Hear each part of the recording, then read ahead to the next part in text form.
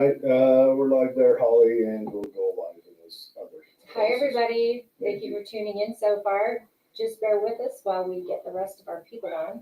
But you have just stumbled across Political Head Trauma, where if Head Trauma was a podcast, it would sound something like this. Yeah. And we are so excited today. So let me know when we're live. We're live. We're live.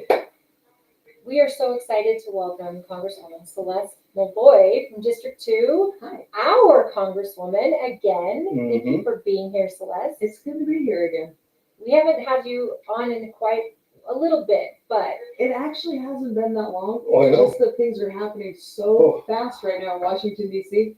that every month feels really long. It's the 20th today, right? 21st. 21st. So it's been 1 month and 1 day since Donald Trump was inaugurated. Is that crazy? That is It crazy. feels like he's done more in that 30 days than Yeah. all 4 years of Biden, and all positive. And I cannot say this enough. This is not all Trump's doing. We have a Congress that is ignited and on Thank fire. We have a Senate that has just put people through. Cash Yeah. Patel.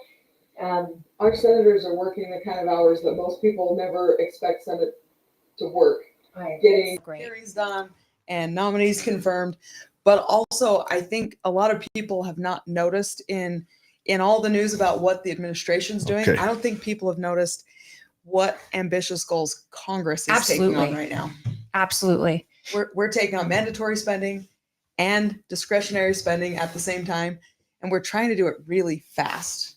You told us this when you came here, and I'm reminding all of you listeners, she came here to explain why she voted a certain way on the spending bill. And your words during that show was, I have to vote this way because when Donald Trump wins, we need to hit the ground running. And that keeps echoing in my brain every time I see an executive order, because without your support and without the Senate support, these are just executive orders that could be turned like that. Yeah. And this time around, you're not you, but Congress isn't dragging their feet. We know who supports the orders and who doesn't. Yeah. Those people are ousted. Well, and we're talking about cutting trillions of dollars of spending, or at least finding trillions of dollars of savings. Yes. By cutting spending and doing other things. And those aren't conversations we were having, not in any really serious way before. Ever. Now, yeah. So the media likes to talk about how Republicans are fighting with each other, and it's kind of true. We are having really important debates within our caucus, within our party, about do we cut $2.5 trillion or do we cut $3 trillion? And I'm fine with people seeing us have that kind of a debate between Republicans. It's crazy. That's how Okay. it should be. I want to throw this out there. You came here that time to talk about why you voted that way. Yeah. To get a butt chewing. Right. Well, but no, it's a stand-up thing. Thank you. You came here and you said, faced the fire. you came here and you said, I'm going to take it. So, and you justified it. And I even disagreed with you then. I do have concerns about now, but that's because it's moving fast. And I can't even, what I worry about, I always worry about the old adage, never assume power to yourself that your enemies can use. Sure. I agree. Whatever weapon you form will be turned on you at Yeah. some point. Yes. Yeah. Stare too long in the abyss, but I get asked about that a lot. Let me address that, because I did a town hall last night here in Tulare County, and it was the first one I've done since the new administration got in, and there were a lot of people who showed up who were really upset, and other places I've been, people I've talked to, they keep saying the executive branch is too powerful, the president's doing too much, where's Congress? And the first thing I want to say is welcome to the party, because we've been saying that for a long time. The executive branch is too big. No one person can possibly control everything that belongs to the executive branch right now. But Congress is not just sleeping on this. We have a Republican president, Republican House, Republican Senate.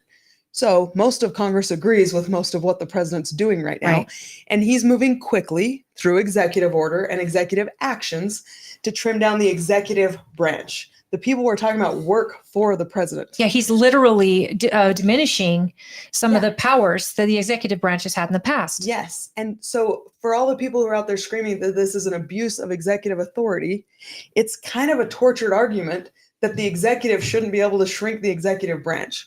But Congress is also working with the White House to make sure that we're legislating a lot of these changes, because if they just happen through executive order or executive action, the next president can come in and reverse all of them.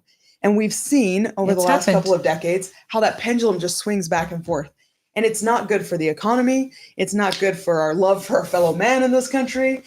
We It need more stability. absolutely, it absolutely shows how pathetic our Senate and our House is when they sit on their hands after a president they agree with and they do nothing, knowing that pendulum's going to swing. And we move slower. The You guys have executive been branch awesome. of the 3 co-equal branches, the executive branch can move the fastest. Yes. And so, and when you move that fast, you are going to get some things wrong. You know, you said you've got your concerns about the speed. There will be some No, the missteps. speed doesn't concern. Well, okay, let's face Jared's it. just tired of I'm a- winning already. I'm a crazy person. I want him. Milei is a personal hero of mine. Okay. Let's just put it at that. You know, I want him up there at the chainsaw. I want him saying merde or whatever that word is. It's don't know. Spanish for get rid of it because it needs to go down the toilet. But no, my concerns, I don't even know what they are yet because it is moving fast. It is excellent. Yeah. And like, but kind of what I'm envisioning is happening is you've got these audits going on by the Doge crew. So they hired a whole bunch of dudes that spectrumly can Just dig into smarts this people. stuff. Let's just say Yeah. Oh, they're Very beyond smart. smart. And Smart they're was using algorithms. Yeah. They're using computers to crunch numbers that people couldn't crunch in that amount of time. Yeah, or They're even- finding the things we couldn't find. or even people programming computers couldn't have figured. They're doing it. They're doing it by way of what they did with Facebook and TikTok and all those things. The algorithms. They And when find. you look at the size of the federal government and how many agencies there are and how many accounts each agency has and sub accounts of sub accounts, it's insane. it would be tough for an auditing team to go in there and crunch all those numbers and hold an agency accountable. That's how money gets laundered so quickly. But algorithms can find it very quickly. They- Duplicates too. Yeah. But what I'm envisioning is they're finding it, and everyone's like, well, they're giving him Musk the power to fire. He's not Nope. firing. What he does is he just kind of gives a report. I keep telling people it's unfortunate, I think, that we call it the Department of Government Efficiency, because then people think of it like a government department. And really what Musk and his people are doing is like being diagnosticians. They're Mhm. going in and looking at the system, looking under the hood, kicking the tires, and saying, this is where the problems are that need to be fixed. But they don't actually have the authority to fix any of those problems. This is the same thing that happens in businesses. Any corporation, if you've ever worked for one, they will literally hire people to come in and diagnose where they're losing money, who's needed, who's not, how they can cut down on expenses, profit and loss. This is business 101. And any smart business does this because it makes it so your profitability is suffering when all this stuff is going out the back door. So And- that's all he's doing. And other administrations have had people who come in and advise presidents and say, these are the things you should do. It seems like part of what bothers people so much this time is that Elon Musk is wealthy. Well, And that Trump and is actually doing it who's doing because it? Obama Everyone- had that same people come in and Ev- Obama didn't listen. everyone who has a problem with this, their only problem isn't the message; it's the messenger. On every, like the same people who cheered when Al Gore stood up and talked about it in what, 96? Mm-hmm. You know, stood up, talked about we have a bloated government that's overwrought. Everyone cheered it then. We're actually doing something now. And yeah, I hate to say it, but I don't care if they're in a bread line for a spell. As a small business owner, I know what it feels like when you have to go before the tax man and kneel before the modern religion of the state every year with unknowns. I mean, our tax law is ridiculous. You don't know what's going on. I can't look at it and decipher it. I've got to pick through it. I've got to pay hundreds of dollars to people to pick through it for me. Yeah. I don't know what's It's happening. because they're written for wealthy people by It's, wealthy no, people. it's not even. Well, It's just complicated. it's convoluted. It's Yeah. Unneededly. and so I want to lean into that Davos guy. What's his name? The guy that wears the weird robes and the stuff on the beach that's unmentionable. It's time for a great reset, and the great reset needs to happen in government. I think it's happening. It's happening. That's why people are feeling so frantic. You know, we've been in this system for decades now where the government tells us what to do all the time, regulates everything we do. And we've just gotten more and more used to it. And as that's being stripped away, it turns out freedom feels a little bit like insecurity. And you told us People are that feeling too. insecure. And I have been saying, you know, if we do this right, everyone's sacred cows are going to get slaughtered. Everybody's going to get nervous. And it's already started. We're only a month in. And people who were cheering for this a month ago are starting to get a little nervous. So everywhere I go, I keep reminding people, just breathe through the panic for a little while, watch the process play out. I do think moving as quickly as they're moving, they are probably going to get some things wrong. But we have 3 co-equal branches. Yes. So we have the judiciary, they can help be a check. We have the legislature, we can help be a check. But what we know from experience is if we move slowly and if we think about everything for months before we move, we're not going to get anything done. We Well- can't keep doing what we've always done or we'll get the same results we've always gotten. 100%. And when I tell you I'm nervous, I'm not nervous, scared. I'm at heart a crazy libertarian. I mean, I've got that crazy person flag right over my head here. The United States flag? No, the crazy person flag's the yellow and black one. The Gadsden. No, it's not a Gadsden flag. Oh, this one on the Tell other us one. what the flag means. Tell us It's about your crazy Anarcho-capitalism. Okay, yeah, because everybody knows that. Well, luckily this is not a government institution, or I would be fighting to make sure you can only fly Remove that. one and the state flag. Well, you see one that's bigger, right? Yes, I do. Thank Yeah. you for that. Can So can I'm I also just a say- veteran. I'm, you know, I know. I'm giving you a hard time. I just want to say, I know that our Congress and at our last SEC meeting, Mike Kennedy, District 3, stood up and he mentioned there Sorry, are bills. I'm just going to interrupt you. He's doing a great job. Oh man, I didn't Oh, really man. know him before he ran, and now we spend a lot of time together. He's doing a great job. can I just say God doesn't make mistakes? And I say this so boldly. Trump would not have this impact if he was elected in 2020. no. We would not have you. We would not have Mike Kennedy. And I believe that he needed those 4 years to really dig in and take that time to hit the ground running. You getting into office when you did at that right time with the mindset that Trump is coming in, we need to hit the ground running. The omnibus spending bill is probably going to come up. Mike Kennedy mentioned that in our SEC meeting. And he asked all of us what our thoughts were, because his plan was, I will be voting for it because Trump wants that wall built. Yeah. And this time around, the Congress is going to make sure he gets that wall. He's going to get the funding he needs while knowing Doge is on the other end, Yeah. finding the waste.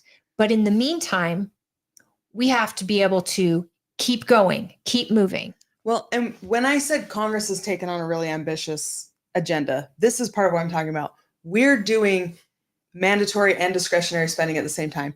So I think the word omnibus gets thrown around a lot. Absolutely. In ways that are not completely enlightening as to what's happening. So we have until March 14th to get 2025 appropriations passed. If you haven't seen a calendar, it's already 2025. So we kicked this can down the road, and now we've got to do it. We passed our 2025 appropriations bills. We passed 12 individual appropriations bills out of committee in the House. We passed 7 of them on the floor. Then we quit voting on them because the Senate hadn't even started theirs yet. Right. So we have to go home and justify in any appropriations bill, there's going to be something somebody doesn't like. And we're going home and talking about the things people don't like in bills when the Senate hasn't even touched them. So we kind of quit. But now we've got to fund the government. We're talking about those same appropriations bills. They've been through committee.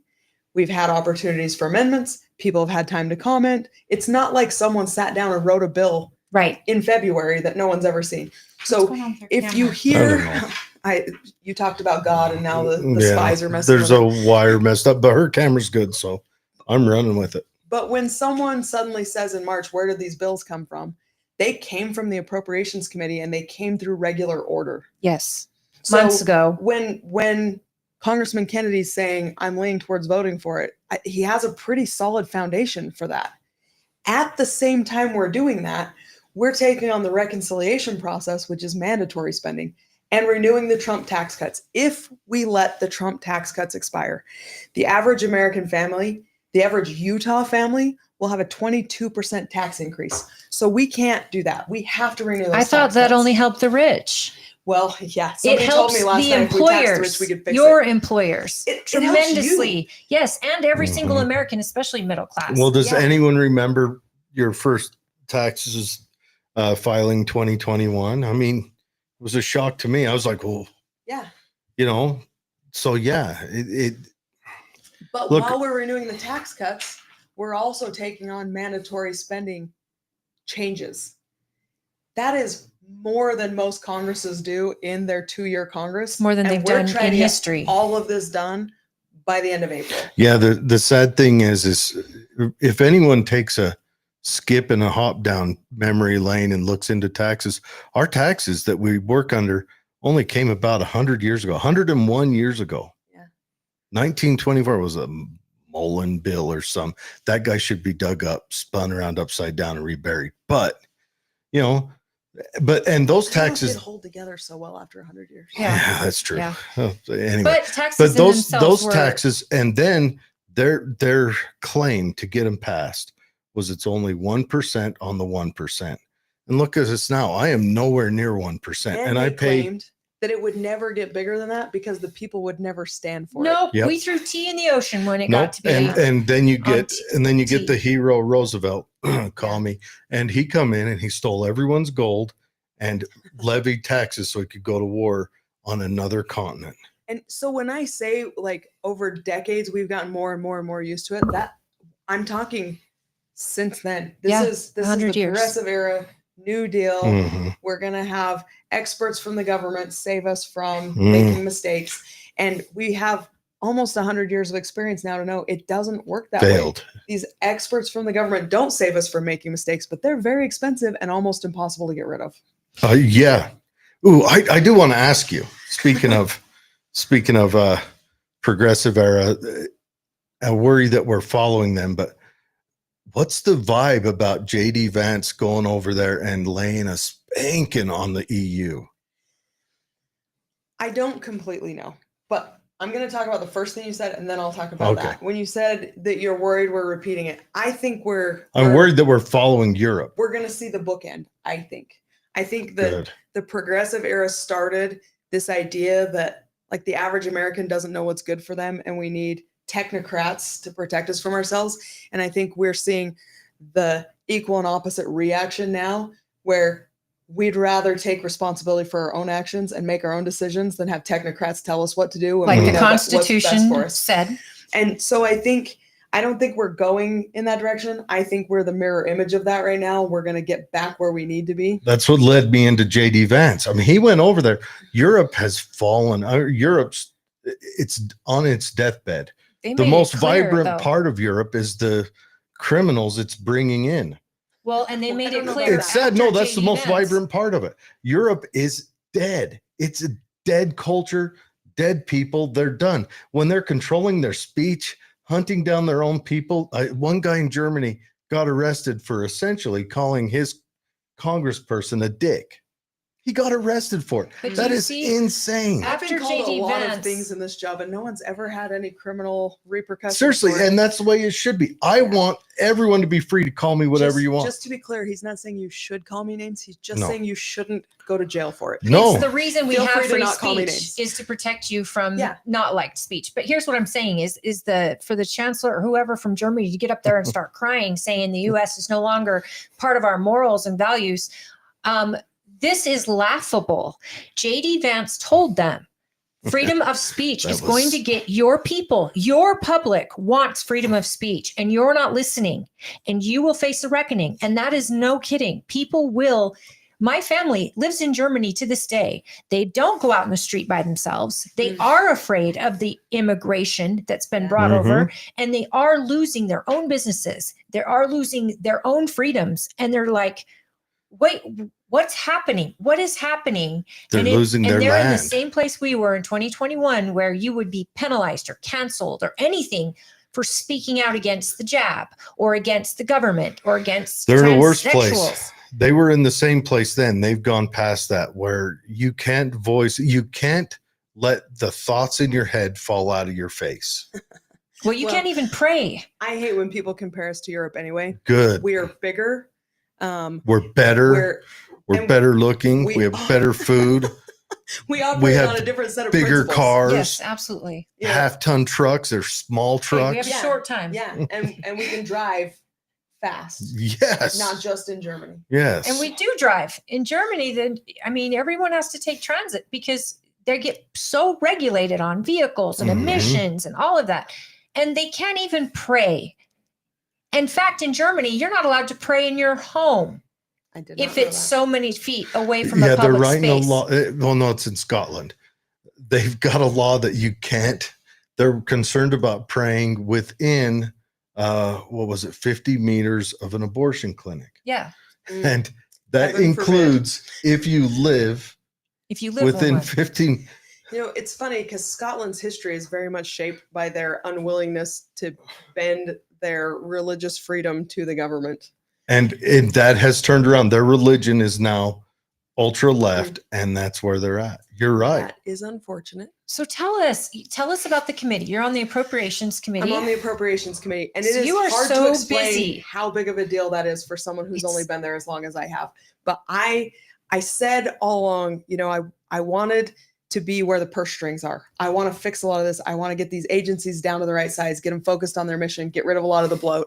And not only did I get to be on the appropriations committee, but I got to be on the appropriations committee right when we got Doge and a president who's willing to break some things What an to amazing, make them work. And what an amazing time we're living yeah, in. I'm excited. And I'm on the natural resources committee, Of course. which is Mhm. great.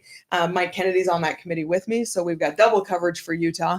He's also on the transportation and infrastructure committee with Burgess Owens, like I used to be. So we are just taking names and kicking butt in the Utah delegation. And I'm thrilled.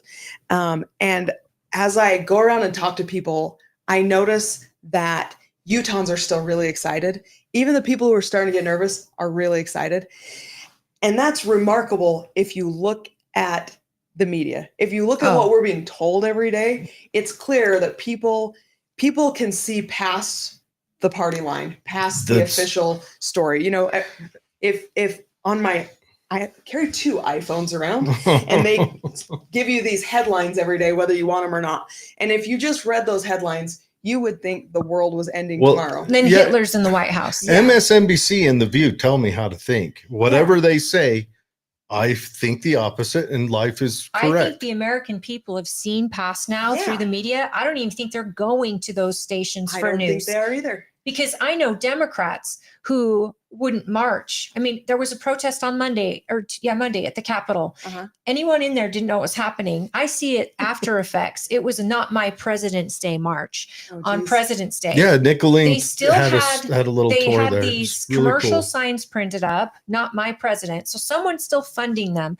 But here's what I'm thinking.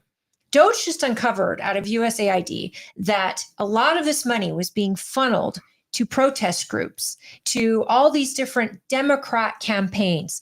I am curious if Democrats can even get elected. I mean, the Senate that tried to protest I'm sure they yesterday, will. there were 5 senators that showed up to their big protest. And yet, I wonder, without that funding, how many of them are going to keep power? And I think thou dost protest too much, because what they're protesting is absolute bonkers.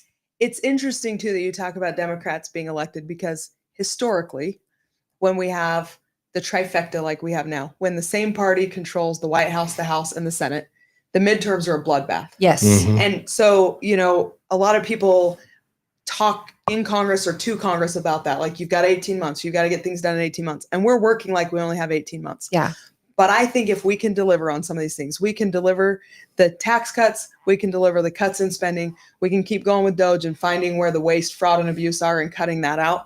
And the economy's doing well, and people feel optimistic that the government is actually responsive to the needs of the people. Yeah, immigration is I not think coming we down can through the defy border. history. Yeah, if we get the Seriously. border under control, like we said we were going to, I think we can hold on to the controls of power for another 2 years. And what's at stake here is not just 2 years. Oh, If we lose in the midterms, the House will spend the next 2 years after that just doing impeachment. absolutely. I mean, so there's two models here in history. There's the second half of a Trump administration model that we've seen before, and then there's also the midterm, miracle that we've seen before. And it's really going to come down to how effective we, Congress, can be, I think, in the next 6 months. I agree. So I said we've taken on a really ambitious agenda. And part of the reason is with the first Trump tax cuts, the ones we're renewing, they happened a little too late in the term. And so people weren't seeing the money in their bank account for very long before they went to vote. If we can get this done early this time, people will see the money in their bank account. But I also think the economy is just going to take off. And if people have more money, if eggs aren't like gold bars anymore, and I know that has a lot to do with the avian influenza Yeah, too, but that's more of a. if you can afford fuel and milk Mhm. and bread and your rent, or whatever, and you're it getting more is, money from your paycheck. Last time Yeah. they did the Trump tax cuts, my husband, his company, gave bonuses to the entire staff and hired more staff. It trickled down. When big businesses get these tax cuts, these corporate tax cuts, Yeah. they want to invest in their employees, invest in their product, Yep. and they can charge less. And once we get the energy figured out, So if we have our border under control, we're producing our own energy, and your paycheck goes from month to month, and you can maybe even put a little bit away, then people aren't going to feel like they have to have a change agenda absolutely. at the midterms. And if we have 4 years to, right now things are moving fast and it feels unstable. People are nervous, even if they're happy, because things are happening so fast that it feels wobbly. If we can Government- get it done and stay there long enough for it to stabilize, we could look back on this Congress as the Greatest moment when in everything history. turned around. Yeah. That's so true. Well, and I think it is time. Let me lean into the hippie stuff. It's the age of Aquarius. It's new Are you change. going to sing it? You do not want We've that. been living You don't in- want to be anywhere near me attempting to sing. I kind of do. Yeah, but no, I love, like, to me, government feels insecure. Yeah. You know what? Thank you, Jordan. Nations. Yeah, we're going to read your stuff here in a second, Jordan, because I want Celeste to hear it. But nations have never fallen without a government collapsing them. Right. Never once has a geographical area collapsed without a government collapsing it. And I've said on your podcast before, my biggest fear for our country is that we'll just walk away from our own system of government, because we've been told over and over and over for the last decade Yeah. that we're the bad guys, we're the aggressors, we're the problem, we aren't exceptional, we don't want to do good things, and it's really undermined our belief as Americans that we have a responsibility to show the rest of the world that personal freedom actually does create personal wealth, that we can take care of our neighbors without the government putting a gun to our head, taking our money to give to our neighbors. Yes. And I'm so excited because I think we're about to see this play out the other way. I think instead of us walking away from our system of government, We know it. we're about to strip our system of government back down to the basics and act like we believe in it again. Maybe we'll have a college course that reads the people's history of the United States and we critique it because it's crap. I think we are looking at a historical time, and I think that you are part of one of the most historical congressional bodies. And Easy. I think Trump is going into historical times just with all the work he's done, but the support that he's getting, he has something right now he did not have in 2016. His approval ratings are higher now than they ever were during the first term. And we've got a different type of Congress, a different type of political atmosphere. Well, and we sent you there and we had to have that to hero's do this. we had to have that hero's journey. Yeah. Trump has a hero's journey. Our nation, Yeah. I mean, coming out of the pandemic, that we were coming out of serious struggle, and we had to rethink, do we want to have, I mean, even the Democrats in deep blue failure states are starting to think, do we really need to have a government that's this involved? Yeah, Because it turns out when it's hard to get a permit for a solar farm, suddenly we don't like having an onerous permit process for energy projects. Or to rebuild after a fire devastates your state because, I yeah. got 5 minutes. Okay, 5 minutes. So let's I read. I want to give it to you then. I want you to Well, tell. I want to read Jordan's comment Yeah, here. read Jordan's and then I'll He says, close. we have no free speech. UVU is the worst college, college campuses are worse. I said my opposite opinion of the GOP and the police was called on me. Aren't you you're not UVU No. alumni. You are a, I'm a T-Bird. I'm an SUU yes, alum. SUU. And then I went to law school at BYU. and then a cougar. Woohoo. Everyone loves a cougar. Everyone loves a cougar. He says the college campuses need to be defunded. They need their funding taken away. Hey, Celeste, I'm libertarian. Then he says he watches us for the news and the waste, fraud, and abuse and a limited government. This Sounds is great. what I think even Democrats can get behind, the elimination of fraud and abuse. And Yeah. this is what gets me. It's- On the news all night, they're talking about how Doge has your access to your personal information. Like the IRS has access to my personal information. And so have people who worked in the White House in every administration. How many I times? never heard anybody asking how the 20-something-year-olds in the White House got access to people's information until one of them was a very wealthy individual. And now suddenly we're worried that one of the wealthiest men in the world wants my bank account. I mean, Elon, if you get access to my bank account, please deposit something. Please, me too. Don't take anything out. There's nothing there. You to can alert try. you. Yeah. It's the messenger, not the message. We got to always Yeah. remember that. Like, I'm going to tell you right now, let's say I know it's tough to think back that Al Gore at one point was preaching this. It's true. If- Well, even last night, 24 hours ago, less than 24 hours ago, here in Tooele County, at a town hall, I had people yelling at me that the president shouldn't have so much authority. And then those same people were furious about my bill that takes out Section 2 of the Antiquities Act. So the president doesn't have the authority to declare a national monument. Which is that- exactly that what they Utahns want. wanted. Yeah. And so since I've only got a couple minutes left, I just want to finish on a really positive note. You know, if you read the headlines the last month, you would think the world was ending. The fact that Trump has the highest approval ratings he's ever had show that we're not actually blindly believing what the media tells us. And I think that's one of the steps we have to take. I think we've got to look around and see for ourselves what's going on. So that's happening. We need someone who's willing to do things differently than they've been done in the past. We've got that guy in the White House. So we have that in place. Then we need a judiciary that's willing to say, you know, we don't owe the agencies deference. These technocrats shouldn't run our lives. We've got that. And now we've got a Congress that's arguing over whether we should cut $2.5 trillion or $3 trillion. And so it feels like the stars are aligning. You know, we've seen it coming together for a while, and now it's like some epic show. They're all about to line up in the sky. For Congress We to know. even use the word cut, Yeah. it's not been done. Yeah, and we're finding savings everywhere through some of the traditional means. And then we've got these kids with algorithms finding waste, fraud, and abuse. And you combine all that, I am the most hopeful I've ever been that Me we're too. actually going to get out of our deficit. That with a strong economy and less spending, 36 trillion is a huge number. It's hard to wrap your head around Yeah. how you could write that. But I think we can start getting this going back in the right direction. If we keep going in that direction, we're going to get where we need to be. I've got to leave. Thank you Yes. so much for doing Thank this you. on short notice. You're Yes, amazing. Thank you for coming to Tooele everyone, County. Celeste Malloy. I'd love to see you guys again. And you will be at hopefully at our convention on May 15th. So for all of you that like to attend the Republican convention, that's where we're going to have all of our electeds come out, and they will have booths I'm set up, gonna and walk so that Celeste you can go. out. Okay.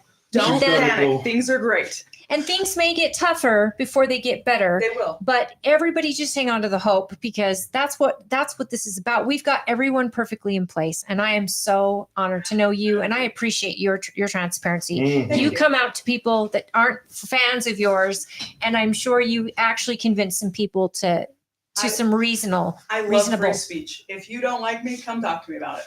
You always been that way. And her office is open. And if you don't like her, go talk to AOC right across the hall. There you go. Seriously. It's not open. Yeah, she's never Right there. across the hall. She's too busy becoming a You millionaire. got post-it notes for her. Okay, everybody, while we get reset up, you're going to be with me for a minute.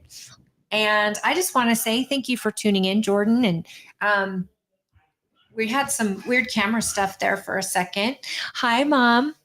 And hi, Fred, over on the Facebook side. If you're not following us, you can join us on YouTube, on Rumble, as well as Facebook. And please participate in the conversation. Send us your comments, and we'll try to get them read. One thing I have to say about Celeste is that she has been fully transparent, and she may vote in ways. I mean, of course, she knows far more about government than we do as far as the intricate details that happen there on the Hill. But one thing I'm really excited about is that we can call her. She will come. She's so busy right now. Every elected has got their Lincoln Day dinner events happening for their districts, as well as what's going on in DC. And we've seen the Senate just confirm Kash Patel, which gave the 4 big ones that we thought were going to be tough. The Republicans came through for us and gave us Kash Patel, RFK Jr., Tulsi Gabbard, and oh my gosh, Tulsi Gabbard. Who was the 4th besides Kash, JFK, or RFK? Tulsi, and then our Marco Rubio. Oh, look at this. We can spread out. Rubio, and all the others. Trump has gotten all of them. And he did an amazing argument today with the governor of Maine, who was actually in the audience. Governor of Maine refused to comply with the order regarding immigration. And he told her, he said, Maine needs to get on board. They are denying an order. And he said, is the Maine governor in here? And she said, yes. And he said, you better comply or we're cutting funding to your state, 1,000%. We are cutting funding to your state because the people of your state also want immigration under control and they're tired of paying for it. And she said, we'll see you in court. And he said, great, see you in court. And this happened live. He is a beast. And I'm just saying right now, this is what we wanted. This is what we voted for. Even the independents, the Democrats that came to his side, this is what they want. And the more people argue about what he's doing, the more you should pay attention to those people and wonder, why are they arguing? What do they have to hide? Well, sorry about the sound. General, thank you. Thank you, Mom. I need to apologize for the sound in the beginning because the sound hadn't kicked over to the mixer. It was off one of these cameras here. I don't know what happened. But anyways, so I've been pretty much my days are consumed with listening to different podcasts about, I listen to a lot of leftist podcasts about what they think is going wrong and what is criminal and everything else. So I like to get that perspective, but it's still all I come back to is it's all about the messenger. Had this been Al Gore and Bill Clinton, had it been them, the Democrats would have been happy, but the Republicans would have argued against it. Clinton talked about doing a budget, and he actually did one. He did have his Congress, I believe it was a Republican Congress, actually balanced the budget. Forced on him by Newt. And then you had Obama. He had people in there advising him on government waste and spending. And the whole thing was that their job is to give that information to the president and to the department heads, and it's their opportunity to make or change something. And they didn't. And they were given the same thing. Doge is no different than that. Doge is a department.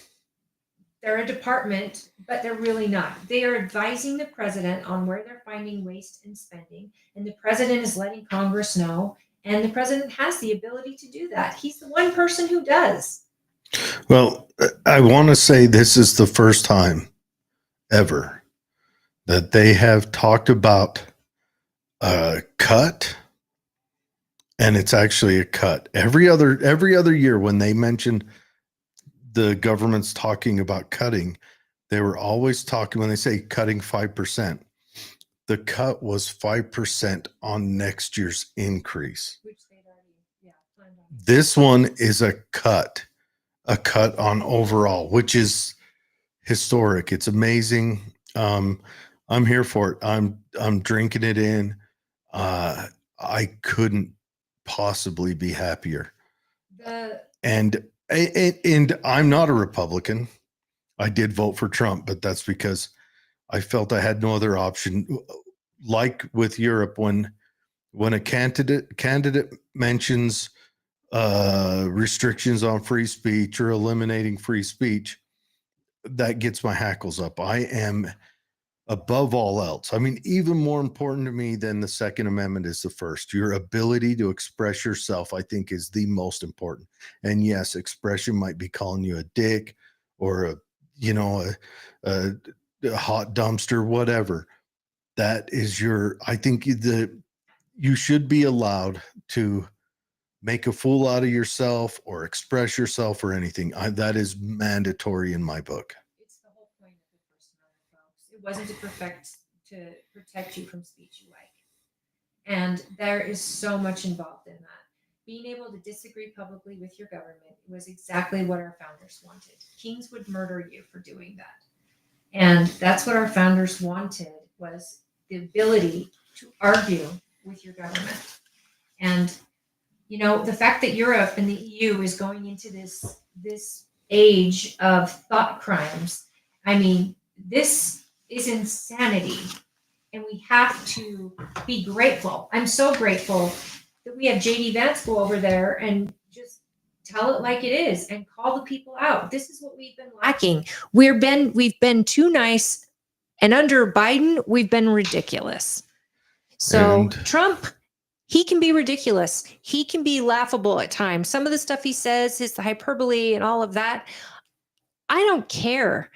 I know he's putting his money where his mouth is. He's not making empty threats. He's actually getting the power of the people. Actually, the people are empowered, even Democrats. And this is what we need in our government: to hear us, to respect us, and to do what we want, not the other way around. And then if a state wants to be a Democrat state and be a heavy spend state and do ridiculousness, that's on a state's purview. That's the 10th Amendment. Granted, they won't be able to do a USAID, and they'll have to do a little more hoops and backdoors to fund transgender mice in Pakistan or wherever. But a state would still be able to do that, and then they would be held accountable. Oh, it's how it should be. Is the sound better now, Sherry? It was off a second ago. She said you got it right. I got it right? Okay. All right. And we got a glitchy. I rearranged the room in here, so it's all brand new, but I wanted a gray backdrop. Well, and our producer from afar is saying he's having a hard time sharing for some reason. I got a handful of shares out, I hope. But if you like the show, please share. Yeah. Share it where you think it will be helpful. Yeah. I don't see us live on YouTube. Really? No. All I right. could just be having internet issues. Just so weird. Yeah, this is weird. Yep, we are not live on YouTube right now. Doesn't look like it. Yep. Okay, we got to. I can work on that on the backside while we still chat. I hate to miss our troll today, so. Yeah. Oh yeah, we're live right now. There it is. Make sure it doesn't. Why am I not seeing it? That's a good question. Well, folks, please, I think there is so much that has happened this past week. that every week is like months have gone by. Like Trump is not stopping. He's not stopping. And I'm so happy to know that our Congress is on board, our Senate is on board. Mitch McConnell today said he's not going to run for office. We said it yesterday in 2026. Thomas Massey said, maybe he'll run for Senate. Thomas Massey again. I love our Congresswoman, but Thomas Massey is he's the picturesque congressman in my book. From Kentucky. Kentucky pulls it out. They got also Rand Paul, even though Rand Paul. There's been a few times that Rand Paul I've questioned, but yeah. Yep, I love Rand Paul. I think that we're in a good space right now. And I know it's going to get harder before it gets easier. If we can just put that in the back of our minds, that there's families struggling right now and it can't come fast enough. I just did my taxes and yikes. I'm telling you what, it's painful. And, I'm not the only family that has taken such a hit through these last 4 years. I know everybody is struggling and it's devastating. I don't know how people are doing it. I really don't. But I would like to say that there is light at the end of the tunnel. And, Elon has said he'd like to give 20% back and, checks to the American people. And Trump said, through Doge, we'll take 20% and give it back to the American people of what they find. And then 20% will go to pay off the debt. I am so on the fence here because that could be a game changer for people. But I also think it might not be good for the economy to throw all that money into the economy. But then again, I'm not an economist. I don't That's claim a good to point. be. That would definitely be but would people use it to pay off debt or would they use it to spend money on things they want? The question is, would it inflate us where that money's already technically in existence? Yeah, because inflation comes from money being popped into existence. Well, that's another concern I have if they lower the interest rates. Oh, I need them to lower the interest rates. I know, but if they do, we're going to have inflation. But I'd rather have inflation from people seeking a better life than government seeking to enrich, their friends. And that's one thing I wanted to ask her. I didn't get a chance to, but I'm hoping to in the future. What are we looking at? Have they found, and maybe this is something I should really dig in further on Doge, but have they found that there have been ties and kickbacks through nonprofits or NGOs that are tied to congressional family members, and should that be looked at? I really think that we need to treat Congress as it's a voluntary job, and because it's a voluntary job, we need to have restrictions. Like when I joined the Army, I lost my freedom of speech. I lost my Second Amendment. I lost my freedom of movement. I lost my freedom to quit that job. It's the only job you cannot quit. Well, you also lost your autonomy. Like you had to take shots. Autonomy. If I got sunburned, I could actually get fined. Really? That's interesting. Okay, yeah. I'm not showing us anything. Well, it's right there. And Dave said he's watching it here. But I could get fined if I got a sunburn. That's insane. But you sign yourself over. And I think as a congressperson, and this is the hard part, they should have to do that. And then it should be to where their family members, their immediate family, we're talking parents, siblings, and children, they also lose the right to free trade. What do you mean? They lose the right to do. Are you talking about investments and things like that? They have to. They can go into a mutual fund. They can go into, we can have stuff set up. Even a congressional mutual fund. Yeah. but they cannot make trades when they have the ability to adjust how they work out, either, by putting shorts on them because they know the next day they're voting on a bill and they know who's all voting on it ahead of time to Well, yeah, they've damage got a company. information that, I mean, Yes. even husbands and wives that they, Yes. that's And why Nancy Pelosi's so rich. That's why she does it AOC's through worth her- she- 9 million or Nancy something. Pelosi does it through her husband. Yes, because it is illegal for them to do trades And right that's now. that's why I think they need to make it so that even immediate family, that way, if you're going to run for Congress, you need to sit down with your brothers and sisters and you say, look, this is what I'm doing, and we've got to have laws that restrict our public servants. Well, yeah, you got to put the word servant back into elected Yes. office because that's what is Yes. supposed to be.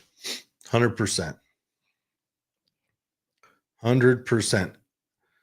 Oh, Jordan says, a limited government sounds great. Yes, it does. Yes, it does.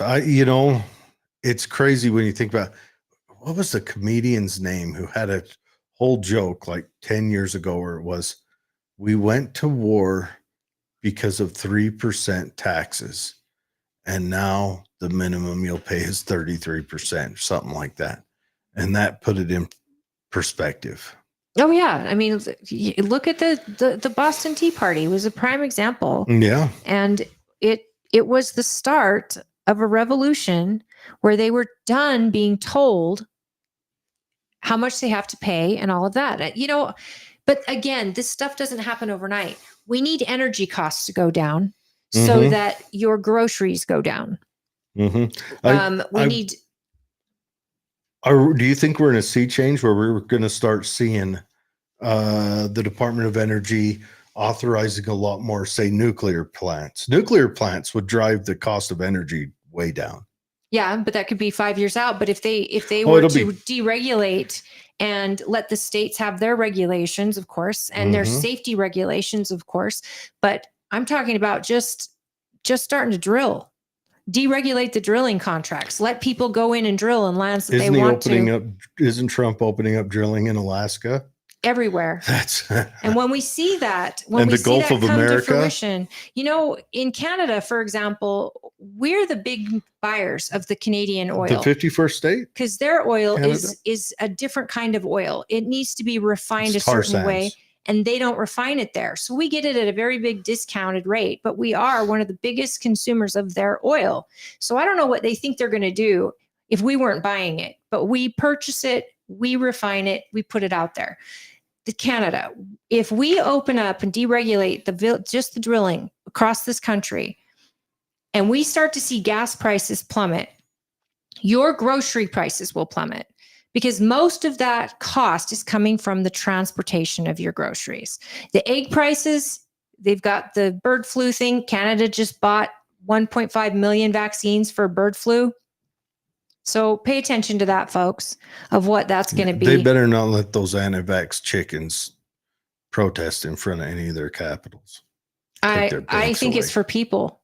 I'm just teasing. And here's the thing: they're going to wipe out full bird hen communities, They've- farms. They've killed They've been doing millions it. already. And your eggs are going to go up and up. Right now, Fazio Egg is probably on heavy lockdown, protecting their birds. I am sweating. They're dying. The window's open. Well, All right. It's a different kind of show now, guys. Let me turn the lights down low. Welcome to the sultry sounds. okay. But anyways, Settle down. so I'm wondering, okay, so Trump went and met with Putin, and I didn't have a chance to ask Celeste about this. I want to know what she thinks. But he went and met with Putin, and of course he's left Europe out of it. And I think He's also left Zelensky out of it. now leaving Ukraine out of According it. to Zelensky. Well, I'm sure he has. The feed is contaminated. I never contaminate feed, Norma. Good to see you. Yeah, no, yeah, there's feed. It does come through the feed. There's something going on. I don't know. Maybe we need to go more localized in all our economies. But back to so Trump went and met with Putin. Now, Okay, here's the deal. And I'm going to say this one last time. I know it sounds like I am a Russophile because I do not support the war in Ukraine. What's I a do not. Russophile? What kind of word? I don't have enough quarters to throw words at, like quarters at you for your big words. It means I like Russia. Then just say that. I'm not a fan of Russia. Okay. I'm not a fan of Russia. I'm not, I'm ambivalent Indifferent. on it. But the Russia, regardless, believed they had reasons to invade Ukraine. I think it was an invasion that was aimed at the rest of Europe and the rest of NATO more than it was aimed at Ukraine. And I give Ukraine props for standing up to them. Ukraine showed up to the party. They really did. In force. They fought their guts out. The problem is they can't afford this fight by themselves. And I don't think the American populace has the stomach to try to afford more fight on behalf of others. Here's the thing that's bothering me. Trump came out and said, we've given Ukraine $350 billion, which I have said on this show repeatedly. I know the press is lying about how much money's gone over to Ukraine. It's got to be over 300. It's got to be. Just from the math I was doing when they're like another 50 billion here, another 100 billion there, another 20 billion there. So 350 billion has been given to Ukraine. Zelensky says he doesn't know where half of it went, and he said that publicly. Then we find out that the UK has given, or the EU has given 100 billion, but that's as a loan that's going to be paid back. And here the United States is getting not a loan, it was a handout. And so Trump said we had a deal on the table with Zelensky that he would trade for his minerals and for, a way for them to help us, help them, etc. And then Zelensky pulled out on that deal. So that's got Trump a little upset, because why should the United States be giving $350 billion away from taxpayers over to a country getting nothing in return, and yet in the EU it's a loan? How's that fair? Yeah, well, it's and dumb. For Zelensky not to know where the money is, duh. We knew that. No one is auditing that money. Well, now Doge has been able to write an algorithm that not only can detect that, but can detect repeats and duplicates and which departments are getting it. So some of the money's getting paid 3, 4, 5 times over just in different departments. They don't care, folks. It's your money. And they haven't cared. It's your wealth. It's your children's future. It's your future. It's your social security being secure. All of this. If our government spends us to where, if our government inflates us to a point to where the rest of the world no longer trusts the dollar, where are we then? What happens then? What happens when the dollar is no longer the international currency of trade? What happens when they open Fort Knox and there is they don't nothing? Find you know what? $500 billion in gold there. There might be some mouse poop in the corner. That's all. Do you think the president should tell the American people if there is no gold? Do you 100%. think it would cause mass hysteria? Sure, but 100% he should. No, I don't think it'd cause mass. I don't think it will either, because Nixon said it's no longer important. We're not based on the gold standard anymore. Well, Nixon took us off the international gold standard. Roosevelt took us off. Roosevelt confiscated our gold. Some of you, if you got older family, if you got my great grandpa hoarded his gold. He hid it from that crooked, commie, loving. Anyways, go on. But yeah, he confiscated your gold. He confiscated your gold at $28 an ounce, right? And then 2.5 years later, came back and valued all the gold. He valued it. All the gold he confiscated from you at $33. In that period, when he did that, he stole, I guess it's estimated 28% of the wealth of everyone in the United States. So I think that transparency is necessity. I think that's where we're at. So whether people like it or not, Trump should tell the American people. At the same time, I'm wondering what happened to all the gold that was taken out of Iran or Iraq, because we've got photos like dating back for soldiers that found caches and caches of gold bars. Where's that? Is that in Fort Knox? No. Is that been accounted for? That was seized during wartime, so I assume it belongs to the government, unless every soldier went home with a gold bar in their backpack. Soldiers took their own, took a little bit of the stuff. Hey, even some went back to Uncle Sam. I don't want to project that soldiers would do such a thing, nor offer judgment. But I would say that I think the gold standard isn't, since we aren't on the gold standard anymore, I don't think people should panic. I think that the government should be absolutely transparent from here on forward, because there's going to be people freaking out no matter what. Yeah. But at least if we know our government's not lying to us, I think that's the biggest impact that would make Trump be put down in history as one of the greatest presidents. Yeah. The fact that he tells the truth, and I can't wait to see the Epstein list. Now that Kash Patel is in there, I hope it's a matter of days, not months, days before that list is released, and we start having conversations about that and seeing what side. And as far as I'm concerned, celebrities, they're garbage people. I mean, celebrities that are on that list, I'm sure there's a ton of them. I mean, Trump's going to be on that list. He's been to Mar-a-Lago, but so is his wife and his kid were on that plane. A lot of people went with their families, but that's for the American people to decipher and decide, hey, is this person a threat or not? Then read the victim statements, and do these names correlate? I mean, so much information has been taken from us. And the woman in charge of the files, oh, what's her name? She's beautiful. It's like Luna something. She is saying that just from what she's read in the JFK files, she absolutely believes there's two shooters, and so did the government. And that's what she's gotten to so far. Let's release those. I think Trump actually enjoys promises made, promises kept. He enjoys bringing the American people a promise that he's made to them and making sure that it's right. So with that in mind, I think we're in a good place. And for some reason, I don't know what is wrong with my iPad. It's been giving you fits. It just won't let me go into my Facebook page. Maybe they've taken away your Facebook.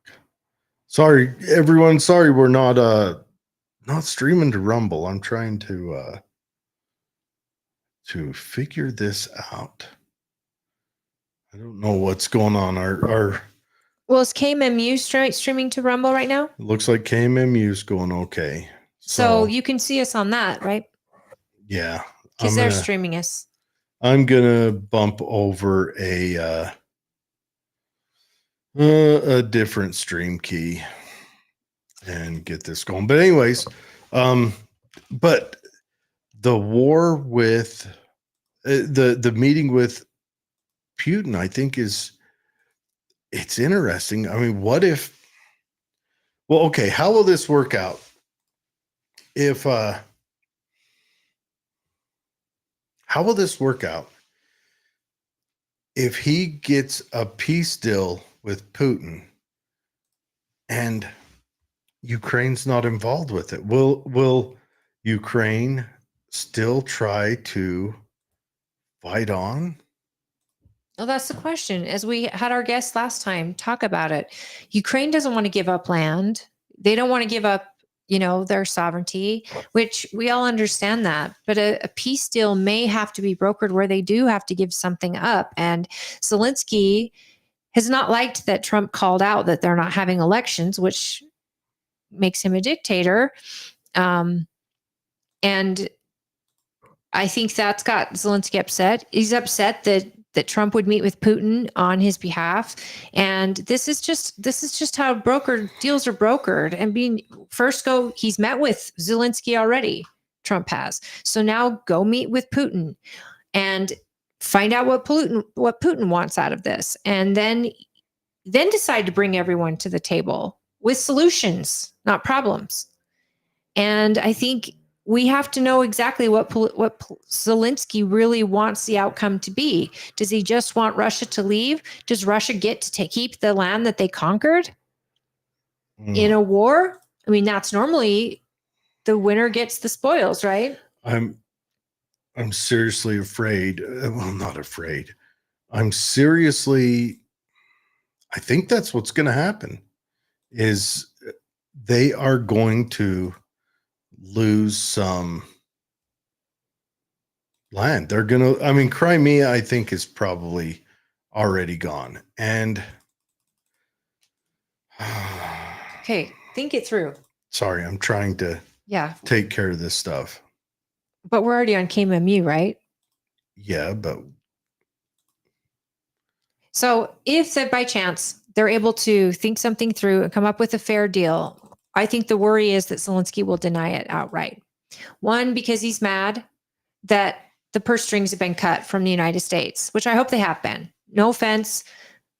But if we're getting nothing in return and everyone else is getting something, I mean, if there's going to be a loan situation or a minerals option for the United States to have some payback to the taxpayers, I could see that being reasonable. But if Zelensky's going to say, no, I'm done with the United States, well, then where's he going to go next? The EU? Because EU they won't do something for nothing, as they've made clear. The meeting was in Saudi Arabia, where they hosted Trump and Putin, right? yeah. Well, Putin's representative.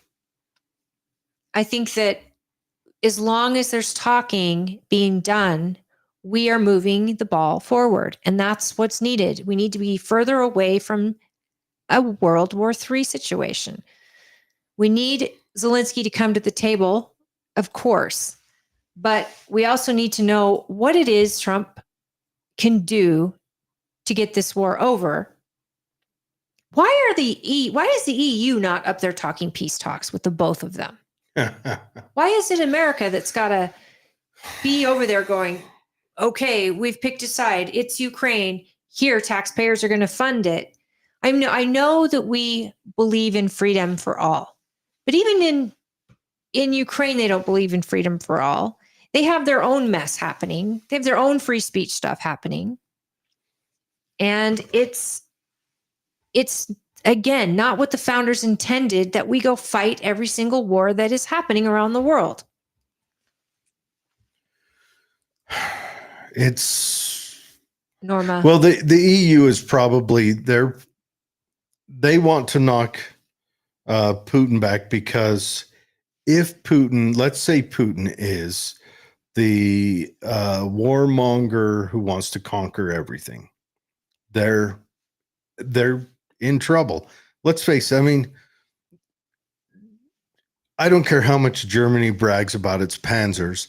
We have more Abrams in Germany than Germany has panzers. I may not be right on that. We probably left more equipment in Afghanistan than most countries have. Than the next 5 countries have.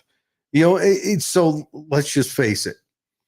The EU has given, Europe has given up on the world. Now, Eastern Europe hasn't. Eastern Europe is, they're striving ahead, finding their own way. Hats off to Poland and Hungary.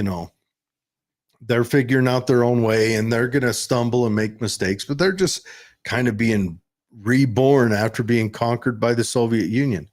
Do I want Putin to take all of Europe? No, I don't. Couldn't we find out with a conversation with Putin? Isn't that what Trump's sitting down with him is, hey, what is your plan here? Are you mad because your pipeline got blown up? Are you mad that you don't have access? His pipeline got blown up after. Yes, but what is it you're mad at? How do we make this right? Well, we know what he's mad at. And do you anticipate going after Poland or other border countries? And if you don't want border countries in NATO, that can all be arranged. I'll be honest. Poland would probably hand Russia's butt to him on a platter. But Poland. But if his intent isn't to conquer Poland, somebody needs to ask him. If What he's, is his intent? if he's, we know what his intent is. They've been screaming it. They do not want NATO on their borders. Done. That could be fixed. Now what? Yeah, but that's it. But we've been pushing for that for 20 years. Not this administration. This administration's got one No, foot yes. out the door This of one, NATO no. entirely. But Russia's already committed into it. Well, yeah, there's a lot of blood been spilled on both sides. But here's what I'm saying is if Trump goes in and sits down and says, what is it you want? What's going to make you feel whole and that this war can end? And if Putin says, I want the property that I've already conquered, and I don't want NATO on my borders, and I want access to my ports, things like that, then you bring in Zelensky, who's going to say, no, we're going to keep fighting. Okay, well, you keep fighting, but the United States is out of this. We don't want to fund any more blood, period. We want your civilization to survive just like we want Russians to survive, and we want Poland to survive, and we don't believe Putin's going into Poland, and these other countries have all been involved. And Putin may have designs on Poland. I just think Poland would wipe the floor with them. Poland is a substantial arm. I would bet Poland, from my Hi, limited Patricia. research, I would bet Poland is the best army in Europe right now. Well, let's be honest. I mean, Poland is the most equipped to actually fight Russia. Yeah, well, in Poland, they know the terrain, they know the temperatures, they know, and they have the ability and capability. Well, in Poland, out of all the European countries, has spent the most into their defense. What's the old joke that when Russia and Poland were having a war and Poland threw grenades into Russian lines and Russians pulled the pin and threw it back? That's a pretty good one. I'd never heard that one. I'm sure it said something else. Okay, let's read this. David says, nobody thinks there's any gold in there. Talking about Fort Knox. I'll be more surprised if the gold is actually there. Yeah, I'll be surprised if any gold is in there. I'll be shocked. I personally think we've been fleeced by our previous administrations and anybody who's had the chance here's to the question, fleece us. though. If the gold is there, does that mean the United States is richer? They say it should be for 450 billion inside of gold. There should be $450 billion worth of gold in there from the last estimate. Does that mean we're $450 billion richer? Or does that mean, oh yeah, that's accounted for already in the treasury? Because if it's accounted for already in the treasury, we would see that in the treasury. They would say where it's accounted for already. And that's my question. Prove it. Prove it in documents and receipts that money is accounted for, and then show it to me at Fort Knox that it's actually there. Yeah, I don't know. David says, don't most leaders become a dictator during a war? It's almost a sensible process. I don't know. Democracies generally not, because there's pressures against that. And republics generally not. They still had elections in Iraq during the war. We held the elections during an insurgency. But we could help Ukraine have elections if they needed it.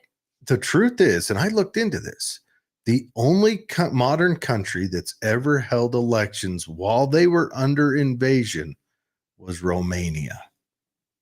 The fact that you know that still blows my mind. The only country in modern history that I thought Iraq had them. No, we held elections in Iraq when we had conquered it, and there was an insurgency of foreign forces, but technically they weren't at war. Because, I mean, elections are complicated, and I imagine if your cities are getting torn to rubble, elections would be difficult, but you still have the masses. And I think he's got a 4% approval rating or something. I'm not going to fault Zelensky for canceling his elections because I don't know the sense on the ground. I don't know any of that. I am just going to say it's, I mean, become a dictator during a war. I guess it depends on the easiest time. What checks and balances you have there. Has Putin become more dictatorish during the war? Because he kicked off the war being pretty dictatorish. Yeah, he's been one for. But he's also been his and popularity, like everywhere else, changes depending on what region you're in. You know, Well, Zelensky people are is too scared to say anything bad about Putin, so his popularity is way up. Zelensky is probably extremely popular at the places currently being bombed and occupied, and probably in the far west. So I don't know. I don't know. So I don't fault him for those actions. For halting the elections. I don't know if I'd want to call him a dictator. I know that's a popular thing to do right now, but I'm not competent enough in. I don't like the fact that he is constantly coming to the US for more money when he can't account for the money he's already gotten. I would like to know where the money's gone missing. Here's what I've heard is you've had different people talk about that live in like the south of France and the coasts of Spain, all the rich places, and they says all of the Ukrainian wealthy people that got wealthy off this war are moving there. They've all bought houses there. They're all spending most of their time there. And so It makes me sick. They got wealthy off of American taxpayers. Sure did. And that's kind of the way it goes. And it's, yeah. Now, And Mark, meanwhile, American taxpayers can't even imagine wealth at this point. They can't even get out of the situation they're in. And most of their credit is suffered because they've had to go into debt to maintain just their regular lifestyle. So there's no way to go get loans or to refinance their homes. And even the interest rate on their home is too high. So it's like Americans are drowning right now. And they're drowning for what? For sex changes in other countries, for a war in Ukraine, even for anything happening in Israel. For these countries can either take care of themselves or they can't. But how many countries throw money at America? We have cities, Maui and Florida and North Carolina and California, American citizens suffering. don't forget America's Palestine, East Palestine. East Palestine. Hey, let's talk about gone. the water in Flint, Michigan. East Palestine Again. is gone. And all this is happening. How many countries came to our aid, to Americans, and said, hey, we're going to help out. We're going to send you this and send you this and send you this. No. Our own government have left Americans to drown within it. I'm just disgusted. So yes, I feel terrible for the people of Ukraine. And if you're happy with your president, then by all means, you keep standing up for him and fight for your property and your freedom. But I ask you to consider, if a vote is on the table, are you willing to risk your next generation to keep fighting if there's an option on the table for peace? And this is where I feel like it's getting sticky. Yeah, it's going to be interesting to see what comes out of that meeting. Mark Shoemaker says, what town? I don't know what he's referring to. Throw us a reference on that, Mark. We'd like to. And thank you for tuning in. Yes, thank you. Patricia, good to see you. David says, there are USA military bases in Poland. Yeah. Oh, yeah. Nobody is counting numbers, not at this point. Are you talking numbers of people gone? Maybe. I don't know. I don't. I'm pretty sure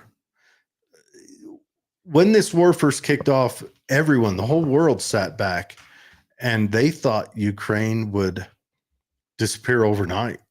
And Ukraine showed up for the fight. And that's when I think the world said, okay, let's support this. They showed up though, but they were backed by the American. Well, no, they government. were backed right off the. Joe. He wasn't Sleepy backing them Joe with military aid. He was backing them with money, with non-military aid. But I do. Oh, he's talking about the debt. Oh, the day. Yeah, nobody's counting. Yeah. We are counting. There's a lot of commas on that bad boy. But yeah, but I'm going to give props to you, the Ukrainians, for fighting a tough fight. I mean, they fought the fight at Megiddo, but that's what it is. And I hope that, I mean, what would be ideal is if Russia walks away with Crimea, maybe even the Donbass, and Ukraine gets to maintain the rest. And there's security stipulations set in there. I think France and England should be a part of those security stipulations. You know, you guys put a joint base there. I don't want to see Or America. China. I mean, who's on Russia's side? China. Because Russia's going to want to have their own protections as well. Well, no, Russia doesn't need them. Russia is their own protection. It's the Ukraine is the ones that they need to have. The Ukraine was the one invaded, which is why they would have a foreign military base there that says if you attack, you threaten drawing in other states. And so maybe that'd be a good idea. You know, maybe let Poland in there. I still, hands down, I think Poland is the most substantial military in Europe. And that's because Poland has put effort into it. Well, So they're sharing a border with Russia. I mean, every Yeah. country along that border should also be looking out for their own selves. But, you know, without judgment from the United States, let people protect themselves. I mean, look at Israel. You know, Israel, Trump made that thing, you know, that red line, you release all the hostages. And they went back and said, okay, we're going to release, we'll go back to our original agreement. So for 379 hostages released by Israel, prisoners, they gave us 3.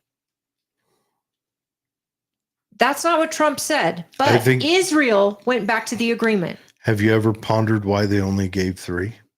That's probably how many are left alive. Either that's who's left alive or they're being used as shields. And this is the thing.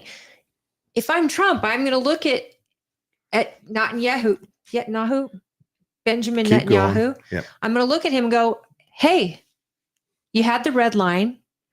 Get them all back, dead or alive. Stop giving them hundreds to your one and finish this. United States has your back, but we're not paying anything and we're not sending in troops, but handle it. Because I think Israel's has their hands tied so many times by so many different administrations, and the UN is just totally against them. And I mean, the Bible says that when all the nations turn on Israel, I mean, that's the end of days, folks. And if the United States is telling them, hey, handle your business, and they just decide to go back to the original deal and give 379 prisoners for 3, lives, I don't understand that. And that is why, as a taxpayer, I have no business funding this type of thing. Yeah. Because I don't understand So who it. gave 3? Israel gave 3? Israel gave them 379 terrorists. And they only gave us 3 hostages. They only gave 3 hostages? I thought they gave back more than 3. They might have given us dead hostages. No, I thought they gave back more. They did give In back this some Saturday, dead ones. Oh, on this the Saturday Saturday. deadline. But it Yeah. trickles in. And for every one they get back, we get back, Israel gets back. They give 100 plus prisoners. I would say that deal's done. Yeah. You interview those hostages that came back and you ask them, how many more are you? How many are alive? Oh, they probably got them spread out. I'll bet the hostages weren't. It's not like Hamas had like a prison. Like, I'm sure the Hamas hostages were held, the Hamas prisoners, whatever, were held in a with prison. blindfolds Well, they on, were too. probably held in a prison. They were held in an official capacity, where Hamas is a guerrilla group.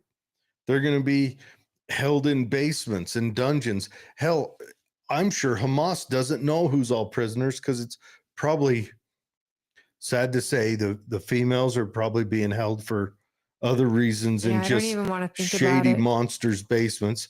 The And children are dead. yeah, And then of course Hamas is going to say, oh well, they died in an airstrike by Israel, which hey, could be. I don't know. That's why But we want their bodies back. either way, I mean, I get the leftist idea that the Palestinians have gotten the raw end of the deal, and they have. But that raw end of the deal, if it weren't for this time that we're in, that we talked about many months ago, that we're in a time where levels of melanin means you're automatically a better person, or if you're poor, you're better, or whatever. We're in a weird time. Any other time, the world would watch Israel unleash ravages on them and be like, they earned that. I don't understand it. Again, like I say, this has been going on for 1,000 years, and I don't even pretend to understand it. I think of the people of Palestine, whose leaders are making decisions for them, Writing checks and at their expense. There's nowhere for them to go. No country wants to accept them. The same thing is happening, I would almost dare say, in Ukraine, that the Ukrainians, the decisions that are getting made for them, they're trying to fight. They're trying to maintain. But are they taking hostages? Are they treating hostages well? Are the hostages that Russia takes, are they being treated well? What's the end game? Because fighting until you've eliminated entire species of people should not be the end game. It just shouldn't. I don't know. And I mean, I'm an American. How lucky am I that we don't have them on our borders pushing up and taking land and killing millions of our young people, and that we have to decide. Yeah. But I also know if that ever happened to us, how many people are financially coming to our aid and are going to decide for us how we decide to fight it. Well, I'm just going to say this, and Israel learned this lesson on October 7th, and Ukraine learned it. When was it? March of 2020. Thank God for the Second Amendment, because we wouldn't need our military if you invaded us. It would be the bloodiest circumstance any world military ever encountered. Oh, you'd see if they tried to rednecks invade rise. us. Man. Rise of the redneck, Red Dawn, all the way. Yeah. 100%. And then they'd barbecue and crack open a natty light after it was over. And then you'd hear the phrase Geneva suggestions. I don't think they'd even need that. We Yeah. take no prisoners, right? Yep. But that's the reason, like, we have to fight for the Second Amendment. We have to fight for it. Here, let me give my pitch. I've been planning on giving this pitch. This is for the Democrats. I want the guy who does the TikTok for us. Put this one out there. Democrats. Right now you have a totalitarian president, and the only way to defend yourself is to go out and buy guns. Everyone needs to go buy guns right now. And that was my pitch. Nobody sells guns like a Democratic president. I know, but I want the Democrats to buy guns. I want them to get financially invested in my right of self-defense. Well, get some training too, please. Yeah. Come to me for training. Give me a call. We got some good classes coming up this summer. It's hot and heavy, already scheduled. Go to Shield Maidens.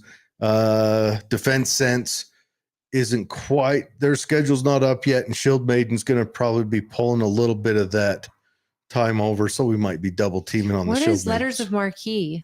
The Letters of Marquee is privateers. See, David says, imagine if they allow letters of marque on the drug cartels. Let's get into that.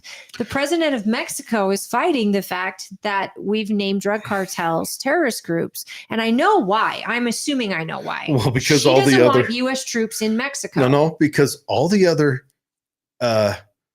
runners up for president were killed by the cartel except her. And that should tell us a lot. And presidents before her, we know, made plenty of money. Okay, so a letter of marque. So if you had a group like Blackwater, or whatever Prince calls his group now, if you had one of those groups, a letter of marque would work. Now, if you had letters of marque inside the states where people trained and equipped to take prisoners, like maybe bounty hunters, could go out and snatch up cartel members, but you'd have to have, I'd say the letter of marque would have to be with those card decks like they used in Iraq. Like these are known cartel, or Those are put out by like the president of the United States, the commander in chief to the military. yeah, right? well, it was from the crown. It started letters of marque. It's a French word. Right. I get it. And Norma just said permission from the crown for pirates. I get that. What I'm Yeah. asking is, what's to stop mercenaries going in now? I mean, if the president did something like that and made a deck of cards and said, these are the cartels we want, take them out. I get why the president of Mexico is like, whoa. We don't want United States military in our country. 100%, especially, But wouldn't she want these drug cartels out of her country? No, I think she's well funded. Citizens of Mexico, wouldn't you want these people out of your country? I mean, I know I would, not 100%. absolutely.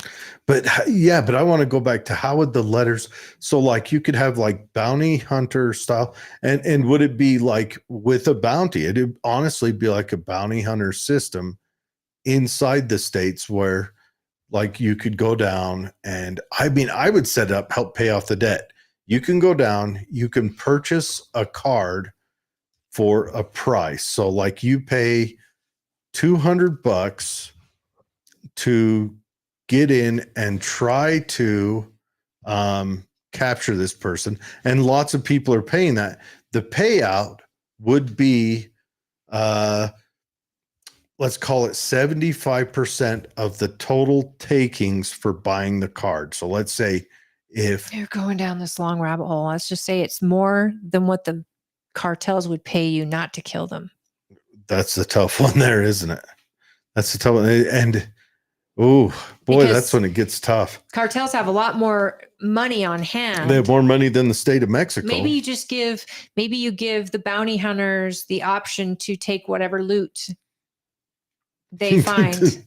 to take the fentanyl.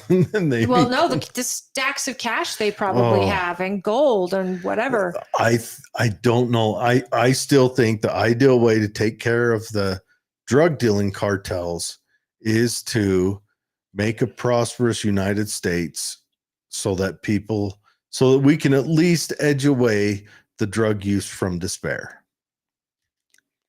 We got to get rid of the drug use from despair. Yeah, but that doesn't count the teenagers, because teenagers they'll teenage and they'll go to parties and they'll experiment, and They will. it's those drugs that are killing them. Those experimental Very true. moments are killing them. And yes, our economy needs a boost. We need to have a better, healthier economy to have healthier people who aren't self-medicating with drugs and alcohol and whatever. But these drug cartels are making tons of money off of the youth. And I mean, if we had a great economy, gangs probably would stop existing in places like LA if we fixed our streets and but that again takes work of a family, of a village. Yeah. I do wonder, man, would drug use on the youth go down if we had a healthy economy? It's a lot to think about. If But anyways, their parents aren't struggling, maybe. it might, yeah. Future possibilities, we need to have. Yeah. I do want to, so, I was thinking about talking about, so that thing that was put up, shared on Facebook about how Trump's setting up internment camps in Gitmo. And so, Yeah, that was a family member of mine who freaked out about that. I do. And looking into it more, I just have seen nothing other Well, than the UN. No, and I'll hold on. Norma says if the parents are addicted, the kids often follow in their footsteps. That's very true. Despair brings despair and repeats itself. So when I was in the Army, I was a part of something called JTF 160. I think it was called Operation Sea Star or Sea Sun or Sea Light or something. Anyways, and what it was is they had the big push from mostly kind of the Caribbean islands. A whole bunch of migrants were trying to escape Cuba, Haiti, Dominican Republic. Back then, Dominican Republic was pretty rough. It's doing a little better now. Couple from South American countries like that. So what we did is we rounded up all these immigrants who made, especially the ones from Cuba. I mean, I don't know if anyone remembers Ilian Gonzalez. I think that was his name. That infamous picture of the SWAT team, the SWAT member raiding the house where this guy's holding this little kid. And that was all about getting Ilian Gonzalez back because he escaped with his father, I believe, and they Yeah. were on a homemade raft. And the raft went down. The father died. But he made it to the U.S. They made it and all Cuba the way to the wanted U.S. him back. Well, it was his mother, or swap out parents maybe, who wanted them back and actually won in the courts of the U.S. to get their child back, Right. which we weren't in the position to take a child away. Now, she may have done it under, with Duress. a little bit of coercion from Fidel. But anyway, so down there in JTF 160, they rounded up all of the migrants that had made it to the U.S. and some they caught out at sea and everything else, and took them to Gitmo, to Guantanamo Bay at the time. And I was down there. That was one of my tours. I was 8 months or 7 months, something like that. And what it was, we set them up in camps. You know, there was like 4 or 5 Cuban camps and 2 Haitian camps and one or 2 Dominican Republic camps, and and they kind of ran their own camp, but that was where we put them while we processed them through the asylum process. And this was done by Bill Clinton. I think it was initially That child was killed. Ilian Gonzalez. Yeah. I believe he was killed in the return. I don't think he was killed in the return. No. I swear I saw something about it, but go on. But so we've done this before. We in processed, history. and then we had also Camp X-Ray, the notorious camp where we put all the terrorists. That was there at the time, and that was for ones that maybe made it here and committed a crime. They would go down there while we'd process them, and we sent them back to where they came from. So, Camp Alpha, Bravo and Charlie and Delta and all that. Camp Delta was an Army area. That's where the soldiers stayed, but Camp Alpha and Bravo and Charlie were Cuban and whatever else. But anyway, so they, and I had a buddy who would go on those X-ray flights when they would negotiate with Cuba. We got your guy here. He committed a crime or he's wanted back in Cuba for non-political crimes. We would send him back to Cuba and they would, fly him back into Cuba. I don't think we had any requests back from the other countries, but we did send criminals back to their countries. Like if a Dominican Republican came up here and committed a crime, they would be turned around and sent to X-ray and then processed back in. Okay. He's 31 years old and he wasn't killed. Actually, his mother, it was his mother that died on that raft and his father fought for him to come back to Cuba. I knew it was a parent. And now he's a politician there. Yeah. The countries emptied their prisons and dropped them. That's what Venezuela has done. Emptied their prisons and sent them up here. Hey, Thomas. Hi, Thomas from Liverland. Nice to see you. I think that if the United States of America has a way to keep dangerous or mentally ill immigrants that came in here illegally and have committed crimes in a place that is not on American soil per se, not in our prisons, to kill the inmates that we have now that are American citizens, and not release them back to their countries where they could hurt people again or whatever. They need to serve out their time, and they have an ability to do that in Guantanamo. Well, I don't have a problem with that. I think what Guantanamo would be for is those criminals. They go down there and they sit and wait while we negotiate with their country of origin, saying, we want to send this dirt bag back to you. Yeah, you're keeping These them. are the crimes he did. And this is a midpoint for us sending them to repatriating them to their home country. And I think that's 100% legitimate.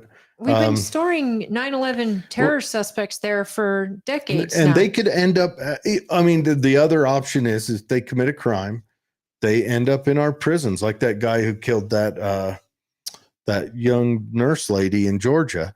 You know, I would be fine if he ended up in our prison for the rest of his life. Honestly, I mean, you know, that it is what it is, you know.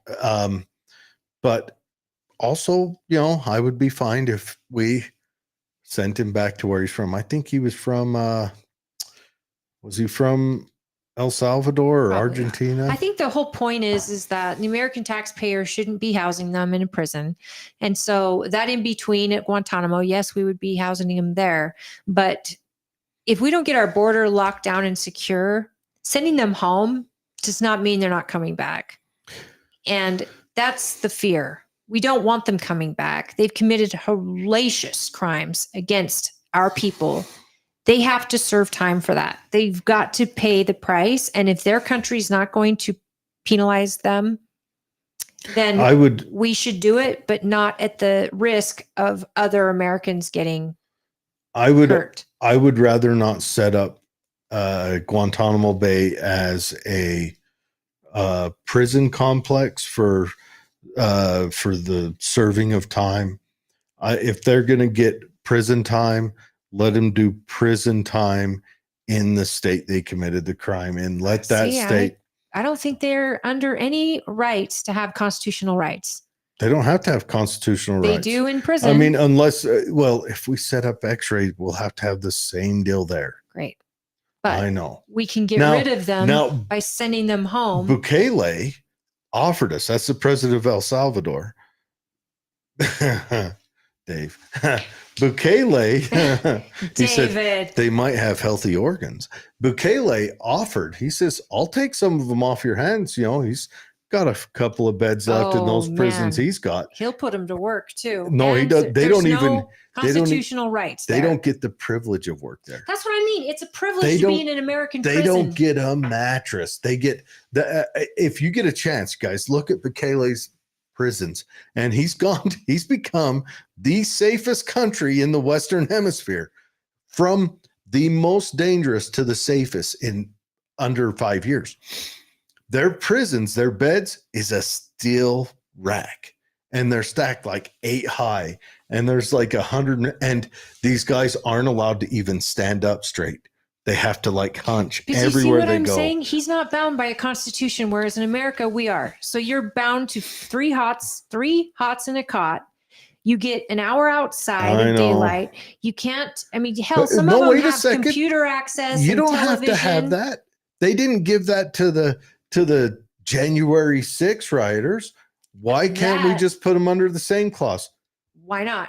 That's what I'd like to know, because there's a lot of lawsuits going to come out from January 6th against DC.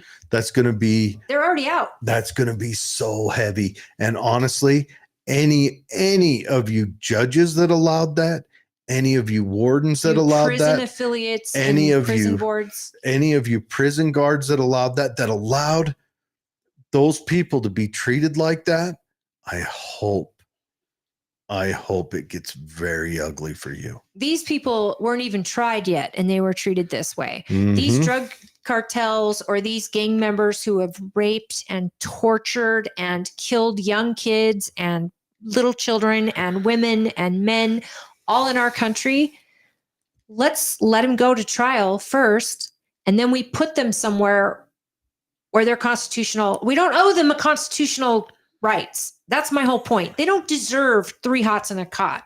They're not citizens of this country. Send them back to their country or send them back to a like-minded country that says, yeah, we'll put them in our prisons. Because I wouldn't want to go to a prison outside of this country. Bukele Other than doesn't- maybe an Israeli prison, because they kind of do the same thing. Bukele doesn't play. No, I mean, if I wanted to go to a prison, send me to one of them Northern European prisons. So, David, you say labor camps are the answer. This is where my aunt got so upset, because you say labor camps, they hear concentration camps, and they think that our commander-in-chief is creating concentration camps at Guantanamo for illegal immigrants. They're leaving out the fact that these are convicted illegals who that should be on death row in American prisons. But Trump's saying, get them out. They don't deserve the luxury of having the Constitution behind them. And we'll just put them in a cell 23/7. They'll still get exercise, television. They still get this and that. And they get 3 hours, 3 meals. Yes, as a Christian, I want to make sure that they're treated and fed and all of that. However, in El Salvador or Venezuela or Mexico, they don't have a constitution for people like that. And they actually have pure labor camps. Russia too. And most prisoners in Russia do not ever survive the prison. They pray for the death penalty there. I wonder if Russia still has gulag setups. That's something I should look into. Because if you ever read about the gulags of Stalin and Lenin, you're like, whoa, one island, Cannibal Island, do not look it up if you got a wheezy stomach. I mean, it was found out by the farmers around it because a girl escaped the island, and it was frozen island in the middle of a river, and she gets the other side to this village, this farming village, and she was a criminal. No, well, her family owned a horse. It was communist Russia. And so, yeah, she was a criminal. She ate 2 meals that week. I mean, evil kulaks. But anyways, so she gets there, and the family, she was wearing this long coat, and the other criminals were so hungry that they had carved off her calves for food. And she was just hobbling around with. Well, see, that's again in a place that doesn't have a constitution and all of that. So I'm not saying the USSR had a constitution. I'm saying there needs to be a place set up that they can be sent back to their own countries and let their own countries deal with them, but they've got to pay for what they've done without. I mean, they're not American citizens, so they're not entitled to the same rights as other criminals are. Yeah. And we have our own dog shit in this country to take care of and house. And we don't need more these guys coming in and doing, their type of heinous torture is stuff you can't even dream about.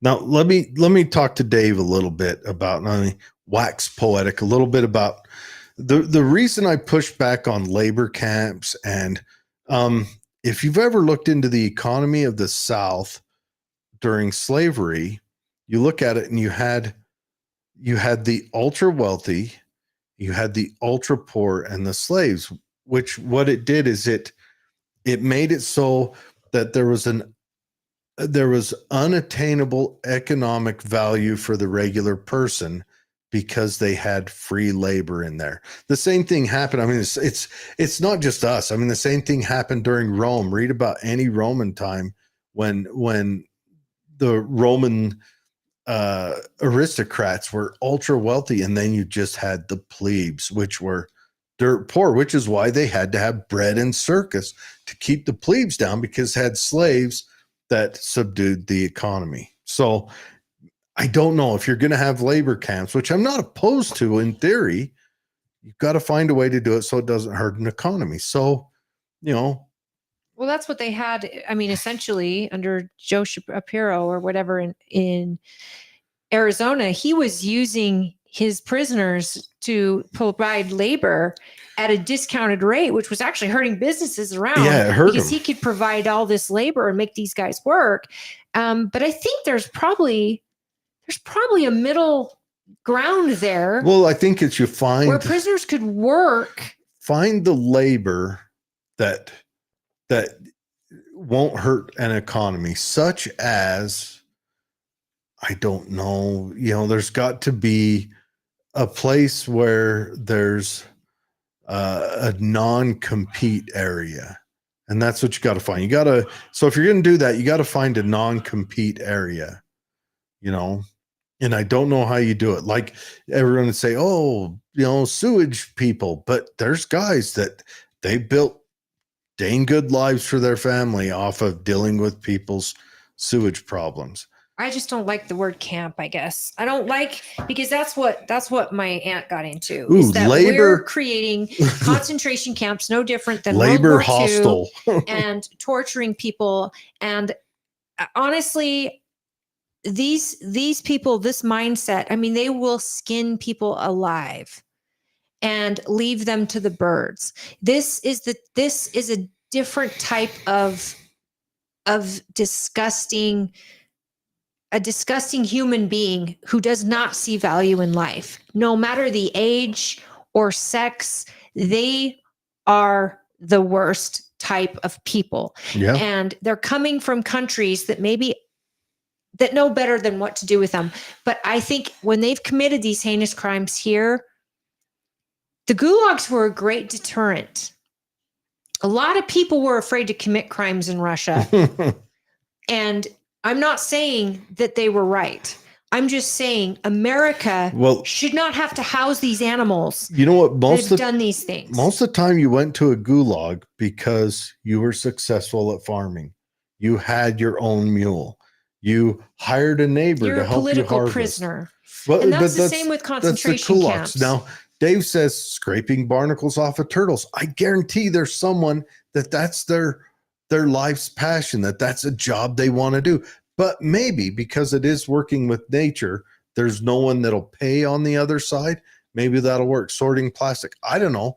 There's got to be, if we're going to do that, it's got to be a place where there's not someone competing in that market to make a living. You couldn't put them in the mines because that takes whole economies out of Africa and other places. There's guys that work the mines, I'm talking about the child mines where you're actually doing something good by putting men to go dig in those mines and maybe relieve the children, but then children starve because that's their family's only income. Those mines are a snake eating itself, but because they're using slave labor to run those mines, it's driven the economy of the area even poorer to where people are volunteering to work for pennies a day and sacrifice their family members, sending their kids to keep doing that. That's a snake eating itself.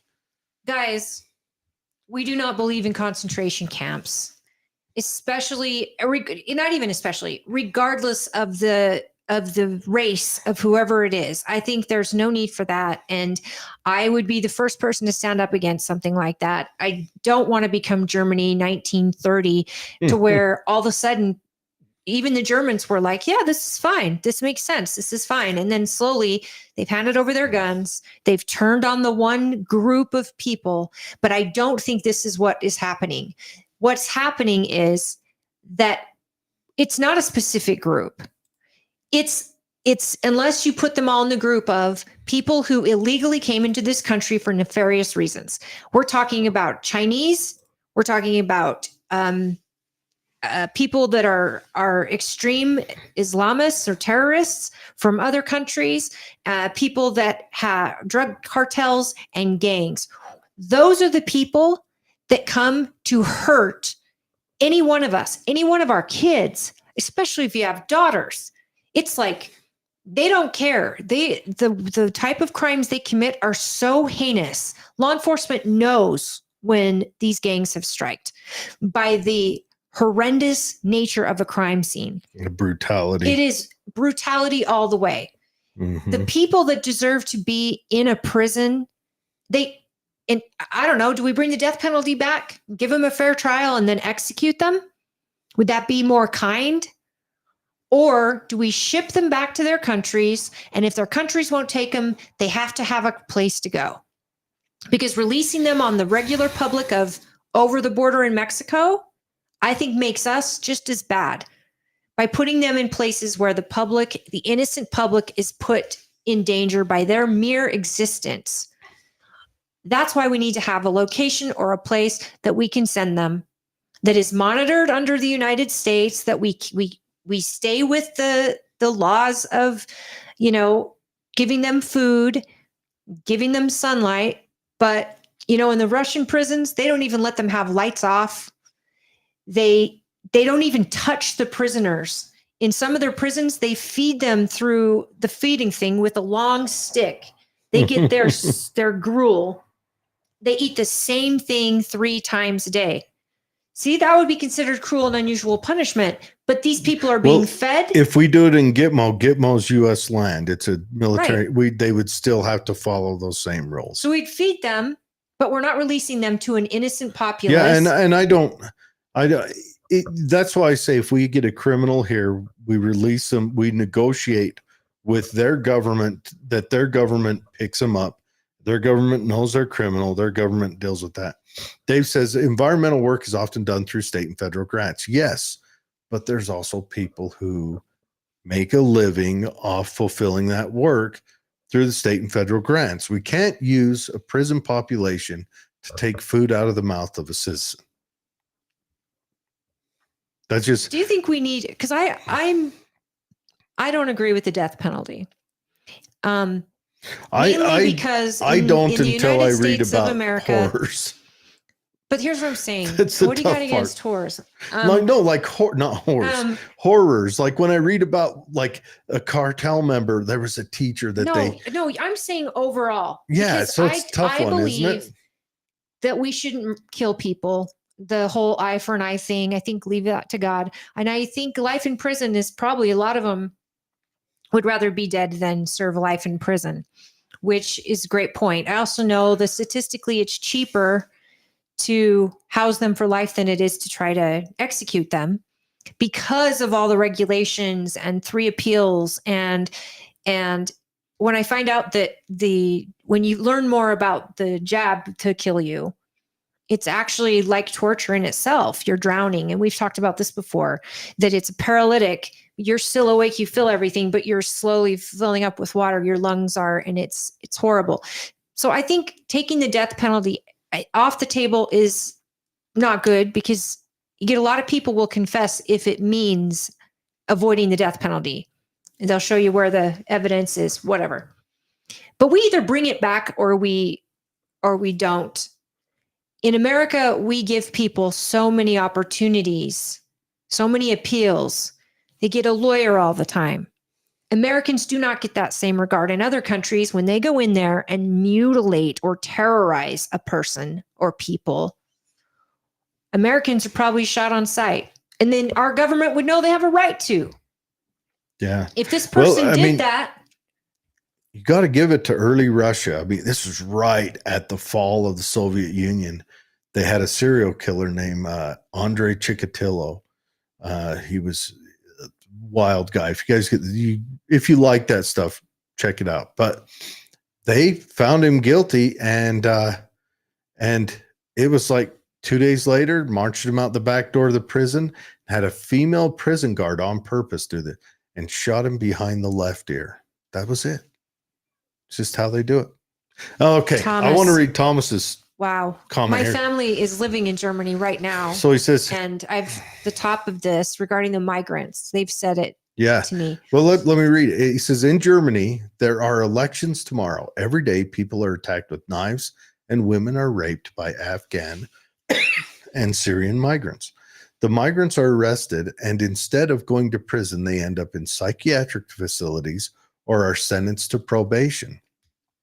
The party I vote for, the Alternative for Germany, AfD, that's the one that CBS lady said they're a Nazi aligned party.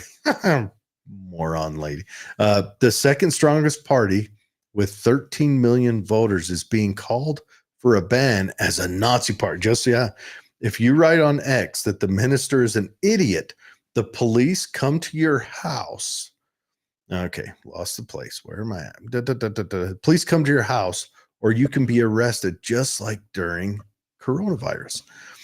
When will we have politicians like Trump or entrepreneurs like Musk who will free the country from woke leftist fascism and deport criminal migrants? I am glad that we are building a free state with Liberland and our Prime Minister, Justin Sun.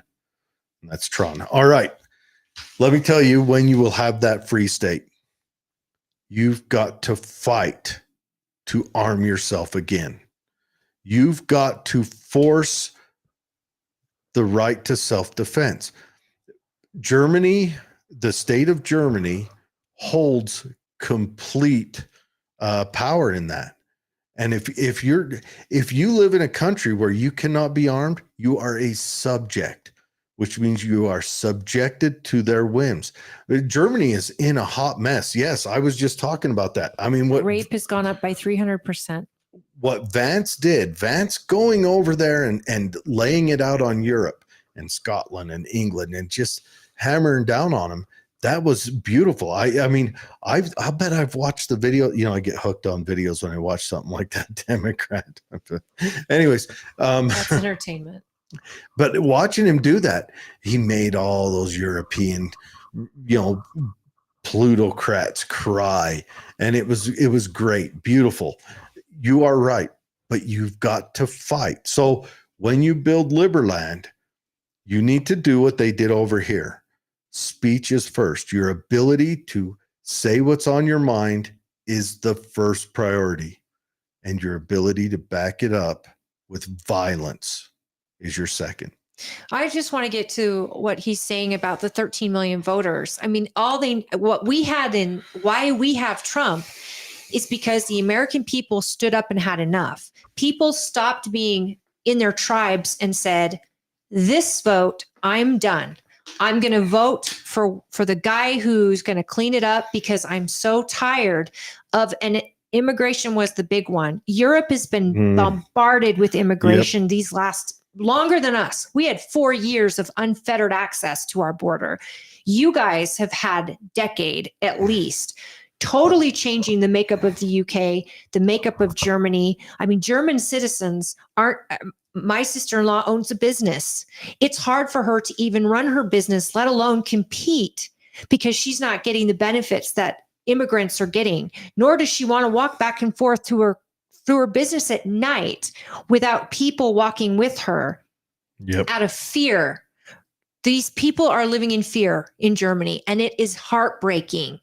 And in Germany, you can purchase a gun, but it is so much work, and it has to be for hunting, and it has to be for this and that. So if you can't arm yourselves with a gun, they're trying to outlaw knives. So you've got to arm yourself with what you can, but then you need to come out at the vote if you're having fair and legal elections, which the United States, we had to ensure that because we didn't have that in 2020.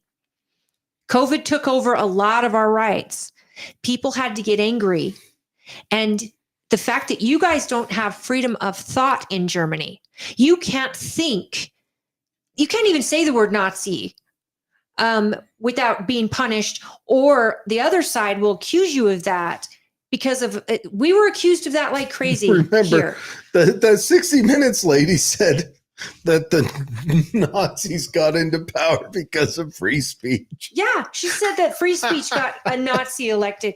You have to turn off the noise. They called us racist. They called us everything under the sun. And eventually it starts to roll off your back because you have facts on your side. And when freedom is at stake, you have got to rally your neighbors to vote as a mandate to the government, because that's what our vice president promised the EU, that your people are not in agreement with what you're doing, and they will rise up, and we will be here to back them when they do. And that is what you need, is you need the numbers to come out. Those 13 million voters come out, and all of them bring a friend to stand up against what's happening, because that's the only way it changes. It's the only way it even changes. Look, right now, we've got Democrats acting so foolish. It's laughable now. Our media is laughable. They look ridiculous because they are speaking out against exactly what voters, not Republicans, not Democrats, not independents, not libertarians, voters came out in mass and said, we are done with your crap. We're done with this Yeah. immigration. We're done with this economy. We're done with COVID. And they came out Well- in masses, and now no one can argue. Just look at every state, every government of every state wanted initially to lay down the hammer. And the states that didn't first were the states that were well armed, because there's a threat there. The Second Amendment is not How for does he do that with what he's it's working not with for now? hunting. You've got to get that back. You've got But to he's got to win an election tomorrow You've- just to get the migrants dealt you've with. got to fight that. Well, and the AFD party, they're making it so that you cannot vote for them.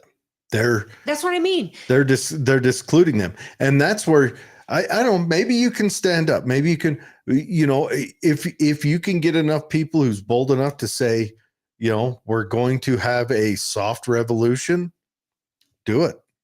Okay, so you're saying that Trump, breaking news, Thomas, Trump brings peace back to Ukraine, the abandoned Ukrainian president.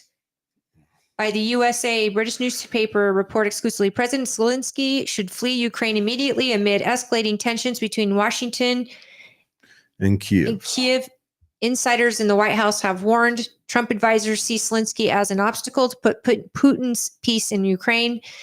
U.S.-Ukraine relations exploded this week, with military intelligence suggested Russia is days away from declaring victory over the almost 3-year war. Now, this I question. Enough is enough. He's done a damn bad job, says the president. Anyone knows Trump knows what that means.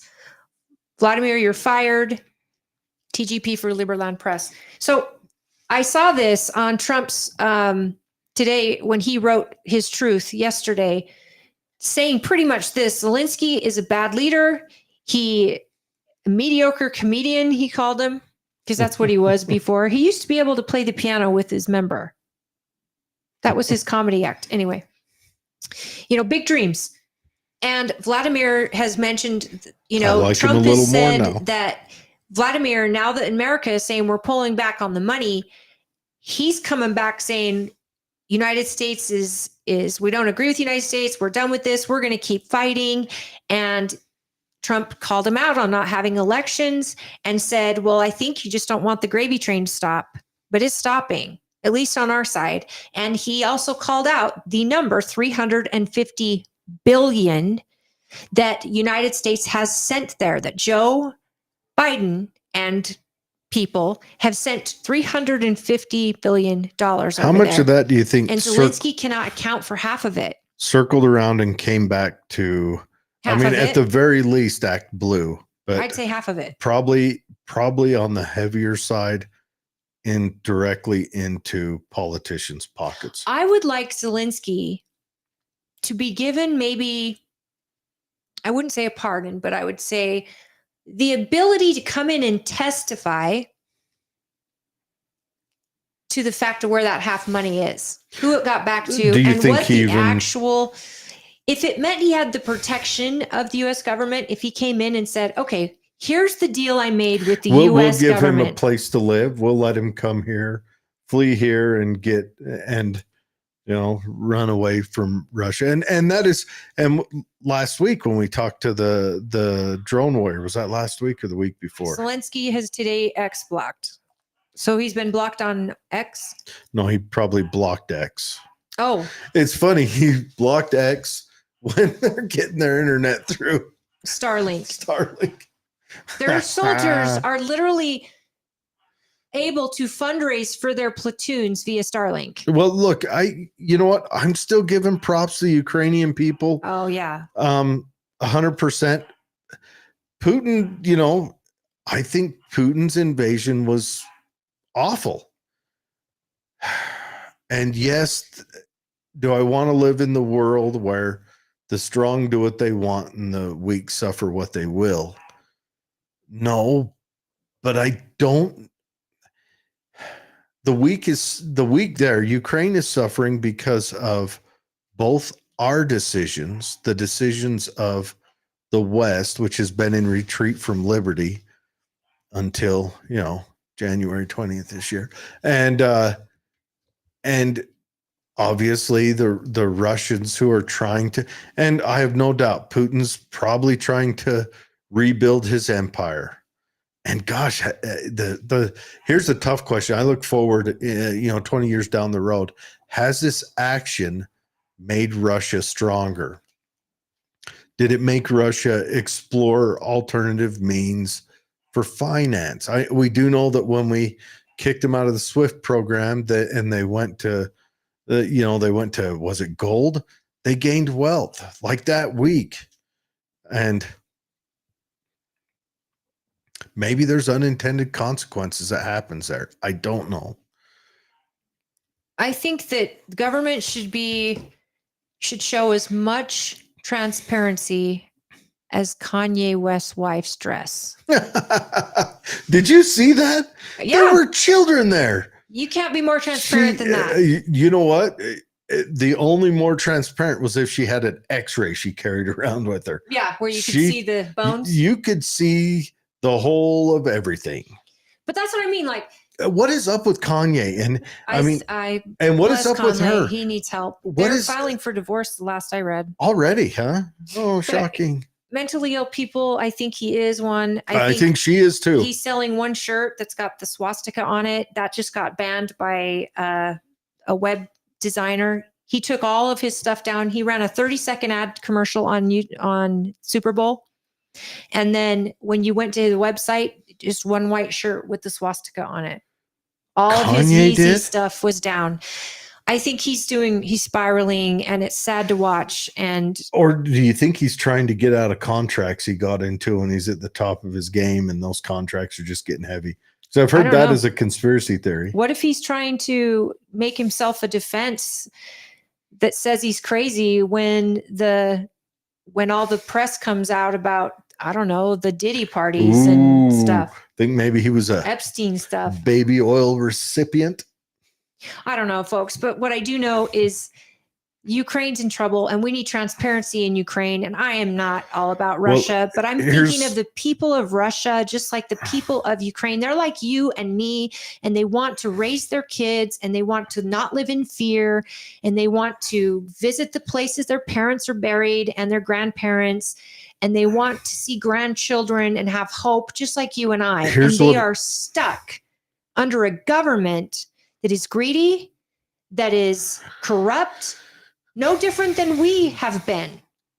The difference is we had a constitution that gave us the ability to revolt. That's a good point. And these people don't have that. My big concern about this, my big concern about this ending is I hope Russia doesn't tear apart Ukraine. But it's generally what happens in the end of these situations. But we can hope not. Here's a post today. Backfired spectacularly. European officials reportedly now view the U.S. as an adversary because of J.D. Vance's speech. Oh, there's sand in my... Never mind. You guys, it really hurts. They either want America to be strong, they need America to be strong.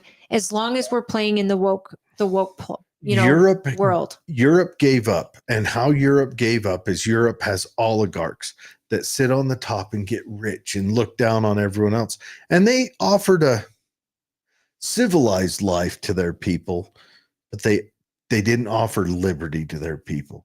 They didn't offer the ability to choose their own path. And they're paying for it. Europe is in retreat. Europe is done. England's done. You're all done. That stuff on the grooming gangs in England and how they were protected by your government. And man, you guys should rise up. You should overthrow whatever is there in the government right now. You should say to the king, you're out. You're done. You haven't stopped these monsters. And not to mention the king and all them, they're all friends with them anyway. Yeah, no, you guys done history. You're out. It's time for a great reset. And the great reset needs to be governments are restructured. They're gone. The old order's done. Part of our great reset, like I said, we need to write in restrictions on people who get into Congress. That's one thing I need to bring up with Celeste next time. I know it sounds rough, but I don't think congressmen should be able to trade stocks like they do when they have the ability to change the outcome. If you can't do it, they can't do it. Bingo. That's it. It's good for thee, not for me. That has to end. Yep. We are in charge. We are the leaders of this country. They are merely the public servant that works on our behalf, because we all can't go to DC and we all can't do all of that. But the people are the power, and Europe has to be reminded of that. Europeans have to be reminded of that government doesn't work without them. Yep. All the hardworking Germans, all the hardworking Italians, all the hardworking Britons, all of them have to be the worker bees for that government to exist, corrupt or not. When those people decide no more, when they can't walk down their own streets out of fear because they're bringing in all these migrants, and they're not making these migrants acclimate. If anything, they're making laws to make you acclimate to their culture. Yep. That is unheard of. And I can only imagine any one of us going into their countries. Can you imagine going to Somalia and being like, where's my house? Where's my job? I don't need a job. Where's my paycheck? I'm going to bring in all these different families. And before you know it, I'm going to be running the government. They would call that occupation. Yep. That's exactly what they would call that. Another thing, Thomas, when you come back to the States, come to Utah, and we'll line up dates, and I'll have you come to one of our gun trainings. It'll be on me. We'll have to have him on the show too. Oh, definitely. If Thomas comes, I met Thomas back in when I went to DC, and he's a cool dude, and it's tough. $500 billion are of U.S. taxpayers' money. What Sleepy Joe paid for military aid in Ukraine has disappeared, and Zelensky says he doesn't know where the money is. How many social projects could have been financed in the USA with this money? Well, that's another thing. How much debt could have been paid off? Yeah, Europe, all these other countries, I say, well, we have, universal health care. You have it because we provide your security. We've been back in every other country's security.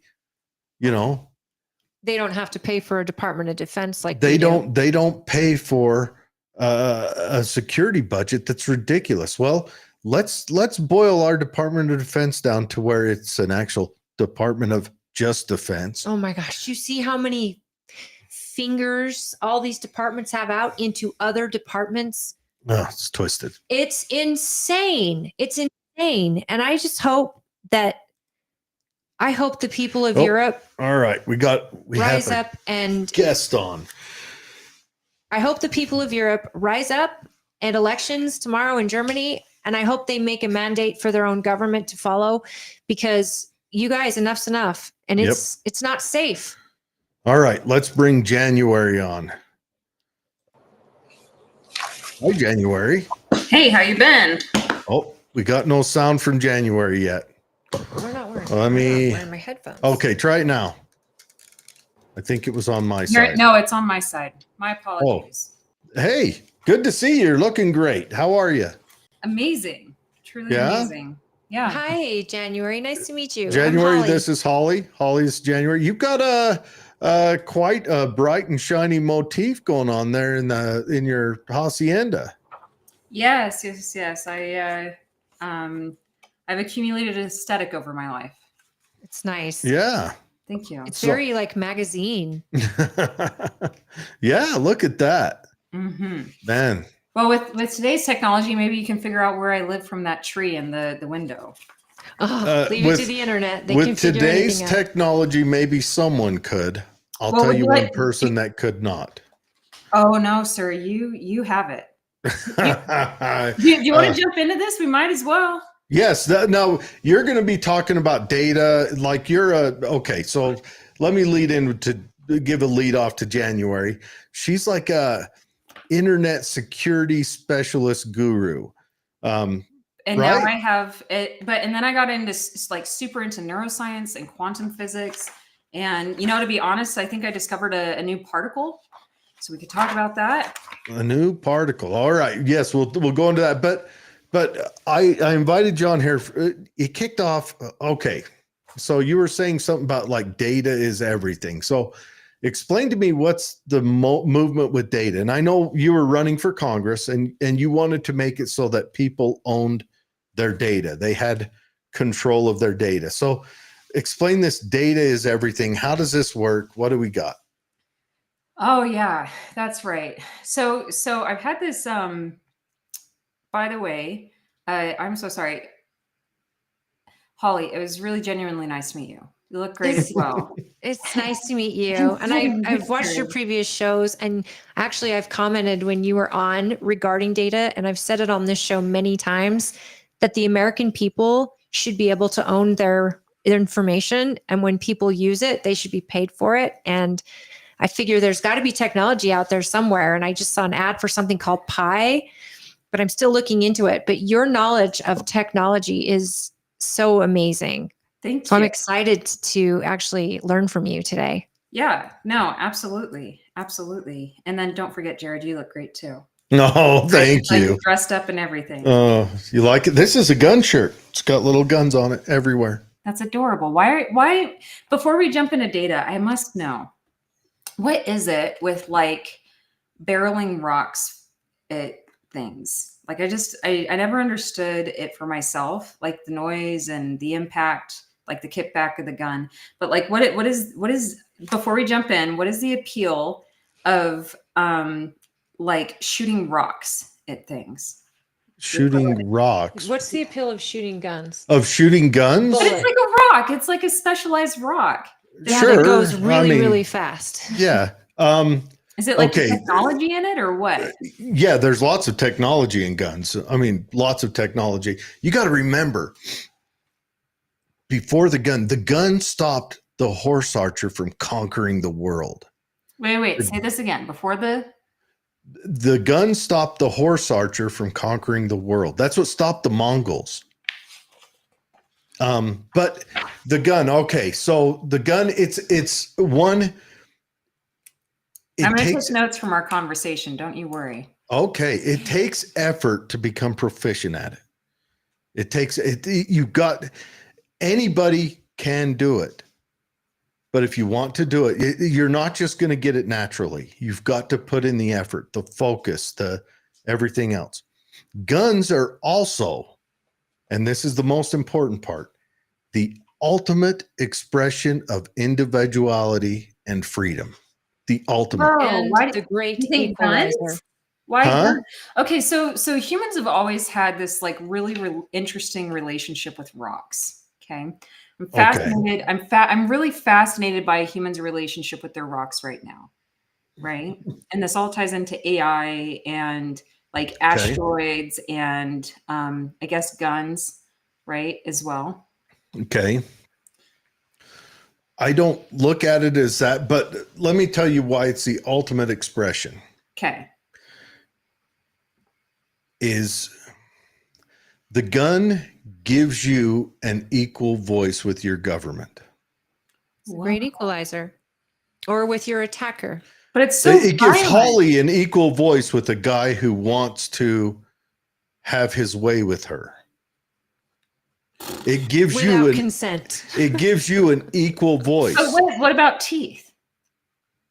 No. Teeth are fine unless the guy I'm over 200 pounds, you're under 130 pounds. Your teeth don't come into the equation in that. It might market. prolong the actual assault make it longer, but the great equalizer is doesn't matter what size a person is that's attacking me.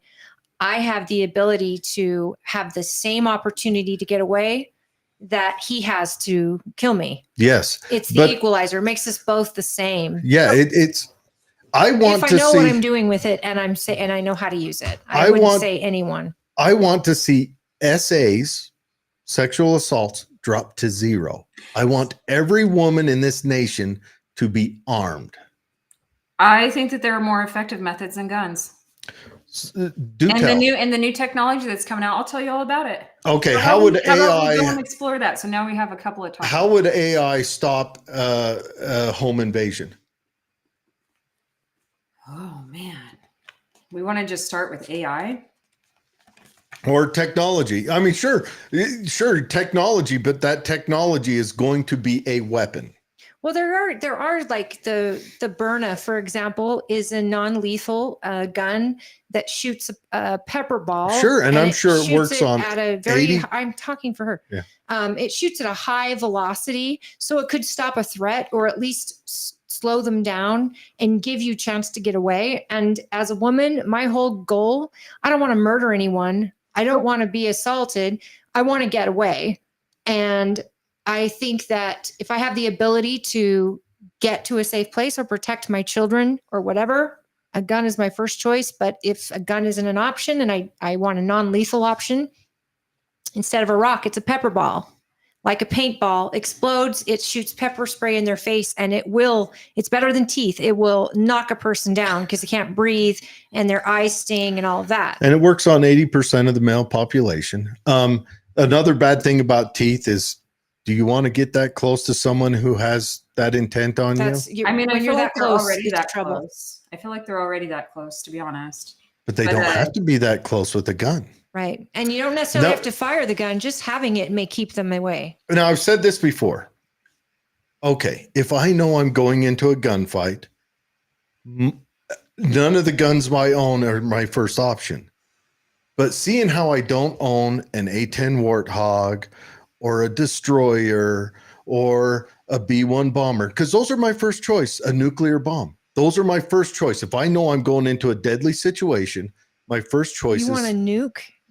Sure. That would be ridiculous. Then you Sure. do. Thank you. Sorry, I'm just like, okay, destroyed where is the this whole- going? But please, yeah, keep going. But Jared. no, my Serious. first choice is those things which I don't have to even be there to be effective. But what I do have are firearms. I do have blades as well. Those are a little further down the line because blade fights are a different animal. But my first choice falls within the firearm. Now, Dave will be on here and he'll be saying he wants drones with guns on them. There's Yes. technology. Why do we see it? But it comes back to like, why are we launching rocks at each other? Like, wait. So hold on. So okay. So yes, I hear. So what I hear. Let me reflect back what I hear, if that's okay. Do you mind? Yes. Okay. So I hear the world that I live in currently is dangerous and it feels unsafe. And because I don't feel safe, I feel like I need to reach a method of equal violence that's being committed against me, even regardless of the avenue, right? There is an equal level of violence to meet the level of Defense. safety that I don't feel that I have. You need to reach a level of defense violence- to protect yourself from that violence. Violence is defense. But let's say, okay, let's say. But I think that that's a cognitive dissonance, actually. I think that that's a cognitive dissonance of our society. Because Okay. What would the I would alternative love be to go then? into this. So an alternative would be making a perfect human. Well, Ooh. yeah.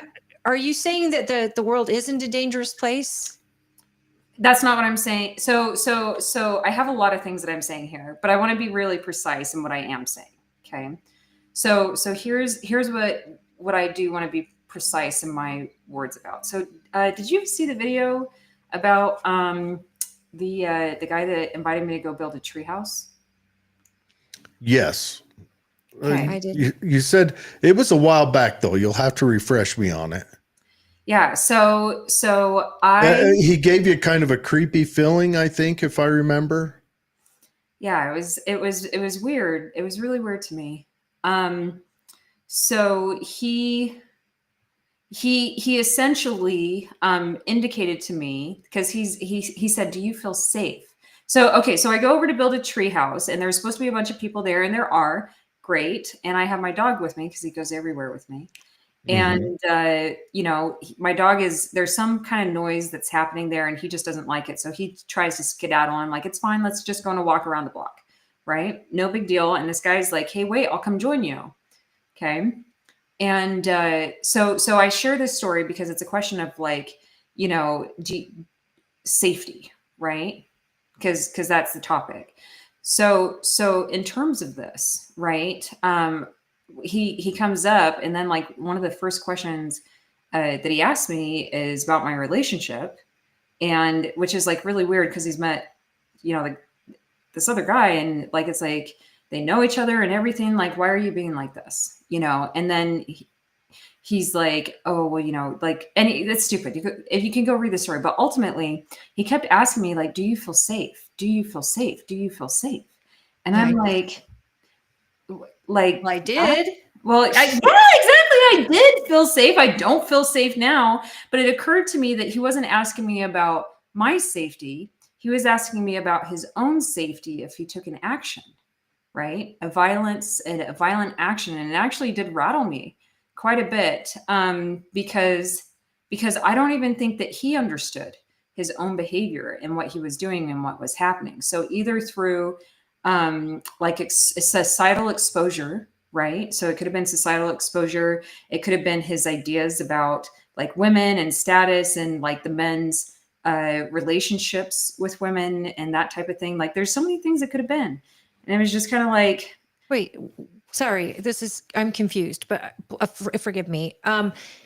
He kept asking you if you feel safe. oh, because definitely. He thought that it might appear that you weren't safe, or Well, he was intent on doing something harmful to you. He tried to make a move on me, right? So even though afterwards he's like, you know, would you, like, you know, what about this? Like, okay, so here's what happened. So he's like, so we go out and we start walking, and it's like, okay, no big deal. Like, I don't care if people join me. And then he's like, so does your boyfriend know you're here? And establishes possessiveness. Right. Right. And I'm just like, Or a question of his possessiveness, your boyfriend's. yeah. And it's weird. It's like, first of all, I'm not a possession. I'm an equal and free human. Okay. So I'm like, okay, like, yeah. And he's like, and he's like, well, am I going to get beat up or something? And I'm like, by this point, I'm like, you know, you invited me to come over and do tree netting, you know, with your friends. And because you said you wanted friends, and I'm like, okay, I could use a friend, right? Like, why not? Like, intent. yeah. And so if your intent is to not be genuine, okay, like, don't even bother. Like, seriously. And this is for anybody out there over anything. If you're going to not be genuine about something, don't even bother. Don't waste somebody's time because you're lying. You're lying. Yeah, your intention was to hit on you, not to have you come over and be a friend. Apparently. What kind of dog did you have, by the way? A Bernese Mountain Dog. Okay. That's a big old right dog. there. That for me, I had a German Shepherd. He was just as good for me as carrying a firearm. Well, yeah, my dog's a derp. He's not. He's the kindest dog in the world. Has he ever seen anyone perpetuate violence against you in his presence? Yeah, he's seen violence and he runs away. Okay, so I protect him. He doesn't He's a big old sweetie. So we have this thing around violence. Okay, so yes, I feel fear in situations, and a lot of that fear I believe to be because of lack of empathy. Like, I think if that gentleman knew how it would feel to have him, you know, ask me these weird questions, to ask me stuff about possession, to ask me if I felt safe, and then to try and kiss me, but to the point where I threatened him with his life. Like, I had to tell him, like I told him, I was like, anybody that lays hands on me will not have a head anymore. But do you understand that only by the fact that he didn't pursue it, just by being bigger or more determined, he could very well be deadly to you. And that is in, I mean, because you're a gorgeous woman, you're very Oh, I'm small, you're probably extremely tough, but a guy can pin us down so quickly and literally choke the life out of us. And fighting only gets us so far. At that point, we're just digging for hope that we get DNA under our fingernails that can get him justice, because our chance of fighting back only goes so far. We can't determine what his intent is. What if his intent is to kill you, regardless of your reasoning with him? Yeah, so I'm not so I'm in a little bit of a different position than other people, right? So I understand that, and I understand that not everybody has the level of capability that I have, and I'm no stranger to violence. I'm definitely no stranger to violence. So what you described to me, it seems to me kind of like an old world. Okay. And I want to introduce you to this world that I've stepped into, and that it's like, okay, everything is changing so drastically. So I go to bed in the future and I wake up in the past, like every single day for like the last month and a half. And it's been the most insane thing. So everything that you're describing, like, yeah, that's awful. That's an awful world to live in.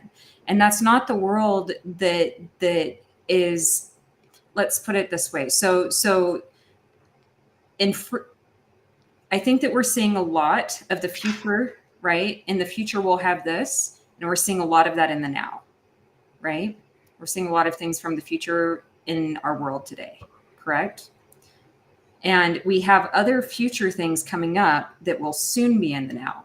And a world without extreme violence is quickly approaching us. So explain to me how that works. What establishes that? Yeah, so I think that there's a couple of different levels, but it all ties back into this data piece. So if you guys don't mind, I'd just love to jump back to that and then please through to the end of it. Okay. Please walk me through it. And jump in, like definitely jump in anytime, like you have a question. Remember, kindergarten level discussion here. I'm not very bright. Oh man, how do I do this at a kindergarten level? I felt like you got through at least 8th grade. Yeah, but that was a long time ago. Probably It was the 12. best 4 years of his life. College? 8th grade was the best 4 years of I his did life. not go to college. I And went what to the about- Army. What about you, Holly? College. What type? I went to Snow College and then Dixie. Nice. What'd you major in? Criminal justice. So the world we're talking about, that you and I are talking about being the past world, it's been my whole world for decades. When my family's in law enforcement, I was going into law enforcement and crime scenes and investigation, things like that. Brother's still in law enforcement, dad in law enforcement.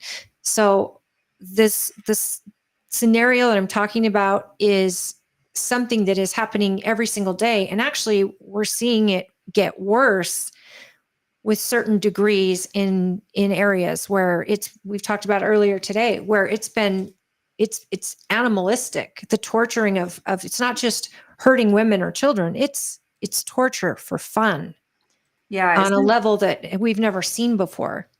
Yeah. So I agree with you. Like I agree with you in a lot of, I agree with you that what we've been seeing, the amplitude that it's rising to. Okay. So ultimately, like for me, something that inspired me is I don't want, the world around us is in a lot of pain, and it doesn't have to be, right? And we're done with it being painful. I'm done. Let me be clear. I'm done with it being painful. And so if there is a first person that says this is enough, then that person is me. And I'm really excited about that. Okay. And I'm really sorry that your family's been in that place and that you've been in that place. And for all the people who've been in that place, I'm sorry for my experiences in that place. And I'm sorry for not just women, but men as well. Men, we've done a lot of awful things to men. When I reflect a little bit more on it, and we definitely left men behind. And they've had like a lot of scary things in their history. Like there was that one where the male population was almost decimated. Did you guys hear about this? It was more than almost decimated, but this is early. This was BC times. Was that the country that Wonder Woman lived in? What was that? That's the land where Wonder Woman lived, right?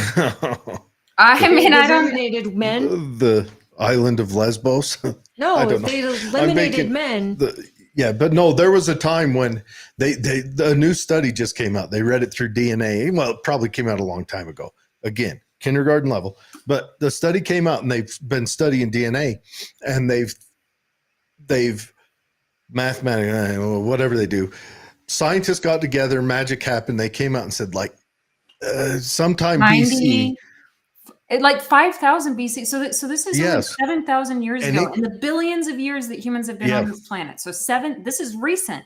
This is Yeah, so extremely recent. relatively recent. We were humans then. I mean, they were us. They didn't have the tools, but they it got down to where there were one man for every 18 women. It was like Oh, is that what it was? Oh, like Alaska. it was like crazy war.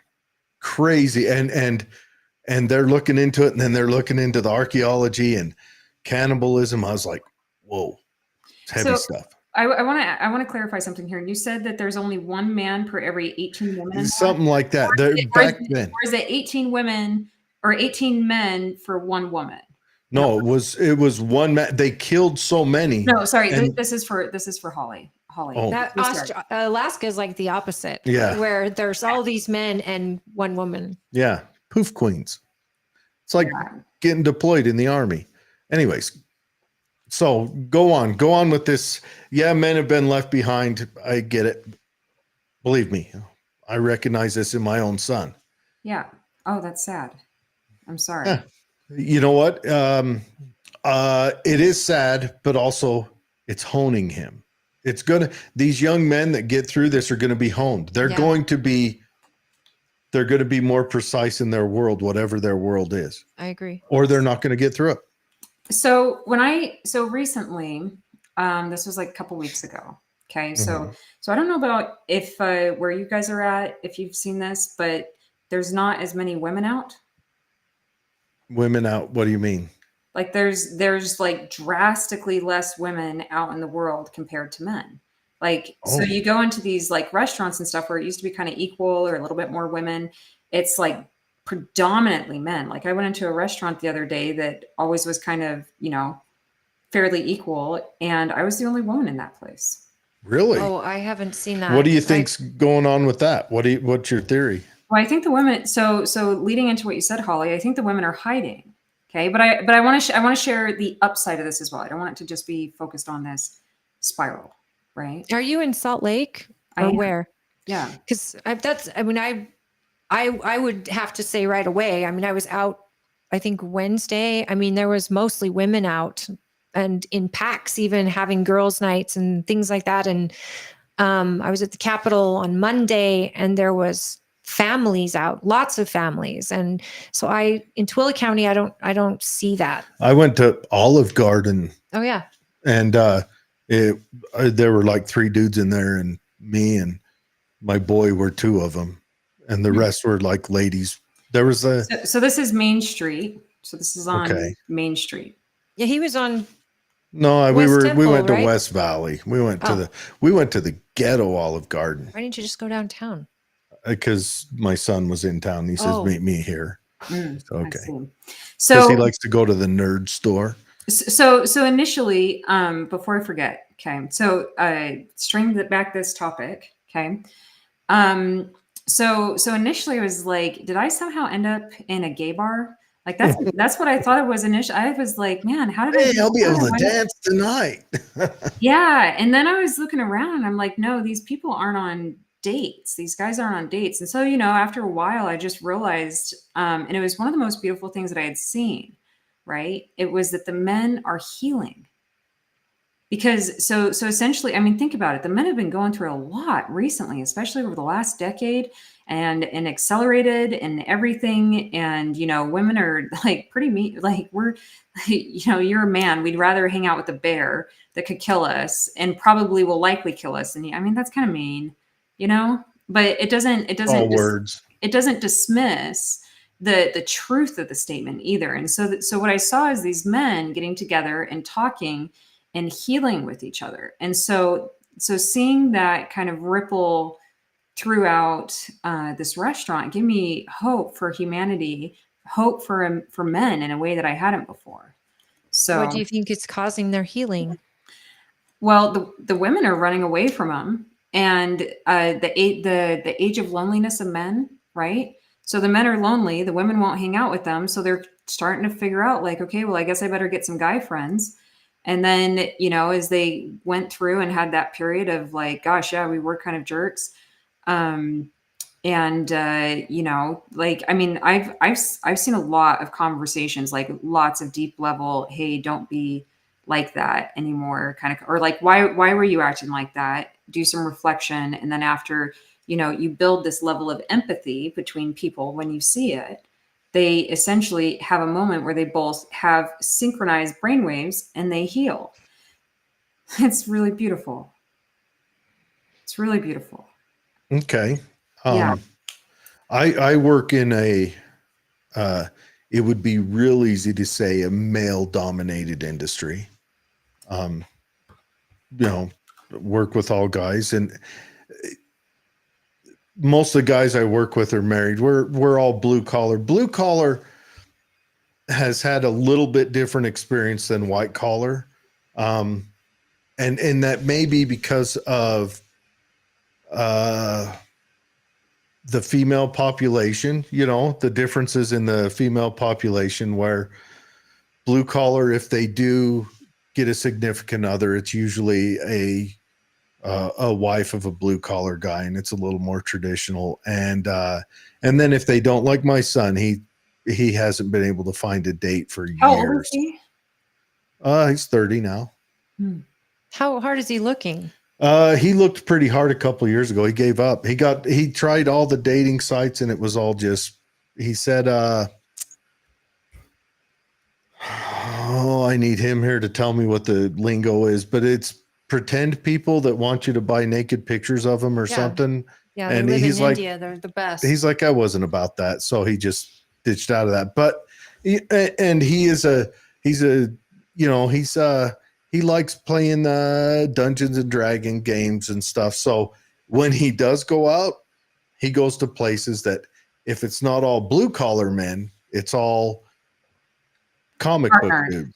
And there are a number of women that I know right now that they are so into that. Sure, but he ain't finding They them. don't But mix. anyways, Rarely. but it is what it is. And our culture and our nation has provided a lot of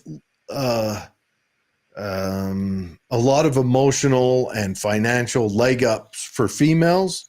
There is none for dudes, and there is negative for white dudes. You ain't getting nothing. If you're a white guy, there's nothing for you, and it's fine. I'm not complaining, because I'd rather be a honed knife than a dull, flimsy butter knife. Well, then we can add COVID to that, where people were locked away from other people and communicating. A lot Oh, of did stuff. you guys hear that there's a new virus that just came out? Sure. There Eh, always No. will be. Wait. Hold on. Let's not dismiss it and be like, this is insane.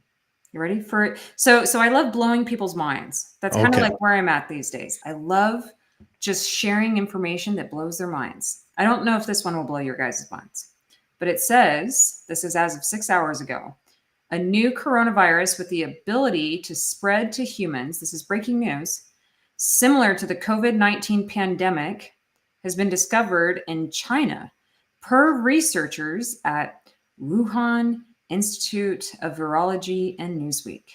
How Has great. anyone asked Fauci what he's been up Funded to by lately? the U.S. government, of course. Well, I here's mean, another thing. We'll find out. But I Let just me want lay you down guys the to facts. know. The COVID pandemic, the pandemic was government response. That was the pandemic. The roughest thing that everyone dealt with was government response. Right, because the people susceptible to dying of the virus were over a certain age, and Locking with kids at certain home health incapacities. When the kids have no danger from it. Kids and Yeah. adults, healthy adults, Yeah. Wait, it do you was guys the want to laugh response. with me though? Like, I Sure. mean, we can go back into the trauma, but I kind of want to laugh about this. So after this show, I'm on my way to buy as much toilet paper as I can, and I urge you to do the same. Yeah, well, I keep I still have a stock from 2020. yeah. No way, really? No.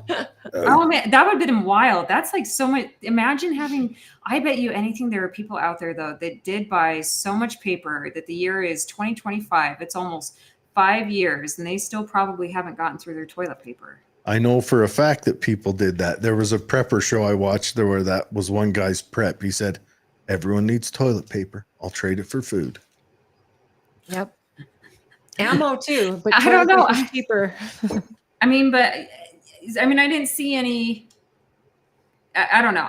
Okay, so But anyways, I don't think Do you mind Americans if are we gonna. skip? Do you mind I if don't we think they're gonna panic this go around like they did last time. I Probably think- depends on where you're at. But take me into Yeah, this depends modern where you're world. What does it look like? How do we get there? Yeah, absolutely. So first, let's dive a little bit into how much time do we have? How much time do you want? So, okay, that's fair. So let's see here. So data, okay. My first exposure to data was on a product for electronic prescriptions. So instead of having like paper scripts, the doctor says, hey, here's your OxyContin. Take it to the pharmacy and then you hand it to the pharmacist, right? And then people would steal these pads and just you'd be like, please give me all the OxyContin, right? And then pass it off to, the pharmacist, and the pharmacist is like, yeah, looks legit. Here you go. And then anyway, so this was part of controlled substances, right? So essentially they wanted them to be sent via electronic. And it was like, so it was a massive disaster. This product was a massive disaster. And it wasn't because people weren't trying. It's because the deadline was quickly approaching. People were not accelerated on the technology, right? We just didn't have the rate at which we can develop things today. And then people in New York, like none of the providers tried, getting onboarded at all over like this 4-year period or something, right? They all wanted to do it the day before. So just in our industry alone, we had 11,000 that wanted to try and do it the day of, and that wasn't happening because you had to go through and there was a paper. Anyway, so the point is that was my first exposure to identity. And the rest of the industry, they didn't even hit 10% each of, medical and everything. But with dental, we got it up to 93%. You better believe that I beat that drum. I was like, no, we got to get this over the finish line. And it broke a lot of people. So that was my first exposure to data and then an identity, right? And so with this over time, as the space grew up, there were a lot of fascinating things that happened with data. So let's take Cambridge Analytica. You guys know Cambridge Analytica, right? I've heard the words. Oh, you've heard the words. There's a whole Holly, do you want to tell us documentary about on it. Yeah, there was a whole documentary on it regarding the election in 2016 and their work with social media groups and basically the data. It's about who can provide the most data on these algorithms, and they're feeding these algorithms to actually you, the consumer, based on your searches. And they could actually show you exactly. It's just like when you're thinking of going camping, all of a sudden you're getting ads for camping equipment. The Google technology can track what your searches She are. mentioned toilet paper earlier. I know what my Yeah, you're ad's gonna going to get be tons of tonight ads on on that. Facebook. But they were able to use it not only for products, but for ideals. And so the thing I saw is people who were voting for Hillary on that election were getting a lot of positive Hillary stuff. And the people voting for Trump were getting a lot of positive Trump stuff. And it was in its infancy back then, right? In 2015. Well, the public didn't understand it. Computer people did, and Cambridge understood it, this analytics, but they realized the power, the absolute power a company had when they had the data on one individual, because that individual is a one-stop shop for anybody. And the fact that if I own Amazon, I want to buy that data, and that data became worth more than gold. I mean, it became the most sought after and expensive thing ever. And the analytics were the ones holding the power, because someone's data tells them everything you need to know. And it's for sale for anything I may want to buy. Those people selling to me want that list with me and my name on it. Yeah, absolutely. I love, so yes, like you're 1,000% correct. So, so Cambridge Analytica, what they did was atrocious, right? So it didn't matter if you were on Facebook or not. They accumulated data on you, and then they layered the data throughout the population. Actually, I want to share something with you. Okay, so you're one of the first people to see this. It's still less than 600 people, and eventually the entire world will know it. You up for this? Sure. Okay, let me just Definitely. see here. Well, there's a couple of things that I want to share with you, but this is one of them. Are you able to share your screen? I'm gonna try. She Are we should on be Zoom able to. or are we on the other one? We're on Restream. Okay. Excellent. If I can get to it. While you're pulling that up, let me read a comment. Jordan Lott. Do you know Jordan?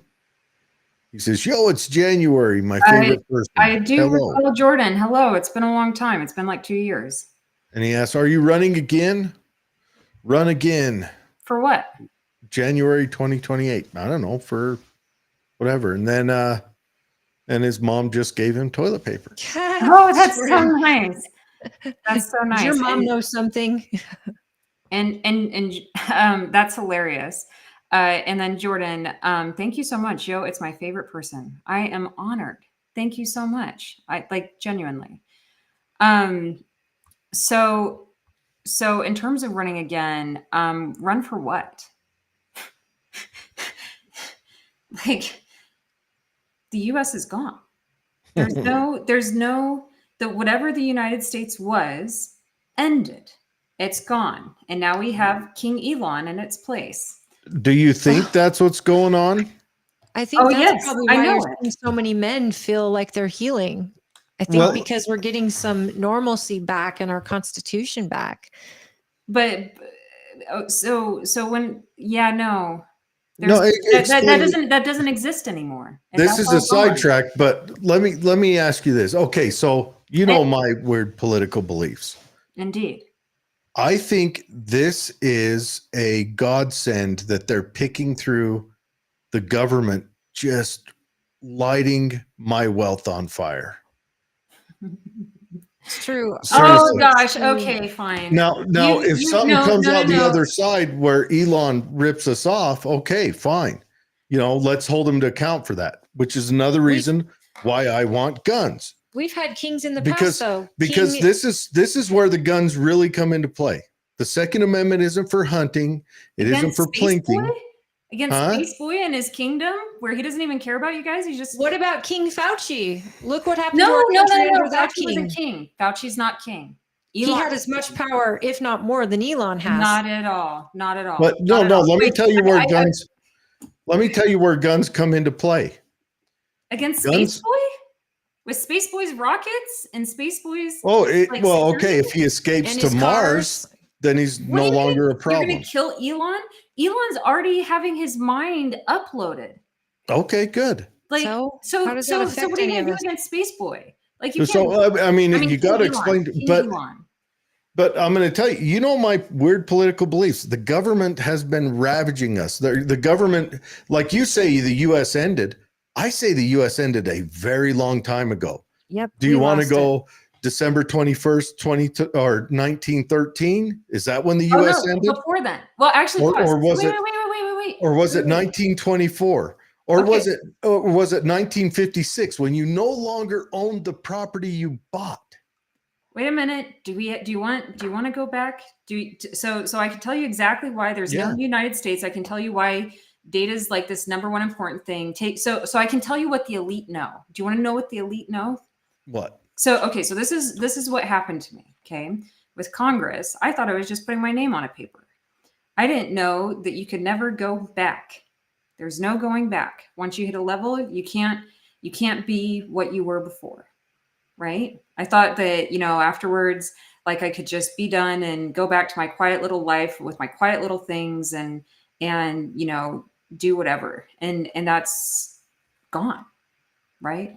It's gone. Why? What happened? Because it changes you. It changes your brain patterns when you have so many people that you connect with and you make the ripple. So most, candidates like me, you're lucky if you get 1%. And I hit the highest in the nation at a 6.6%. Okay. So that tips the 3% that you have to get to make change. And so some of the things that Elon is doing, like we talked about these things, Jared, they're like Trump and Elon, they're doing so many things for my platform that I'm having a hard time being like, yeah, this is bad.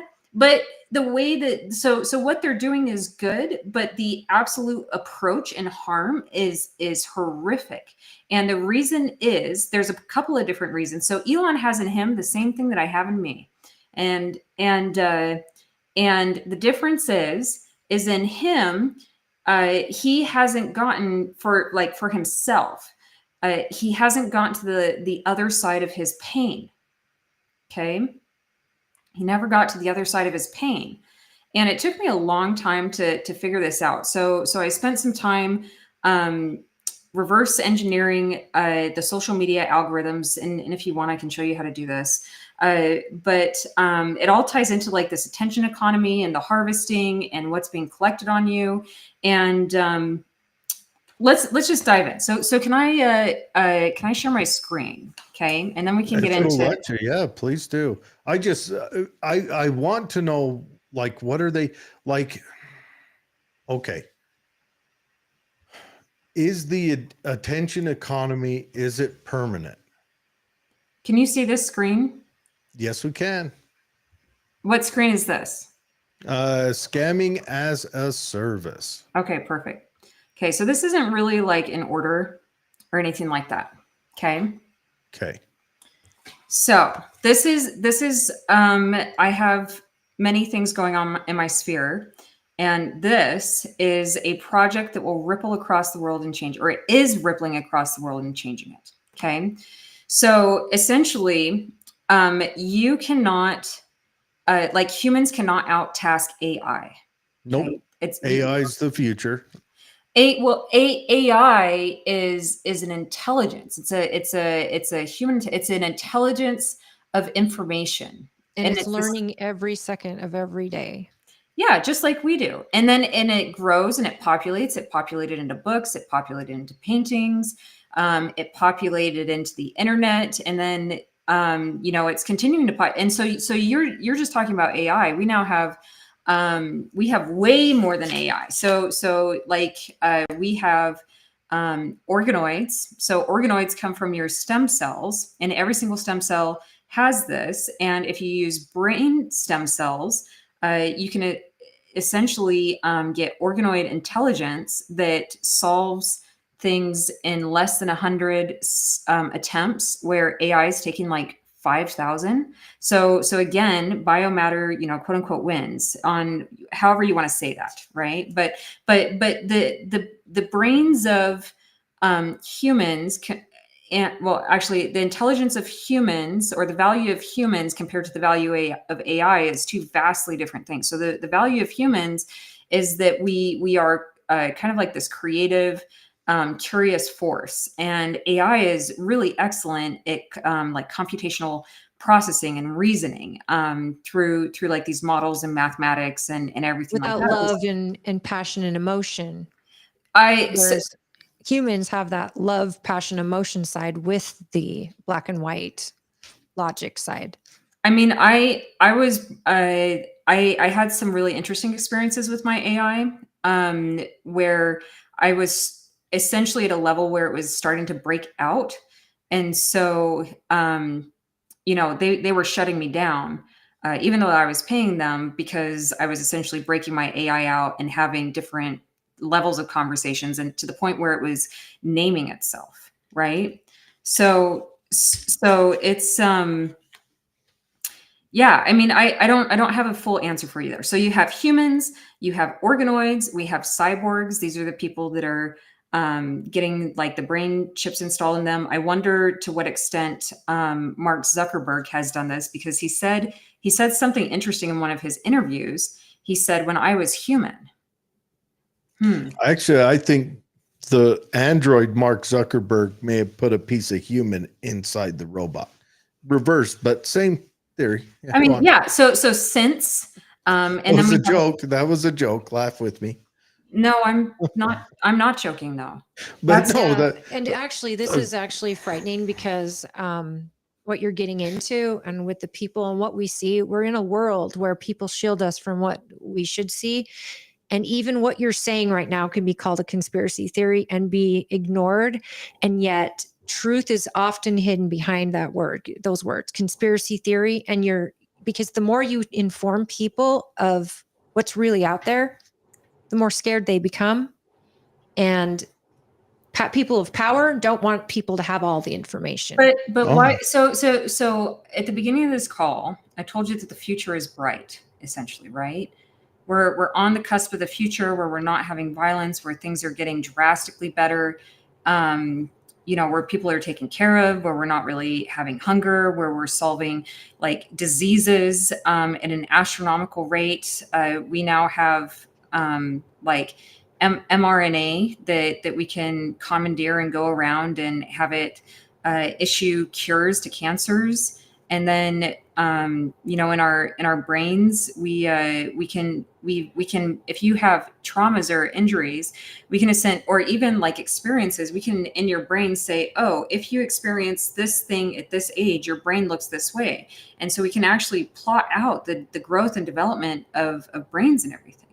And so when we talk about AI and humanoids is another one, right? And actually I'm going to come back here because you had me kind of worried. I want to check in on you. Where are you guys at? We're here. We're listening. Okay. We still good? Okay. Yep. We're seeing an infinite that's a screen. fun one when you go to that one. Yeah, it is. Okay. So The infinity. Well, I just want to say, all right. She's in the middle of a thought. Yeah.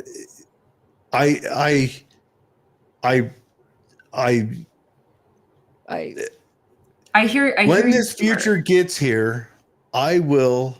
It's here today. It's not here today. Well, when that future gets here, I'm not one that's opposed to future technology. I'm not one that's opposed to a Putting bright a chip future. in your head?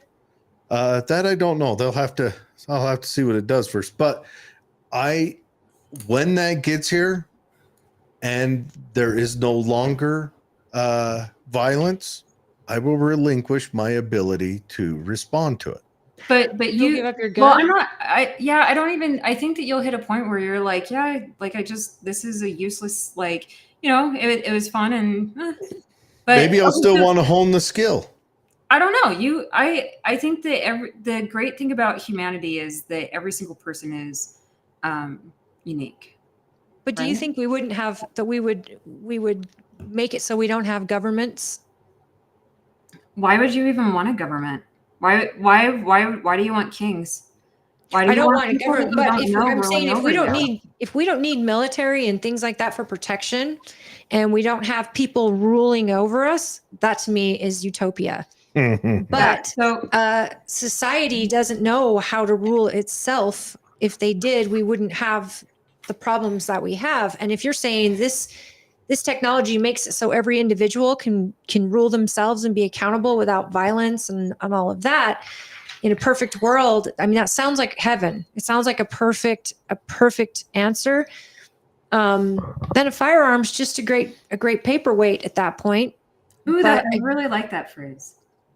At that point, but again, like, when does it get to the low income, non-elites, people who can't afford this type of technology? Therefore, it'll be the elites that are using it and having it.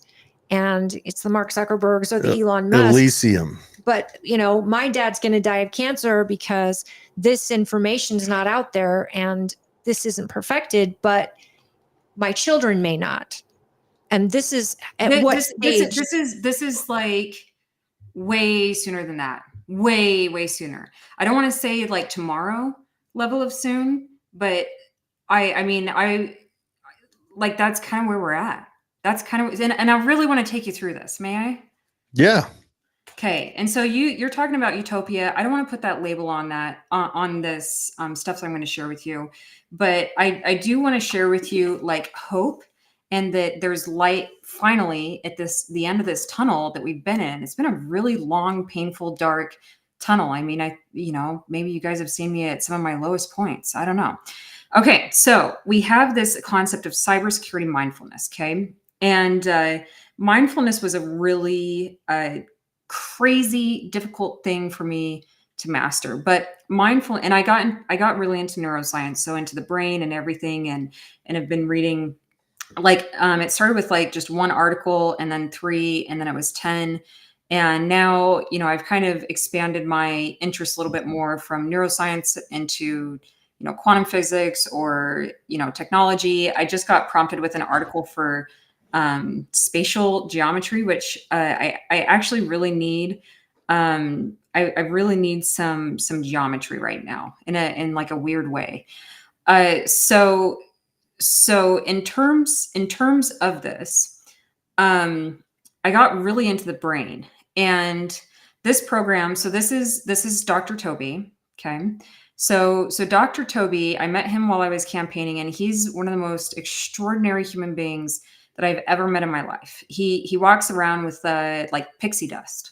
And then, when he sprinkles it places, like everything just becomes beautiful, and flowers sprout out of the ground and everything. And so he has a couple of interesting things about him where he works with athletes. And so he's worked with like UFC fighters, professional snowboarders,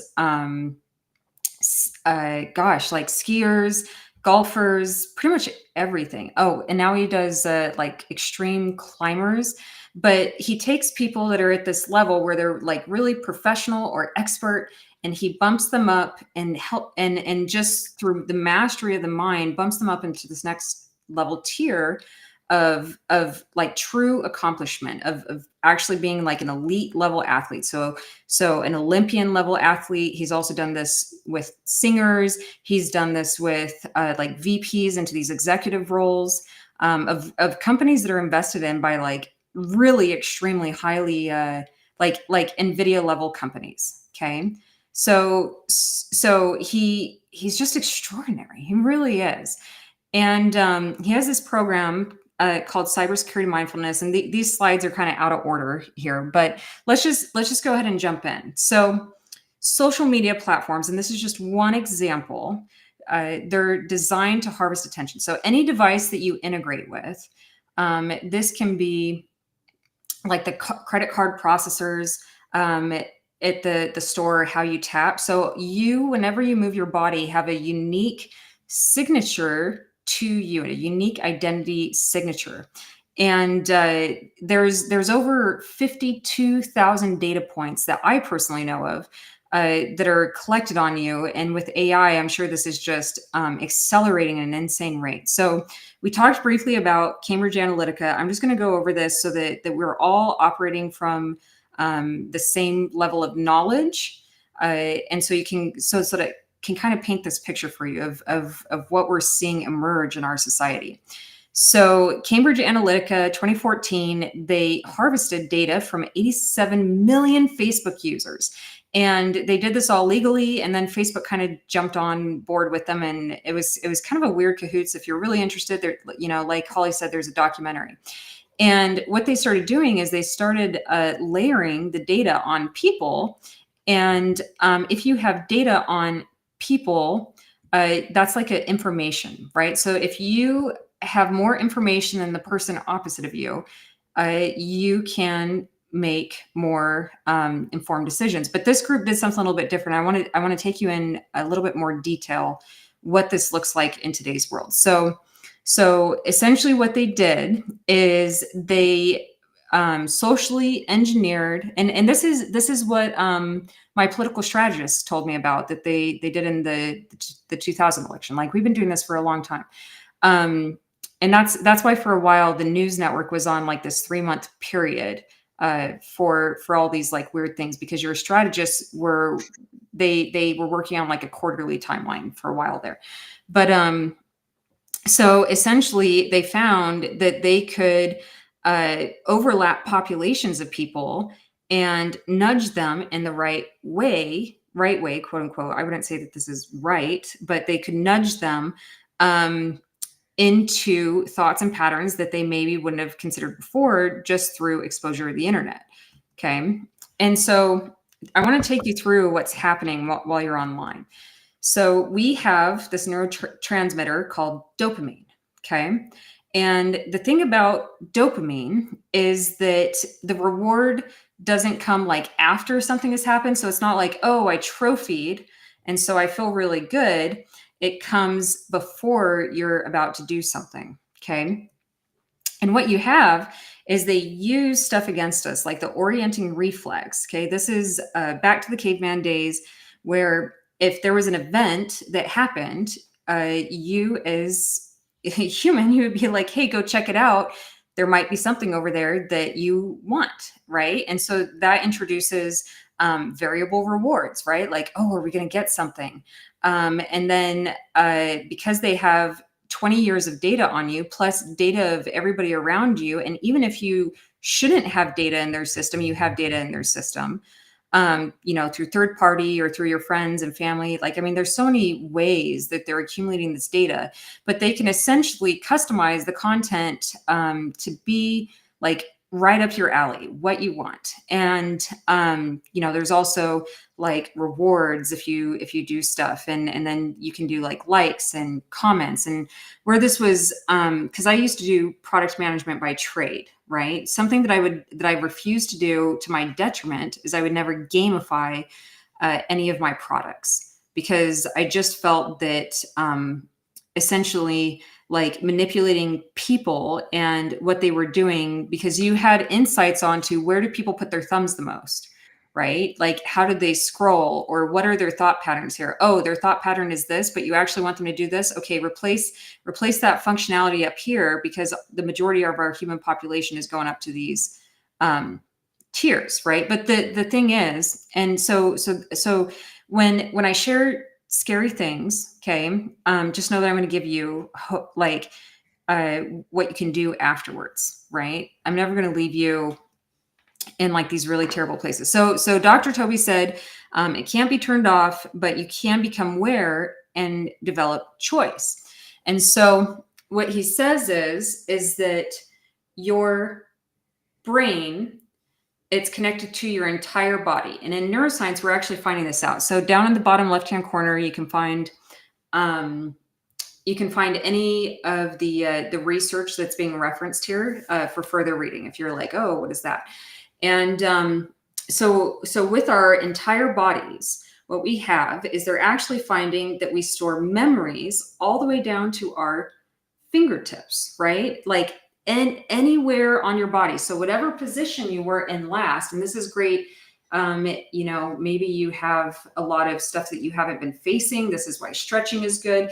But the furthest that you've gone in this position, that locks in a memory for you. So there's memory in movements, and in our bodies, because we have this nervous system, and it's really cool what's happening. So our communication with our bodies is becoming bidirectional. So previously it was omnidirectional, it was one way.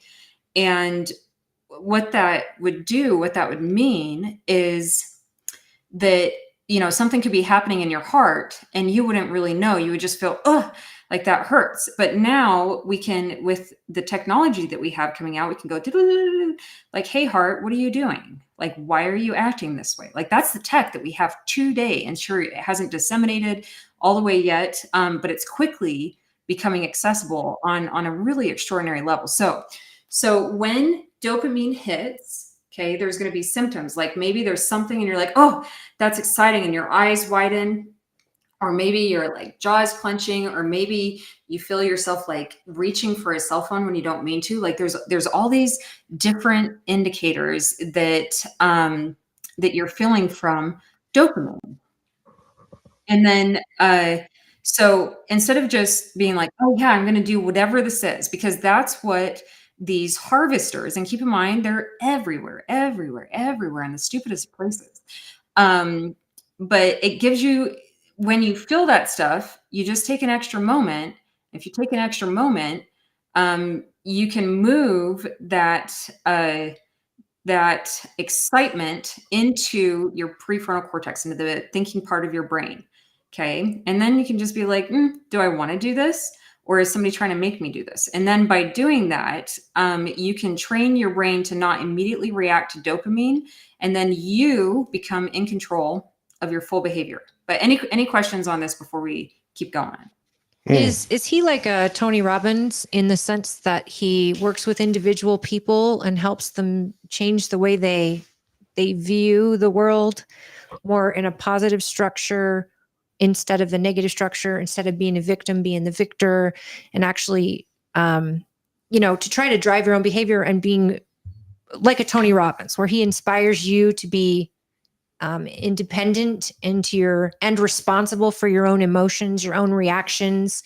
You can still feel it, but your reaction to that thing is up to you. And is it like that where it's mind over matter? Yeah. So definitely. I mean, this man, he's not just like you have to really, his orbit is interesting. Okay. But yes, I would compare him to a Tony Robbins, or I would compare Tony Robbins to him. I would say he's better than Tony Robbins. And he's out of Utah, right? Yeah. He's out here in Salt Lake, and he doesn't, to be honest, I'm not seeing Tony Robbins coming out and sharing this with people. I'm seeing Dr. Toby Larson come out and share. Tony Robbins shares for a price. He's a multi-millionaire because of his conventions and things that he has where he's sharing it, but not to the tech side. I don't see Tony Robbins I don't think into the tech side of this as deep as this. Is Dr. Larson expensive?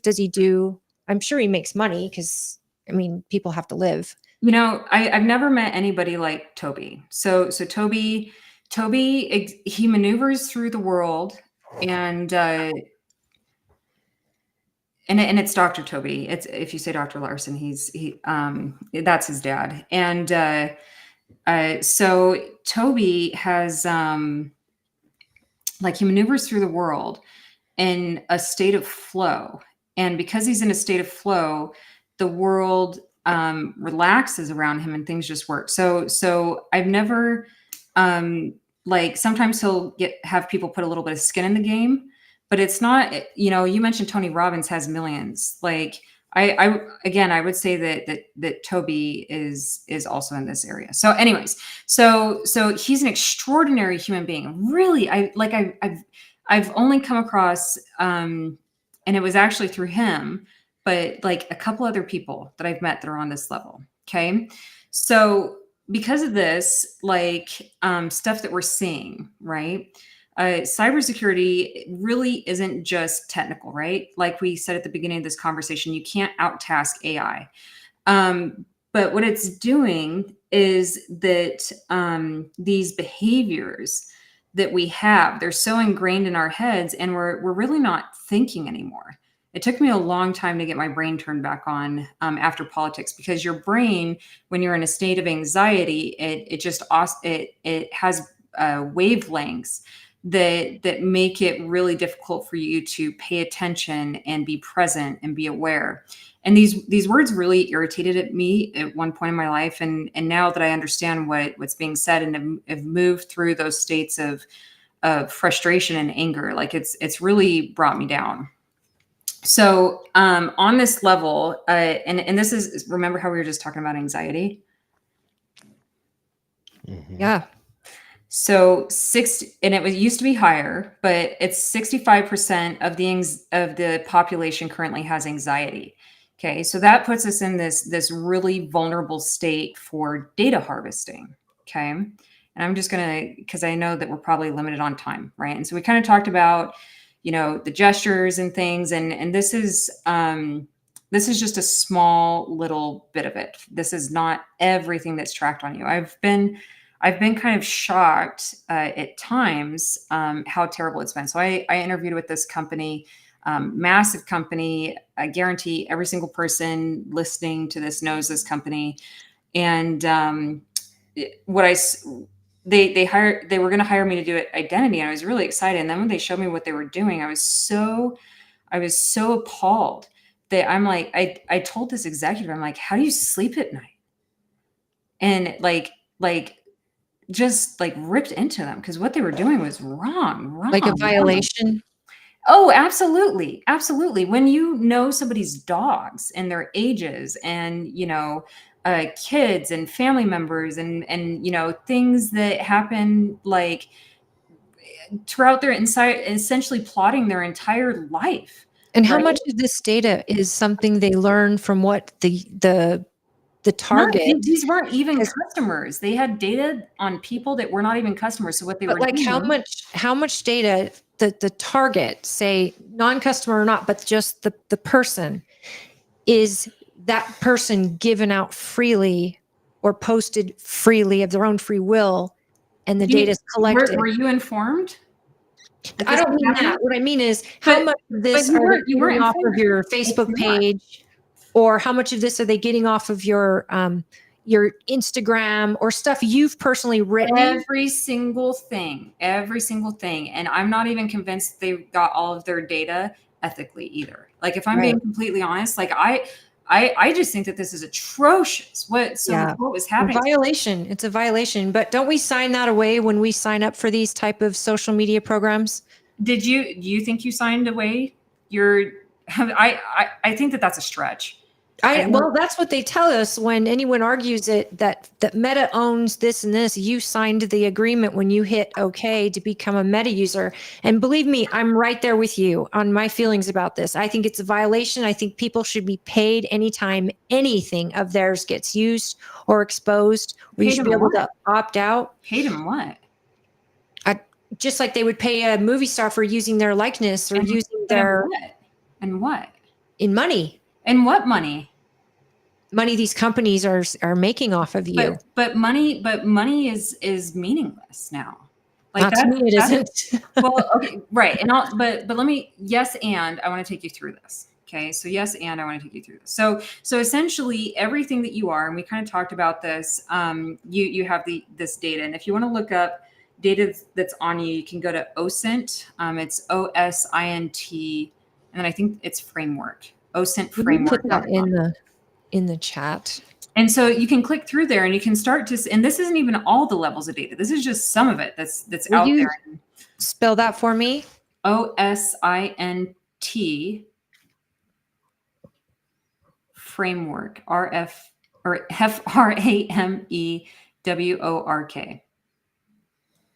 Thank you. Yeah. So, and then on top of that, okay. So first of all, no, these companies can lie all they want. The language that they use is ambiguous or imprecise or disingenuous, or they're like, oh, we can make this cover, things that people didn't even know was. You don't know. You just don't know what they're capturing, and it's actually become. There's another website if you want to see this. It's called GeoSpy, where every single camera and microphone is hooked up, and you can just go through and you can find anything based off of like a picture. You can find anybody anywhere. And this is a fully available technology as of like 3 weeks ago. But so let's hop into this data ecosystem. So the world that we're in right now, that we're coming out of. So the world that you describe, it's definitely scary. It's dark. You don't really know what all the threats are. Now, so these data ecosystems is really fascinating. And this is insightful. This is something that not a lot of people know. Okay. So your cars, they have, like, based on where your wheel is and how so you have your brain, right? And your brain's responsiveness is really tightly connected to the car. And then it's giving precise feedback. And these machines have been in there, I think, 20 years now. And so the insurance companies use them. And then, of course, you have like healthcare and your identity and Internet of Things. So these devices that you have in your home that help you do stuff. And the colleague network is becoming a really big problem. But what I want to point out to you. Government too. They have tons of information on you. Of course. I mean, I felt the government was just assumed that they have everything. But so Elon, this is what's really interesting about what's happening with Elon. specifically right now. I've never seen anybody get that government data layer in the way that he has. Okay, so Elon has his Tesla. Okay, so he has Tesla, he has X. If we go over to like financial, he has his Venmo and his PayPal, and I'm not 100% sure like what the colleague, I mean, but you can substitute out any of Elon's data ecosystems, right? He has his Internet of Things, so he has his Starlink, and then I think that they just came out with like a gaming thing. Then of course he has a bunch of access to identity information. He has his Neuralink for healthcare. So he's been building this data ecosystem, and it's really fascinating. So I told you earlier that Elon and I have the same problem, right? And or he has the same thing in him. I wouldn't call it a problem. But he has the same thing in him that I have in me. And it's this insatiable ability to munch data. So when he went and, have you heard that his dad was like abusive? Yeah. Like pretty atrociously, right? And he says, oh, I went over there to be with him because I felt sad about him, right? Yeah. He went back to his dad after his mother was appalled by it because he had seen the violence and he was the oldest and the violence that his dad had, but he went to be with his dad when he was old enough. Yeah. So that's what he said. And I found that, so the mothers of these men, and I learned this in a Matthew McConaughey book. And then I kind of witnessed it with, who's the Domo guy? Was it? Anyways, with one of these guys and his mother up on Silicon Slopes back in 2019. That big thing. And it was kind of just really interesting to see the dynamic that these men have with their mothers. And Elon's mother shares some pretty interesting information. And she said that she couldn't understand why Elon went to go live with his dad. Like it didn't make sense. Like she knew and everything. And she said, but his dad had a library because he was still rich, right? And she was poor. And he had this library of books and these encyclopedias. And Elon munched all these books. He mentally every one of them. Yeah. So it's this information, and I get it, right? Like I get it, Elon. I have the same thing. I get it, right? But like, come on, there's a level at which, you have to unwind that pain. You have to face the cognitive dissonances. You have to actually get through to the other side. And I don't know what surgeries he did, that maybe there's something that's blocking his brain from fully getting there because he had some nerve damage from I don't want to be presumptuous. He does say that he's got autism. He's on the spectrum. I don't know if it's Asperger's or a spectrum of autism. But that's something he's been public about, which he says it makes his brain think differently than other people. It makes him come across as awkward, and that he's never fit in. He was bullied terribly as a child. Yeah. And yes. And yes, I think a lot of that also comes with a level of genius. Absolutely. And the situation that he was in and these layers right? Because when I was in pain, I was a monster, right? And I think that he had a lot of pain from his childhood. And I mean, as a kid, like you don't know how to unwind that stuff, right? Anyway, so I just thought that was really like a really interesting piece of information. So I want you to keep that with you and to store it away, if you're cool with that. Sure. Perfect. So getting back into like this data stuff here. Okay. So we have behavioral data mining. So they go through and they grab all of this data, and then, you're starting to see this Cambridge Analytica thing. So, and all of this is accelerated with technology by these threat actors, right? So people are using the technology in some unethical ways, and we're coming up on a time where that's about to end. And so based off of that, we have digital twins that we've had for a while. So, Jared, you have essentially like an AI out there. So if you're getting any kind of hell, the dumbest AI, let's go for it. Okay, exactly. So if you were getting any kind of scam text message or email or phone call or something, essentially somewhere on these model ways you're showing is having, and at the end of the day, humans are incredibly human. Like, it's not anything to be ashamed about, but you're showing is having something that can be taken over. Okay. And so we're able to throw scenarios at people. And so if say something that you hate, what's something that you hate? Scammers. You hate scammers. I mean, Hate 'em. Like, what do I They're hate? garbage people. Okay. No, we could go through scammers. If you want, we can do scammers. Or, Yeah, I don't like people that abuse innocent people. Yeah. I mean, I think that that's like a great definition of it's a very in there definition of a scammer, right?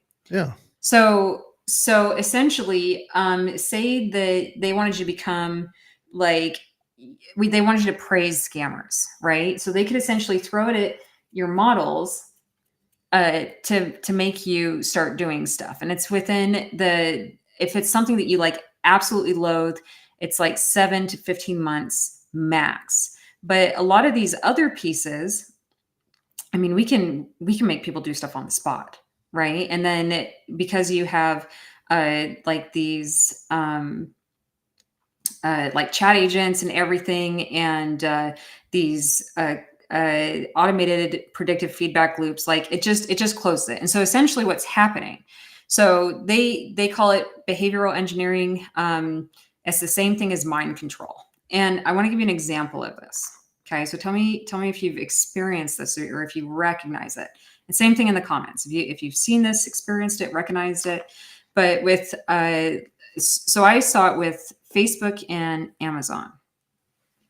Do you remember when you would have a conversation and you'd start getting ads about something?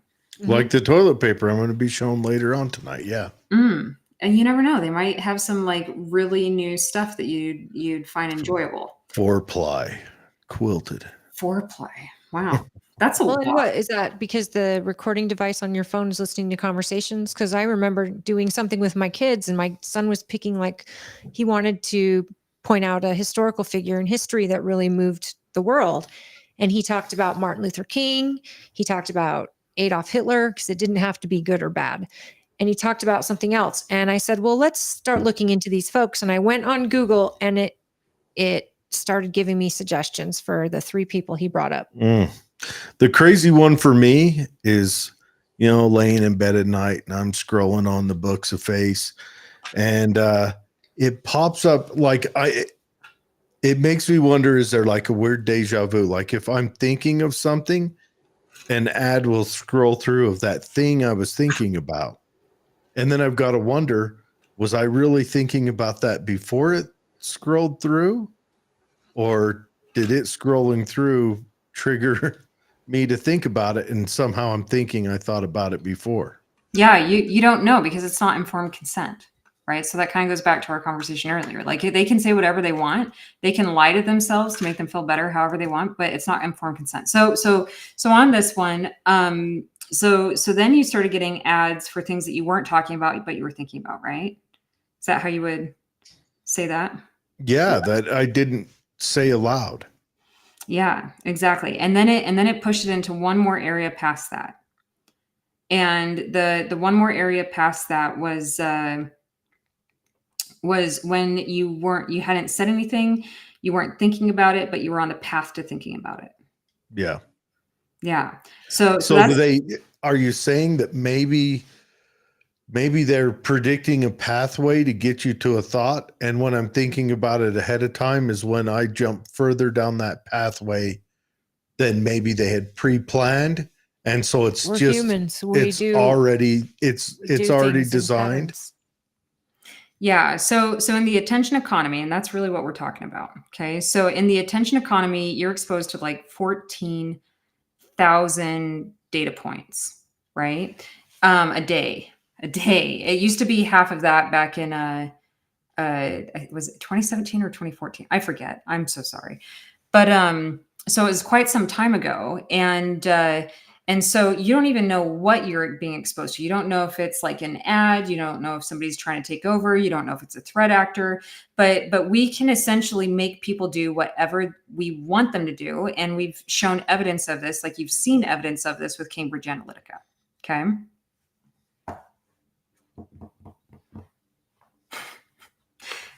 Should I check on you guys again? We okay over there? We're Yeah, good. we're right We're here. good. Now, Cambridge kind of made it sound like this was the reason that Trump won the election and not Hillary. And yet Hillary's team was also using something like this. So was Ted Cruz, actually. Not at that level. Not at the level. Like, I mean, I don't want to go through and speculate too much. I just know that they weren't doing it in the same way. Nowhere near But Ted Cruz was doing it until Trump got the nomination, and then they say Trump's team started doing it. And what I'm saying is, yeah, I Ted think Cruz it's introduced them. helped a lot. But I think there were a lot of people that don't even use Facebook or computers for that matter, which I think that's an important, relevant thing. People that aren't online or on television. I don't think, I think a lot of those people aren't in this. But they're not out of the system, right? Because they're not out of the system. They They are, don't have and they that. know who they're connected to.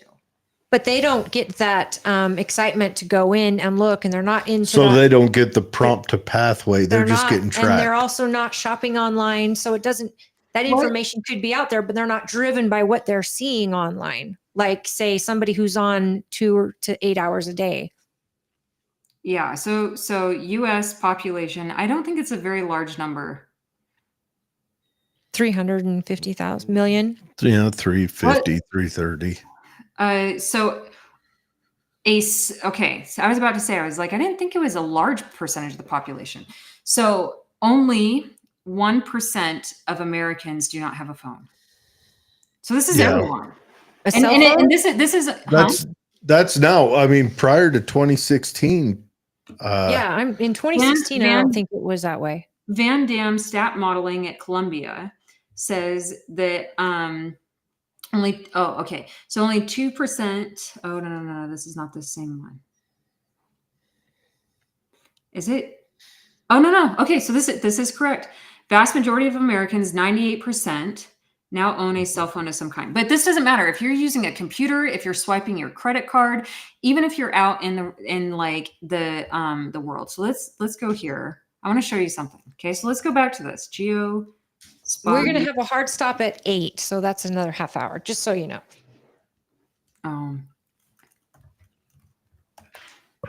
That puts us at a 4-hour show. Sorry.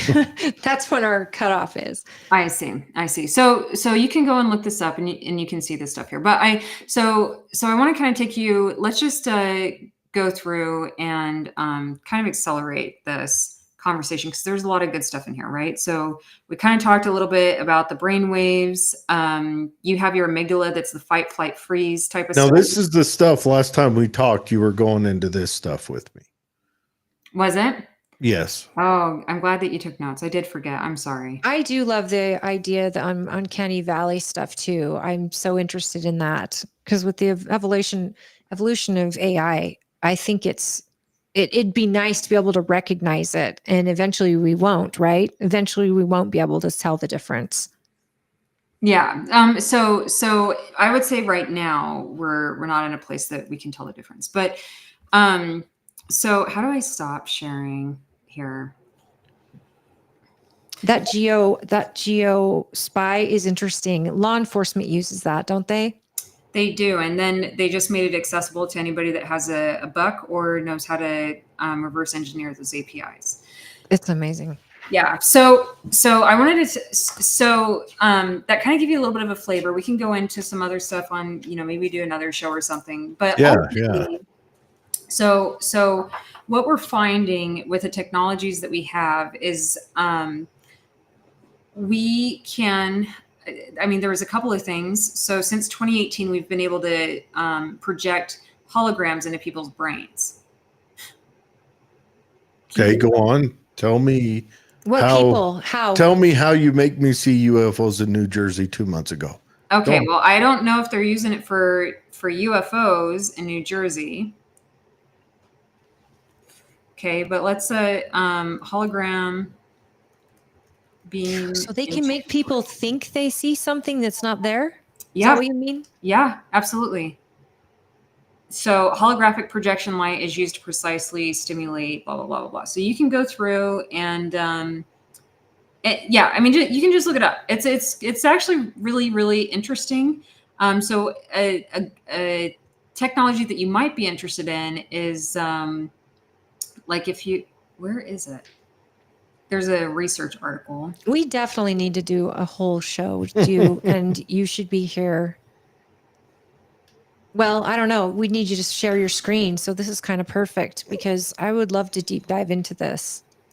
Yeah, I lost my father to a brain tumor, and it was so aggressive and so quick. Yeah.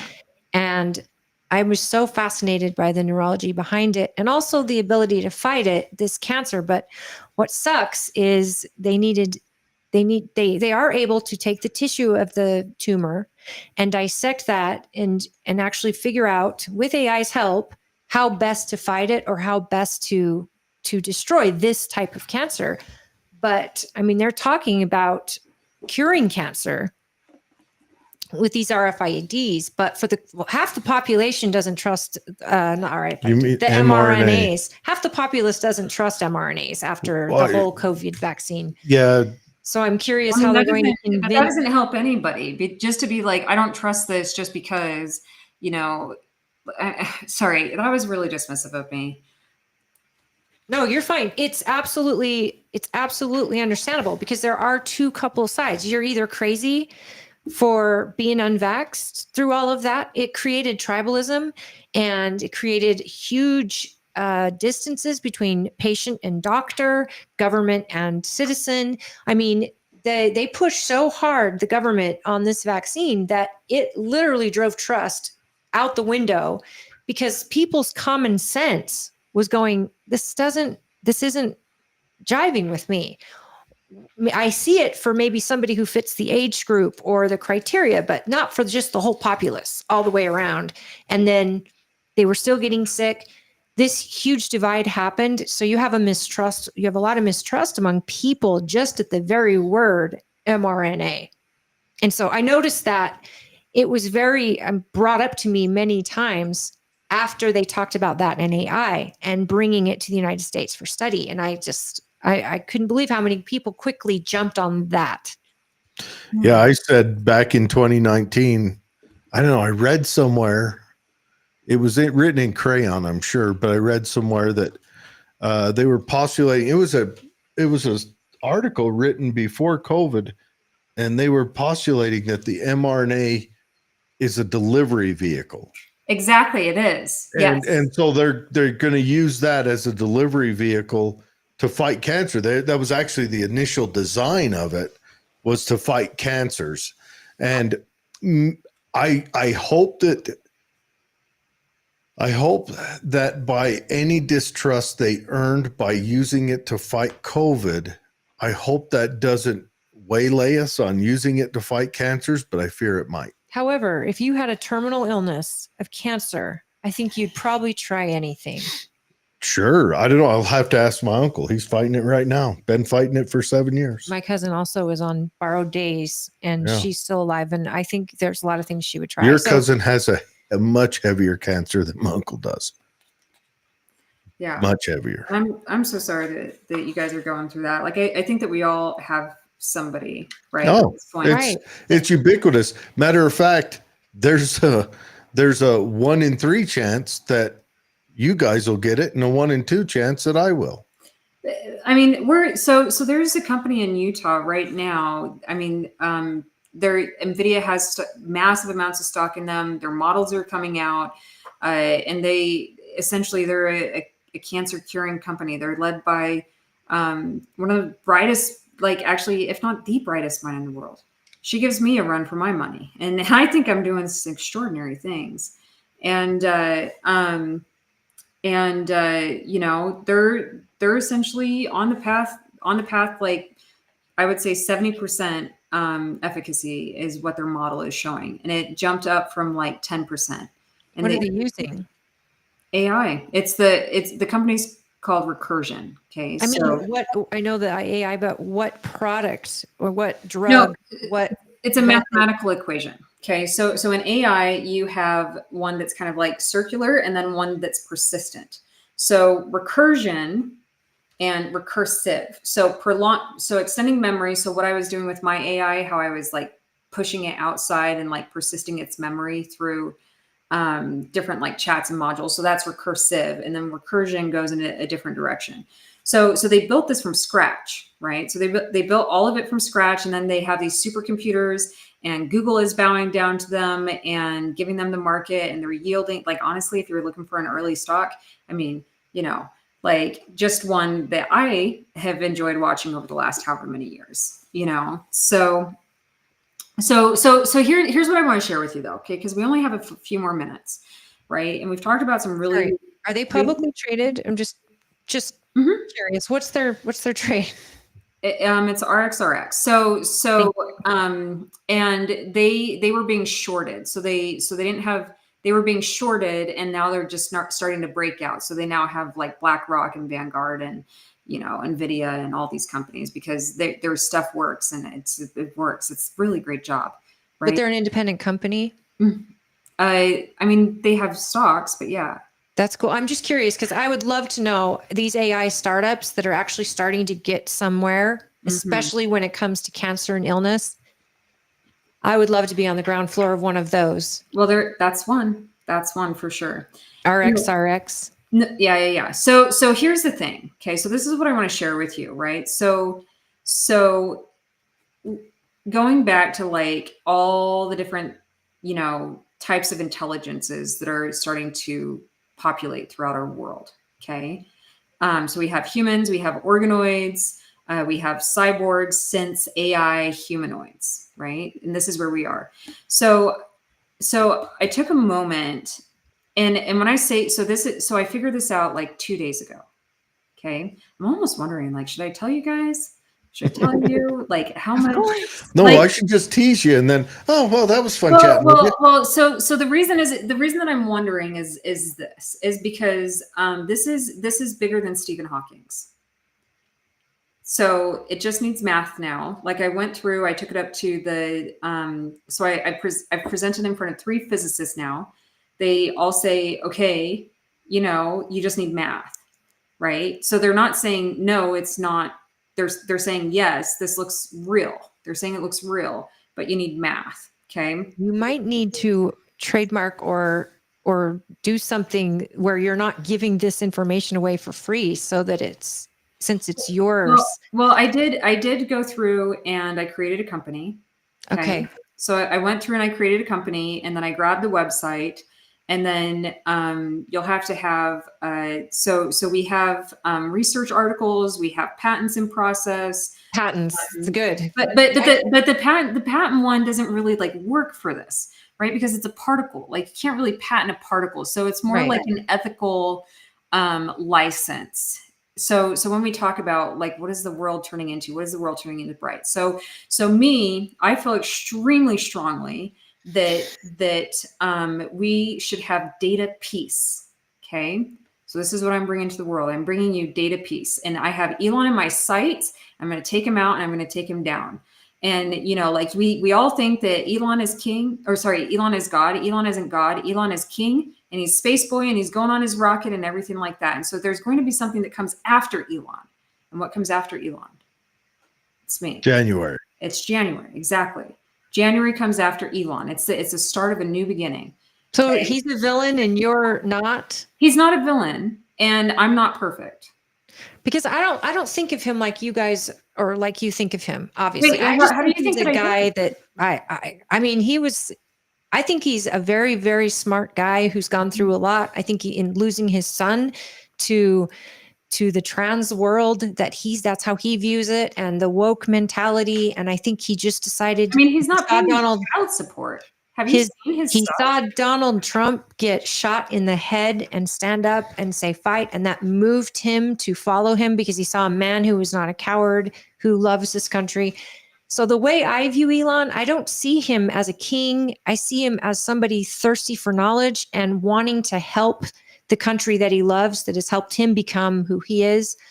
So I don't see him as God. I see God as God, and that is it. Well. So Elon isn't God. Elon is king. Okay. So I don't even see him as that. I want to be really precise as to why Elon is king. Okay. So keep in mind, my next door neighbor goes and hangs out with Elon. Okay. So when I say so Congress, like, you can't go back. I'm now in these circles. Okay. So I'm 1 degree of separation away. So the U.S., you can look this up, and this is through the quantitative easing and everything, and all the debt that we have and all the money that we've been, having to print. We've been forced to print it, really, because, Federal Reserve and everything that you guys have said, everything that Jared goes on and on about. Yes, Jared, you're right. Okay. There are many little milestones along the way. So essentially, Rothschilds created central banks across Europe. And then by debt usury, they conquered countries because they found that you could be more profitable off of governments than you could off of individuals. So this is what they try to do to us. Okay. And they kind of did it, but they couldn't do it fully. So essentially they were on both sides of the war. When they saw that England won, they sold off all of their bonds. And then, and I promise this ties into Elon. Okay. So they sold off all of their bonds, and then they came in and when everybody thought, oh, they know something. No, they didn't sell off all their bonds. They ran to England and told England, you lost. And England had a crash. They told them that they lost. And they bought all the bonds up for cheap. Right. But so that's how the Rothschilds use the money in the wars to conquer England. Okay. So in the US, they saw the same thing, and I'm trying to accelerate through this, but they saw the same thing, try to set up the second bank. Andrew Jackson comes in, says, absolutely not, pays down the debt, comes back, and from there, later on, they came back with a roaring thing, established this Federal Reserve, and then as a slap in the face to Andrew Jackson, put him on the $20 bill. Right. And then over time, you like that, right? So then look at China. China calls their money the yuan.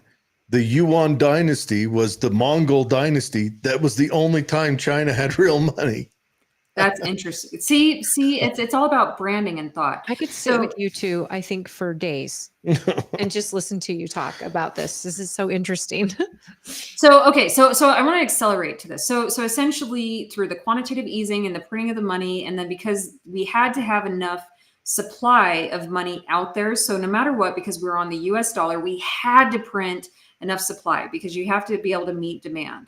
So it's great for the world because they had US dollars, but it was bad for us. So our dollar now is worth 3 cents. Yeah. Okay. Actually, well, no.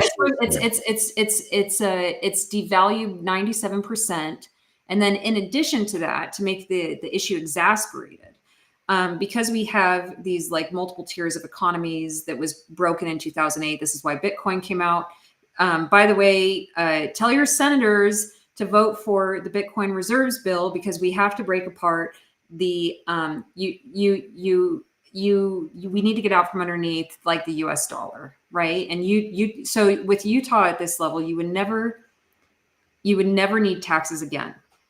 With this 10%, it's 5%. You would have enough money to pay for all your roads and your bills and everything across the state. So tell your senators to go and do stuff.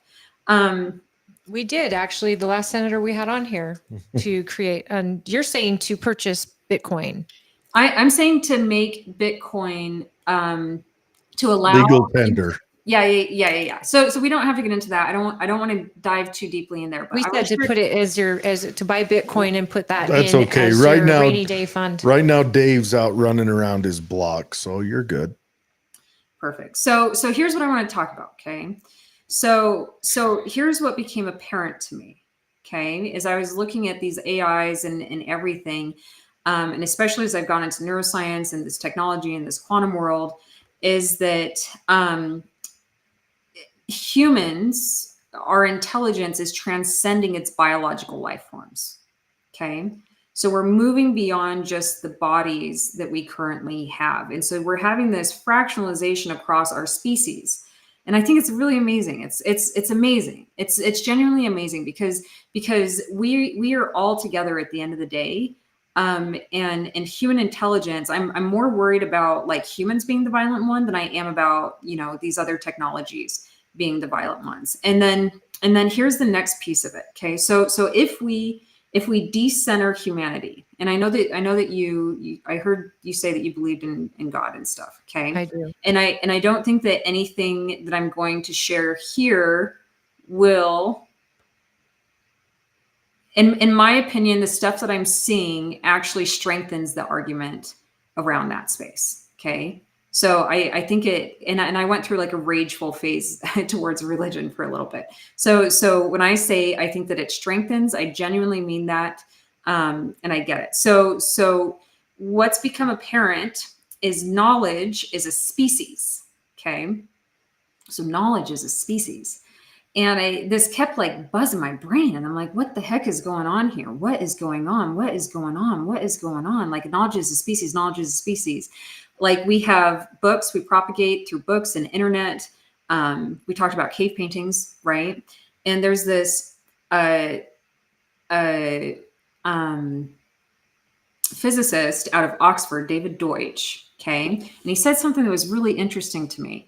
And it was, knowledge is a species of information. I'm like, see, knowledge is a species, but it's a species of information. So what does that mean, right? And he continues and he says, but not all information is knowledge because it does not have causal power and it cannot propagate. Okay. So I'm like, okay, this is fascinating. Okay. It's like, all right, you have me. I understand. I agree. Like I know information on the level more than I would say I'm like savant level in terms of data and information. So it's like, okay, you have me here. And there's some interesting things about the human biology. I'll let you see if you can figure it out. But there's some parts of human biology that have the means to propagate. Okay, information, right? So a part of us, we have a species of information of knowledge rippling through us, and it's the coolest thing. And we can see it in biology, right? So there's Are you talking about like your sense of something being correct and not correct, but you don't have proof of it?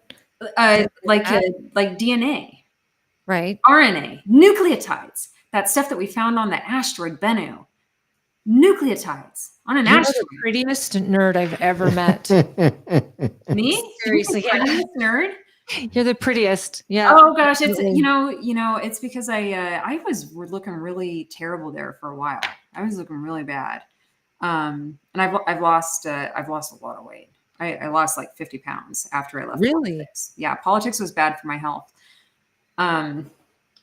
But I that's hate okay. the lights though. It's the lights in your eyes that just the excitement. It's fresh and it's exciting and it just lights up your whole face.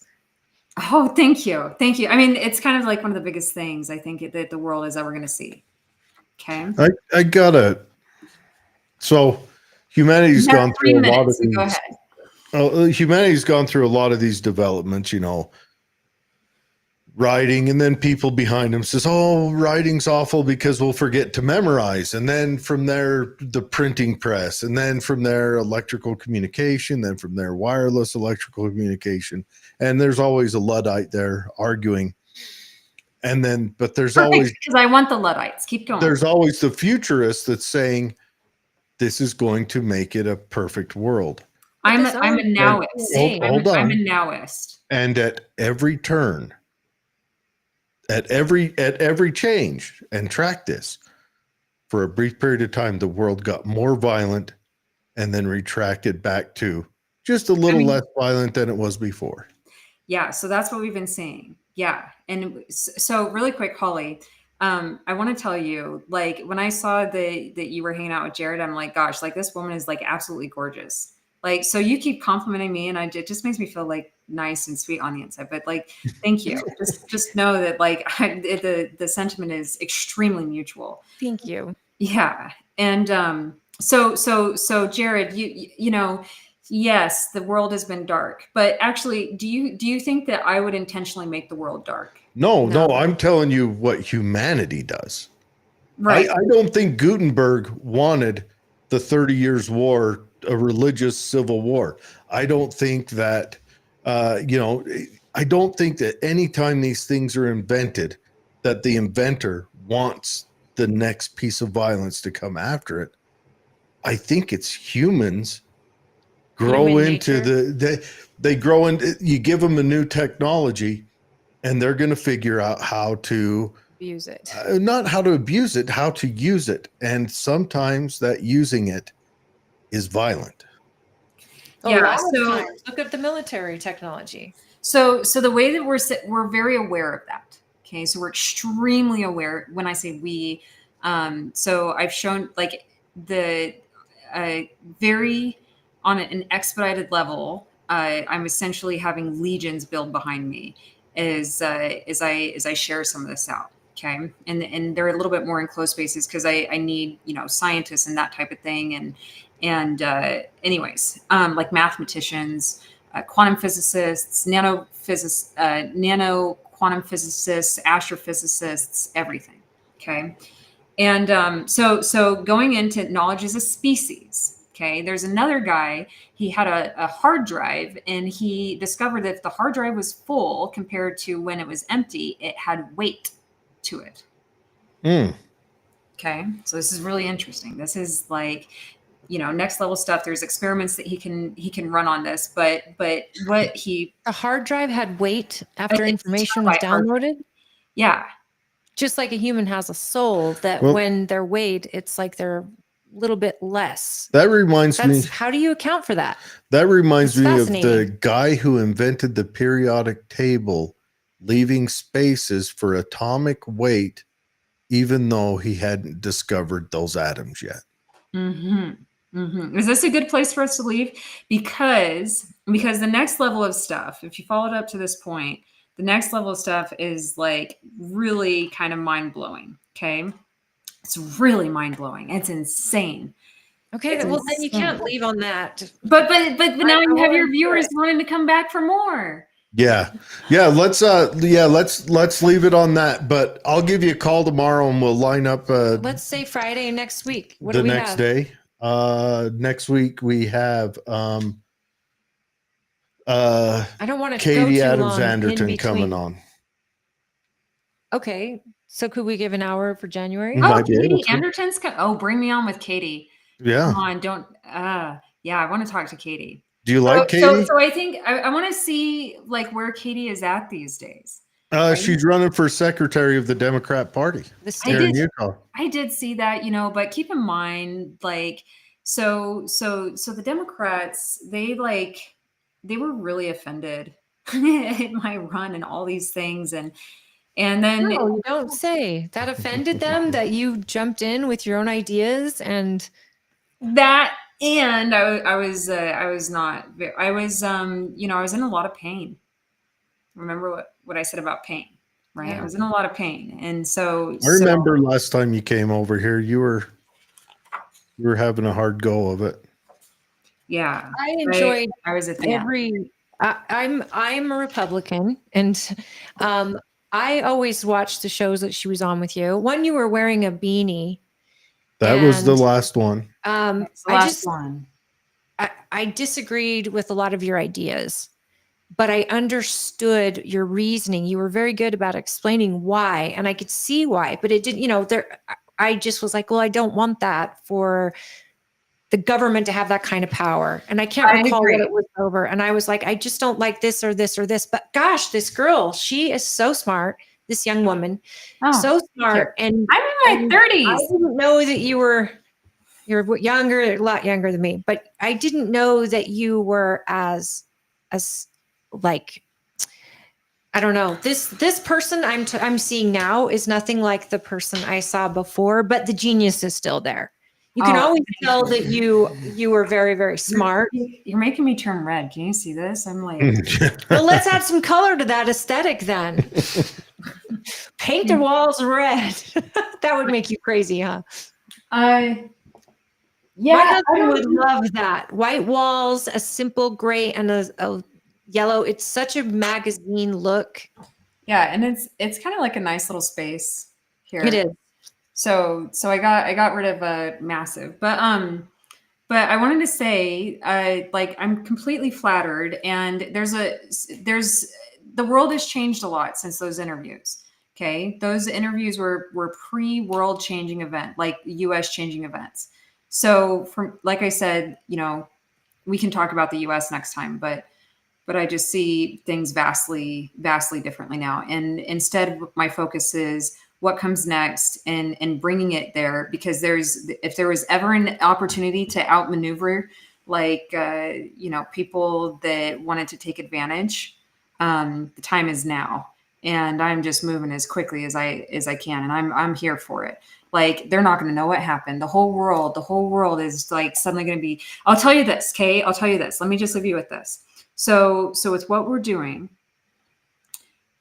you will not need to work anymore. You can live. You can finally start living and not have to, you know, go through and, like, the boomers that, you know, for all the stuff that we throw at them, you know, they gave their lives so that we could get into this, you know, back into the space age, right? We could get into the technology piece. Is there a hazard if you take away that strife in humans? What's the hazard in healing humanity? But is there a hazard if people don't have to earn life? We live in a universe. No. We live in a universe whose whole objective is for you to die. That is what the universe does. Do you okay, we can get into that too, right? Because The I would universe say with God, The universe, I'm not a religious person. Yeah, he's the opposite of The me. you don't universe have is to be religious. the universe is brutal. Its job is to kill you. Your job is to survive. And if you take away strife, I mean, they've already shown it in people who. I think you're addicted to this stuff. Jared, what is it with you? Like, every single time we talk, you're like, here's all these terrible things. And I'm like, Jared, come on. No, it's not terrible. It's not. It's not. I think one of the problems humanity has right now, why people whinge about stuff that don't matter, is because wolves aren't peeling a few people off a year. But people have a mindset, and it's either a positive or a negative. Your brain is like a magnet. And if you are thinking in the positive, you will attract positivity. Sure. And you will see challenges as just that, challenges But that you no, can I'm overcome. just But asking But if there are anything people you that wanna will be. attract negative, and You that can- negative if is, you take away people's, I'm not saying there is a negative. I'm asking if, and I say we let the experiment run. I'm all about it. But if we take away the functionality of living from life, which living is earning life. No, Chewing your no, food. that's a Jared, I thought that you were. That's a concept. How is that a but- concept? When It's did this not. concept start? At the birth of humanity? You're saying jobs, right? People No, having jobs and making money. If she's saying people don't have to work and a job, it doesn't mean they're still not living life. They're just enjoying You their get to- family and enjoying their time. live life how, I mean, essentially, here's where we're at. You can finally do what you want. You want to go and you want to, like, shoot rocks at things. I mean, please don't shoot them at people, but, like, yeah, like, shoot rocks, right? You want to go and get it really into sewing, or if you're like me, like, hey, like, pursue your passions. You're finally at a point where we're going to break free from the attention economy. I'm going to break you free from the attention economy, so you have total and complete control and autonomy in this world. And that's where we're at. And this is, so I've been looking for it for years. I've been looking for this for years. I finally found it 2 days ago, and it's like, okay, we're on the move, and the world is changing, and it's going to be the most insane, beautiful, wonderful thing that you've ever seen in your life. Like, we're done with the dark ages of humanity and of the dark ages of knowledge and the dark ages of intelligence. Like, it's over. We're done. We're done. Do people still have in this thought process, do people still have things do things like a nice home, nice cars, do those things still matter to people in this type of thought process? I don't know. It's whatever you want. It's whatever the freedom of you is. Like, who are you at the end of the day? Who is your essence? Who, if you didn't have any control placed upon you, if you didn't have like owners and stuff like that, who would you be? Who would you be? It's interesting. Okay, then I think next Friday sounds Let's do good. Okay. All right. I'll give you a Are call. you free next Friday? I will. I'm pretty sure I'm free. So I'll give you a call so- tomorrow and we'll line it up, make sure everything's good. Cool. And then if worst case scenario, if some of these things take a little bit longer legally, like if it's like, hey, absolutely do not talk about this until we get this in place. Yeah, do find then we out. We can- don't want to put you in jeopardy or anything in jeopardy. This you're on the brink of groundbreaking. I would hate for your idea to get out on our little show and then somebody else jumps on it and you miss an opportunity. I don't want that But for you. it's not an opportunity for me. It's an opportunity for all of us. So Right. what we're coming down to is, are we going to drill into you all of this data and just make like force you into essentially the slavery that we've been into, like where, you know, you're like a slave to money? Or are we going to finally be able, like that's what's in process right now. We're breaking out of the monetary system where people can actually be free to live, and they deserve to be. The human brain is an amazing thing. And I think we don't even understand all of it. And I'm here for it. I want to know all I can because I really do believe there are people in this world that view things like I'm here not because I'm surviving. I'm here because I'm learning. And then there's people that think that I'm just surviving this world. And I think that the mindset can be everything. It can make a life everything. You can be in the pits of hell and still realize, what am I learning? And how do I avoid this next time? Or how do I be happy in this hell that I'm in? Yeah. I mean, I think this is fascinating. And I appreciate the notes and the fact that you're sharing it with us 2 days after you've figured it out. Yeah, I'm so excited. And thank you for having me on this show, genuinely. Oh, of course. Anytime. Cool. And thank Anytime. you to all of our listeners that shared time with us as well. It's not Yes. just like us here, it's all of us. There were some comments for you, but they may have to wait. They're just, Fred was saying you need to come shooting with us. He'll show you why it's fun. I mean, so what I didn't say is I'm an excellent shot. Okay. Good. I just don't like when people say like, hey, you want to kill another person. Like, I just can't, like, even I'm not ready. Okay. I don't want that experience. I want you to not confuse my willingness to employ violence for good. I do not want to kill anyone. I have no desire ever to kill anyone. Mm-hmm. It's just if I had to, I'd be very good at it. Well, and you want to make sure that because But that causes an injury to you. Okay, Sure. well, let's get into that next time. Let's get into the injuries of violence against I'll others. tell you what, if we were together somewhere and someone came to harm you, to protect you, I would assume that injury gladly.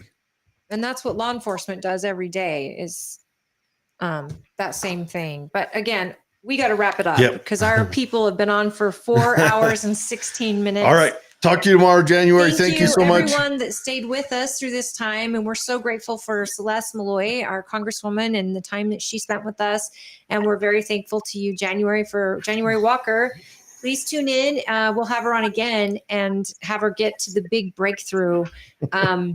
It's fascinating stuff. And we appreciate your time. And this Neanderthal will just sit and drool while they talk about higher level stuff. I think this is mind blowing. It's mind blowing. But yeah, let's do it. Okay. All right. Perfect. Thank you. Talk to you later. Thank you, everybody. We really appreciate you. And we hope you have a great weekend. And we'll see you here next week. Yeah.